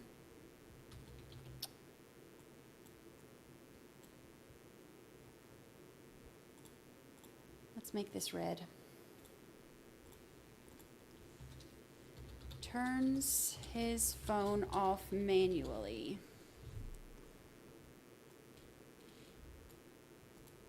So that's when he's video at East Canesville and Frank eastbound. So that's when he's going back towards Sherwood Apartments. Sherwood Apartments is when he had that's when he did that weird thing on video where he walked to the dumpster, right? Wasn't that at Sherwood? Or that was Cottonwood? I need to go back and look. 10:56. And then there's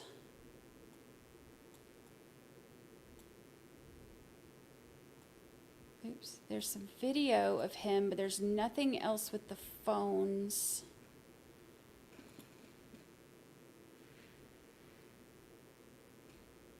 Oh, no, that was at Cottonwood when he did that. That was at Cottonwood. Okay. So there's video of him after he turns his phone off manually, 10:56, he turns it back on at 11:11.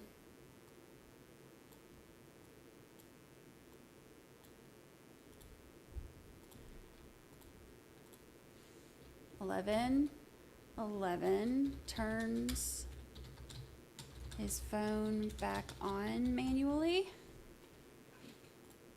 We'll clean all this up later. We're not worried about being clean right now. 11:11. Okay, and then at 11.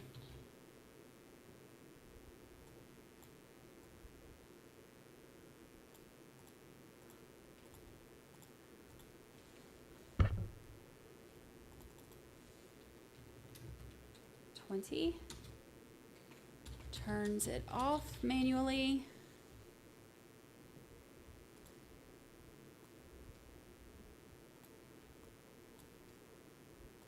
Eastbound down. Okay. Turns it off manually, and then he turned it back on at 12:35. This is bad. He's an idiot. Thank God for dumb criminals.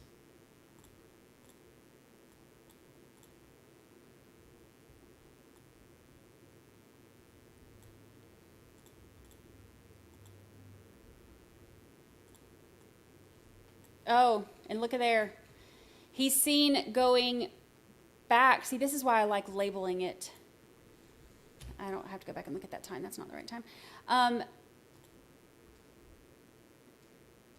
He's seen eastbound at 11:46, and then there's that gap. And at 12:34, he's seen, that's the first time he's seen going back toward Council Bluffs, and that's the first time there's nobody in the passenger seat anymore. And at 12:35, he turns his phone back on. So there you have it.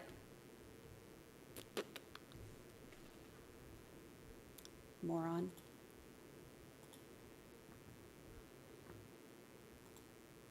And it's at this time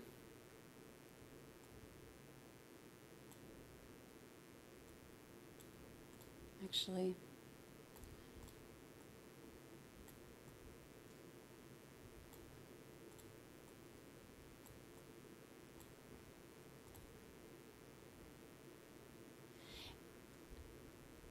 it's at this time that he's in the area of Trainer, Iowa, or whatever it was. Let's look at that map.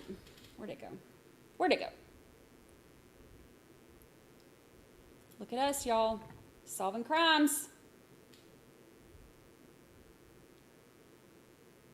Did I say Iowa?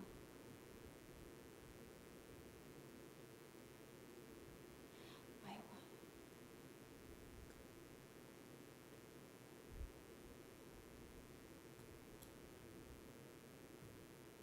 Where?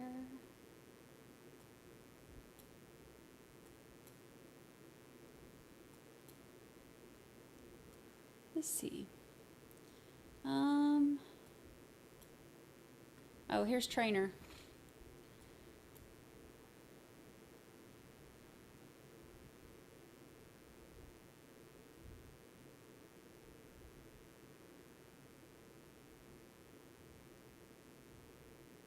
There's Casey's. Casey's everywhere.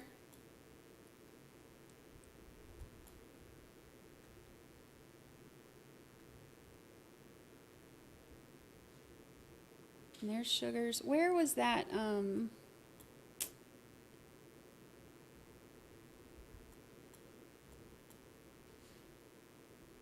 There's the bridge. How far is that? I should have been a detective.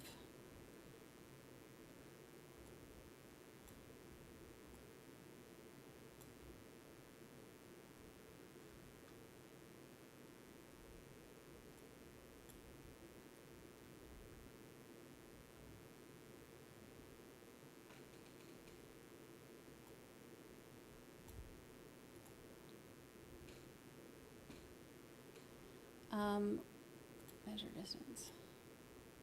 Like 15 miles. So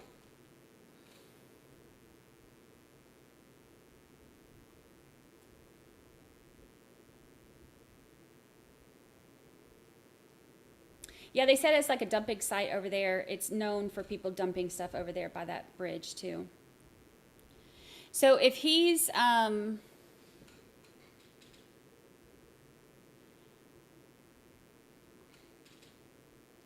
he's turning his phone off and on like a buffoon. They go to Carter Lake to have some fun. All of a sudden, she's slouched over in the car when they're coming back. He's seen on video going back toward Council Bluffs at Burger King with her looking like she's passed out or whatever. After whatever happened seems to have happened at Levi Carter Park. Then go through Burger King, comes back, he goes home, and then they go, it's toward her mom's house, but not to her mom's house. This is the second time. So back toward, which is not far from where he was. And then the video catches them just before 11 at East Canesville and Frank, eastbound, which is going back towards Sherwood Apartments. And then he turns off his phone manually.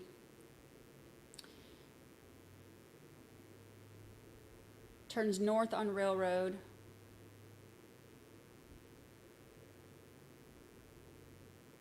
And then 5 minutes later, south on that same camera turns his phone back off. 10 minutes later, turns it back on, or back on and then back off. And then 26 minutes later is seen eastbound. So there you go. That tells you when everything happened. So sad. That sucks for her family. I hate that. Over something so stupid. So stupid. This is all on the 13th. This is all the day she went missing. Angie, I want to know about the Burger King too. Because in the thing, it doesn't look like, it looks like he hands one bag, but of course 2 meals can be in the one bag, but I don't even remember seeing any drinks. I would have to go back and look. I'm not sure. But I'm curious about that too, what all he ordered.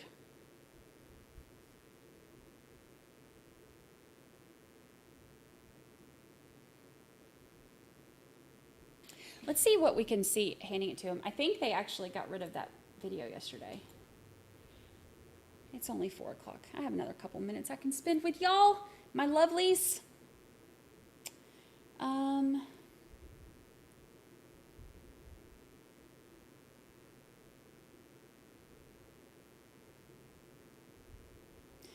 Eastbound and down. Look.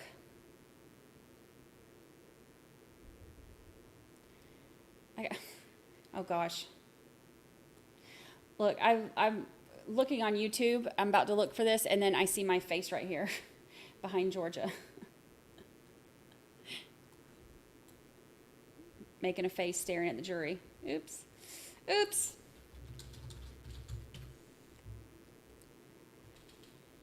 Eastbound down.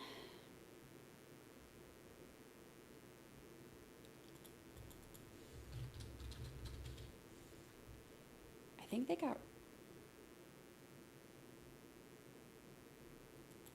they deleted yesterday's video for some reason. So we're going to have to go back and look at.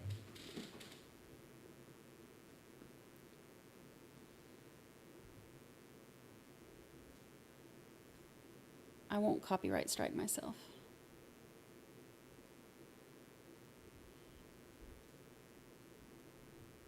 See, this is the kind of stuff that I do when I'm putting stuff together for y'all. This is like the behind the scenes stuff. This is the stuff you normally don't see. Me sitting here obsessing over little details.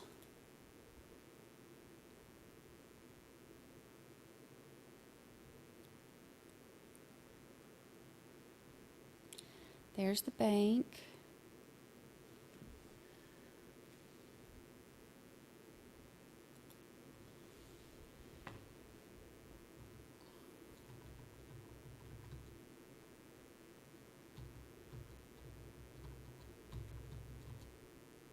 Where's our little dancing Burger King guy?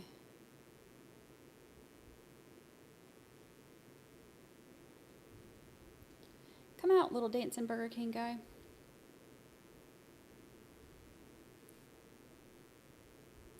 I will sit here, when I'm putting stuff together, I will sit here for hours and hours going over this stuff over and over, making sure I don't miss any detail, making sure that I catch every little thing.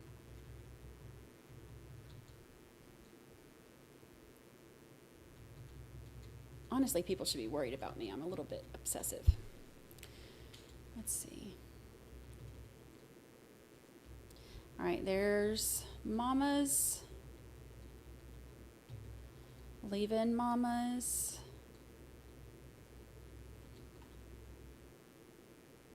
There's the Sherwood Apartments.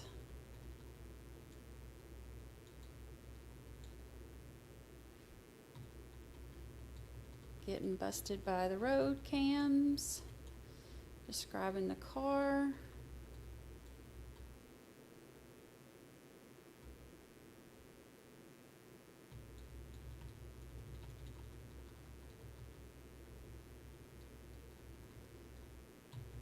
Here we go.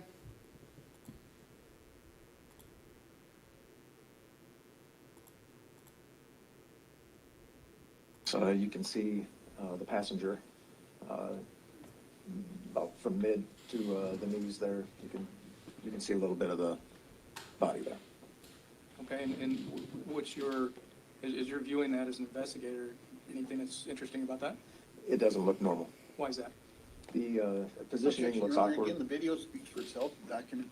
He's now interpreting it and giving his interpretation. Just Awkward. publish for I.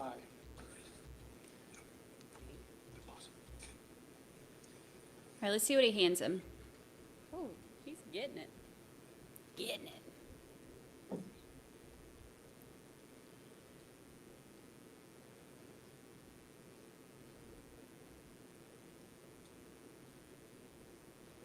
Who goes through the drive-through with?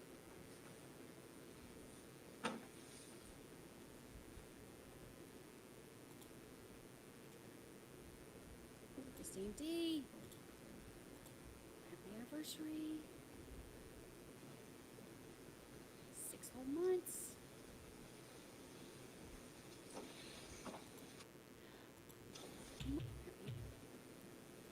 He only handed him.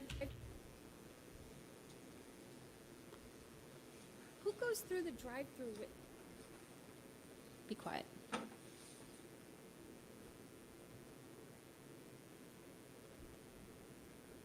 Christine D. Happy anniversary. 6 whole months. Not a lot. You don't hand him a whole lot. What is the significance of that video? Right? Yeah.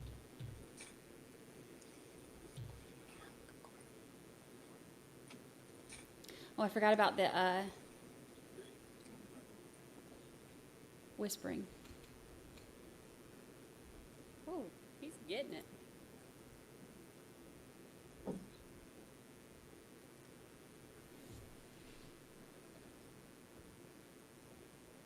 Yeah, I thought I saw him hand him a straw and one, like, I saw the. Who goes through the drive-through with one bag? If you could be quiet, I'm trying to talk to my people.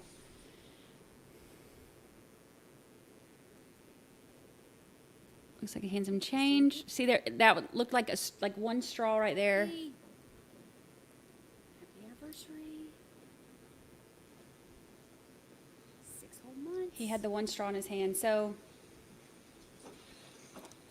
I'm curious though, I wish that they would have said yesterday what it was. Because I am curious to know. Tomorrow I review this clip and then we have trifecta Brandi. That is scary. Scary that there might be 3 of me. All right, well, that tells us all the time stuff from today tells us a little bit about what he did and when. I'll try to clean this up a little bit since we're ending early today. I'll try to clean this up a little bit. I've got some stuff I need to get together for our interview tomorrow with Mark Tinsley and Liz Farrell. So I'm going to do that, some of that tonight, but then this will only take me about 20, 30 minutes, unless I start obsessing again, and then I'll be here for 4 hours. But we're going to try not to obsess too much. But I'll finish putting the rest of the stuff all in the timeline and kind of clear it up a little bit and make it all pretty and digestible. Okay, so let's do a poll.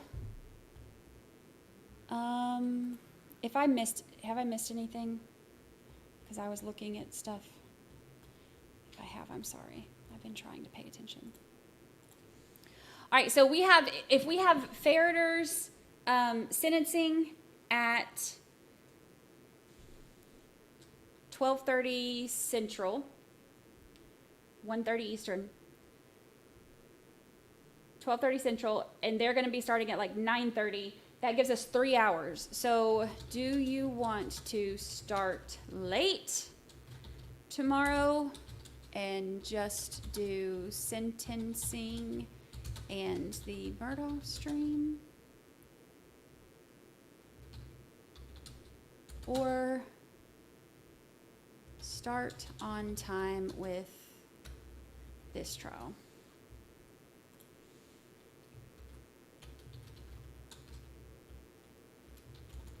Okay, so the options would be to skip AM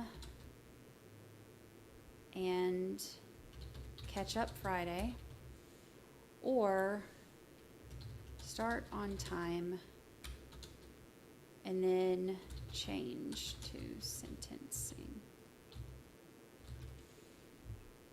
Those are our options. I'll let y'all pick.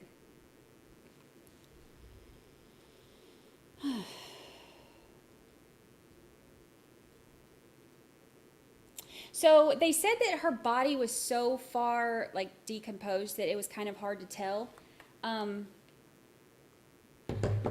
didn't go how I was planning on it.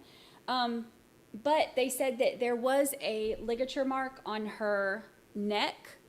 And the experts that we're going to hear from tomorrow or Friday, whenever we watch them or whatever, I think are supposed to testify, according to their openings, are supposed to testify that one of them said that it looked like asphyxiation. And then the guy that we heard today said that you could see a ligature on her mark. So it sounds like she was choked. Choked, strangled, asphyxiated. Trial is over for the day. They said because of scheduling.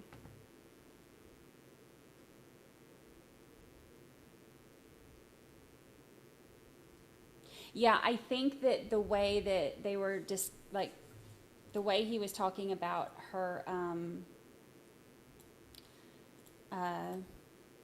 parts of her face and everything being missing, I mean, she was out there for a while. It may have been wildlife.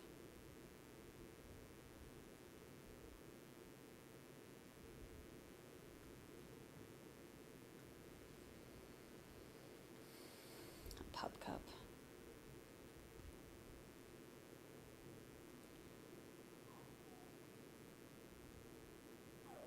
Why are you whining? They can hear you.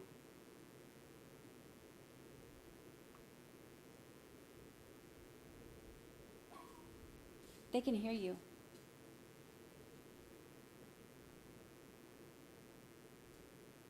They know you're acting up. Y'all are saying start on time and change the sentencing. Okay, why don't we compromise? Because we know, Lord knows this trial, they talk so slow. So instead of starting right at 9, why don't we compromise and we'll start at 10. Oh, goodness gracious.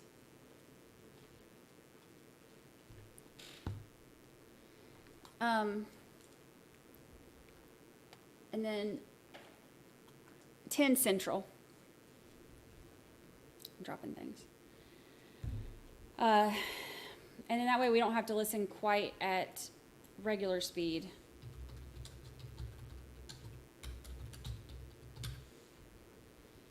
Jen, welcome, new member.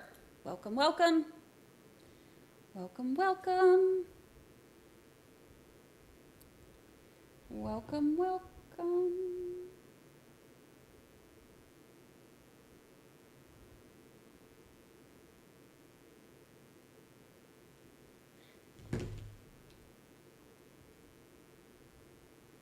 It's like Christmas.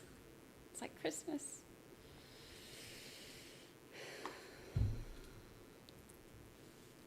There's this thing in Florida with Florida inmates.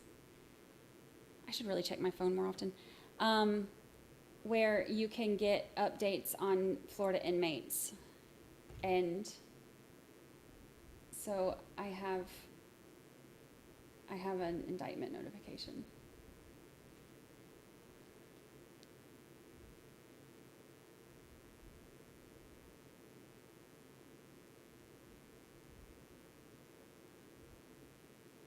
So, remember I told y'all yesterday that the grand jury Remember I told y'all yesterday the grand jury is supposed to be meeting today for Donna. Yes, Florida inmate update. Love me some Florida inmate updates. Hold on, let me pull documents. This is worth staying an extra couple minutes for.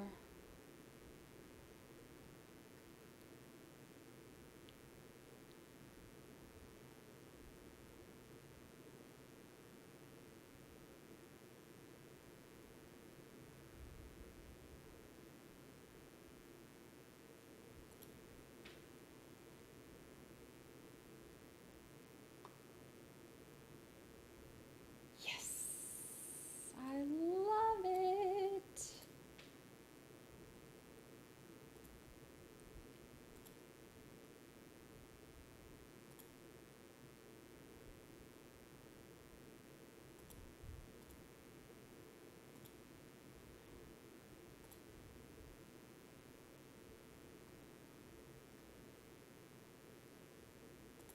Let's read them before we go.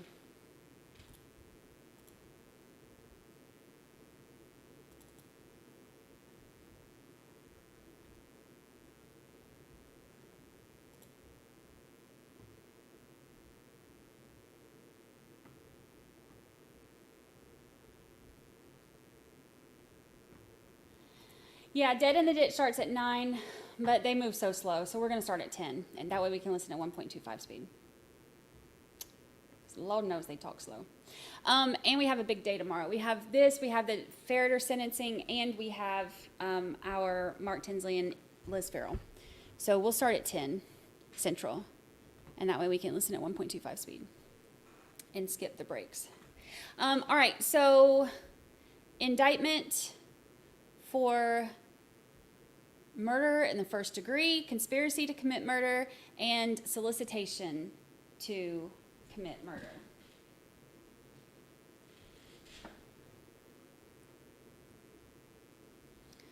Oh, I'm so...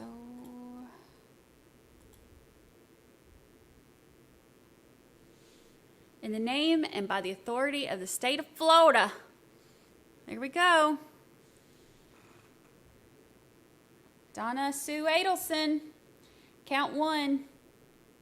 On or about July 18, 2014, Donna Sue S. Adelson in the county of Leon and state of Florida did unlawfully kill a human being, Daniel Markel, by shooting with a firearm, and the killing was perpetuated from or with a premeditated design or intent to effect the death of Daniel Markel, contrary to section, all that good stuff. Count 2, in the county of Leon, state of Florida, she did agree, conspire, combine, or confederate with Charles Adelson and or Catherine McBanois and or other persons to commit first-degree murder.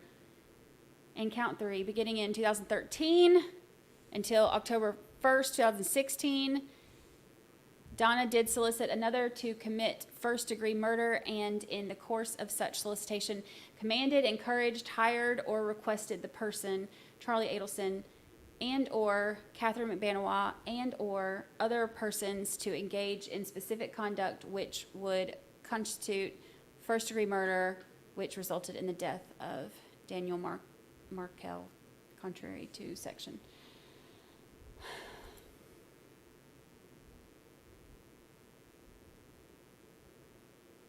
I love it. I love it.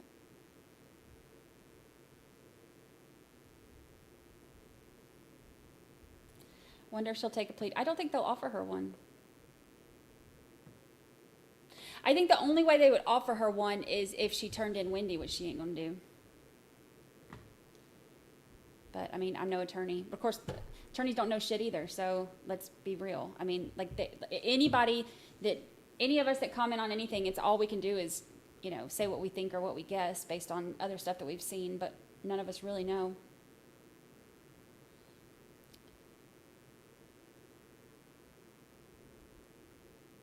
It's ironic, though, because they, I don't talk slow at all, you're right.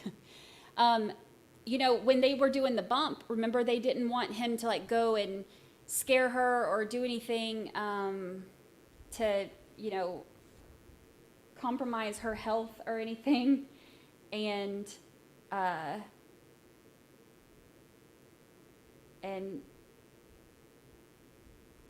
like worried about her health and stuff, and now she's going to have to go through a trial. I mean, that's what you get.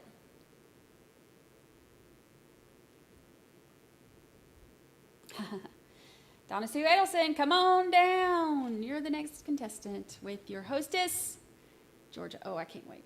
Oh, I can't wait. Should have squeezed in Wendy's name there. I wish.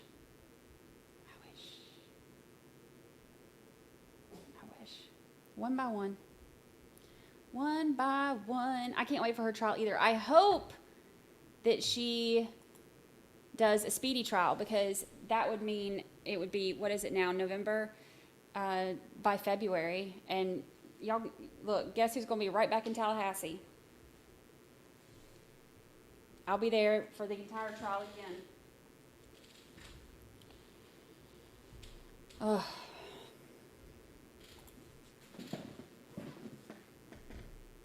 I wonder if Harvey will be there. I think he will. I was saying this to Fancy Fiction on Fancy Fiction's thing last night. I was saying, I think that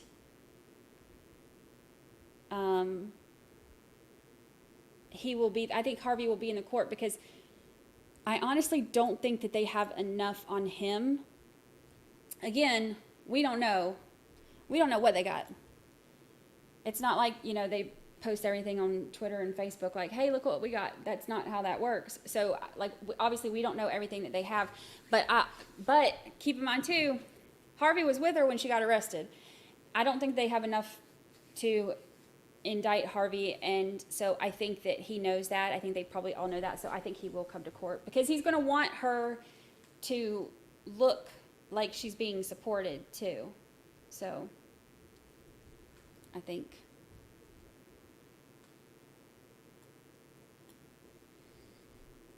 Oh, this makes me happy. Makes me a happy camper. Better save some of that money for her daughter, though. Well, she said that she was going to be getting her affairs in order and getting, you know, making trust and making sure the grandkids were taken care of and all that. So, who knows? But there you go. There you go. Wonder if Wendy will wear the same clothes at Mommy's trial. Oh, bless her. Coming to her Mommy's trial. Ugh, God, Wendy. I just want to. Oh, look. I'm gonna tell you right now, at the next trial, they're gonna have Wendy come testify again, I'm sure. And I'm gonna sit on the aisle seat and accidentally trip her when she walks by or something. Like, she's just got that sour face that you just want to. Sorry. All right. Well, there you go. So, I'm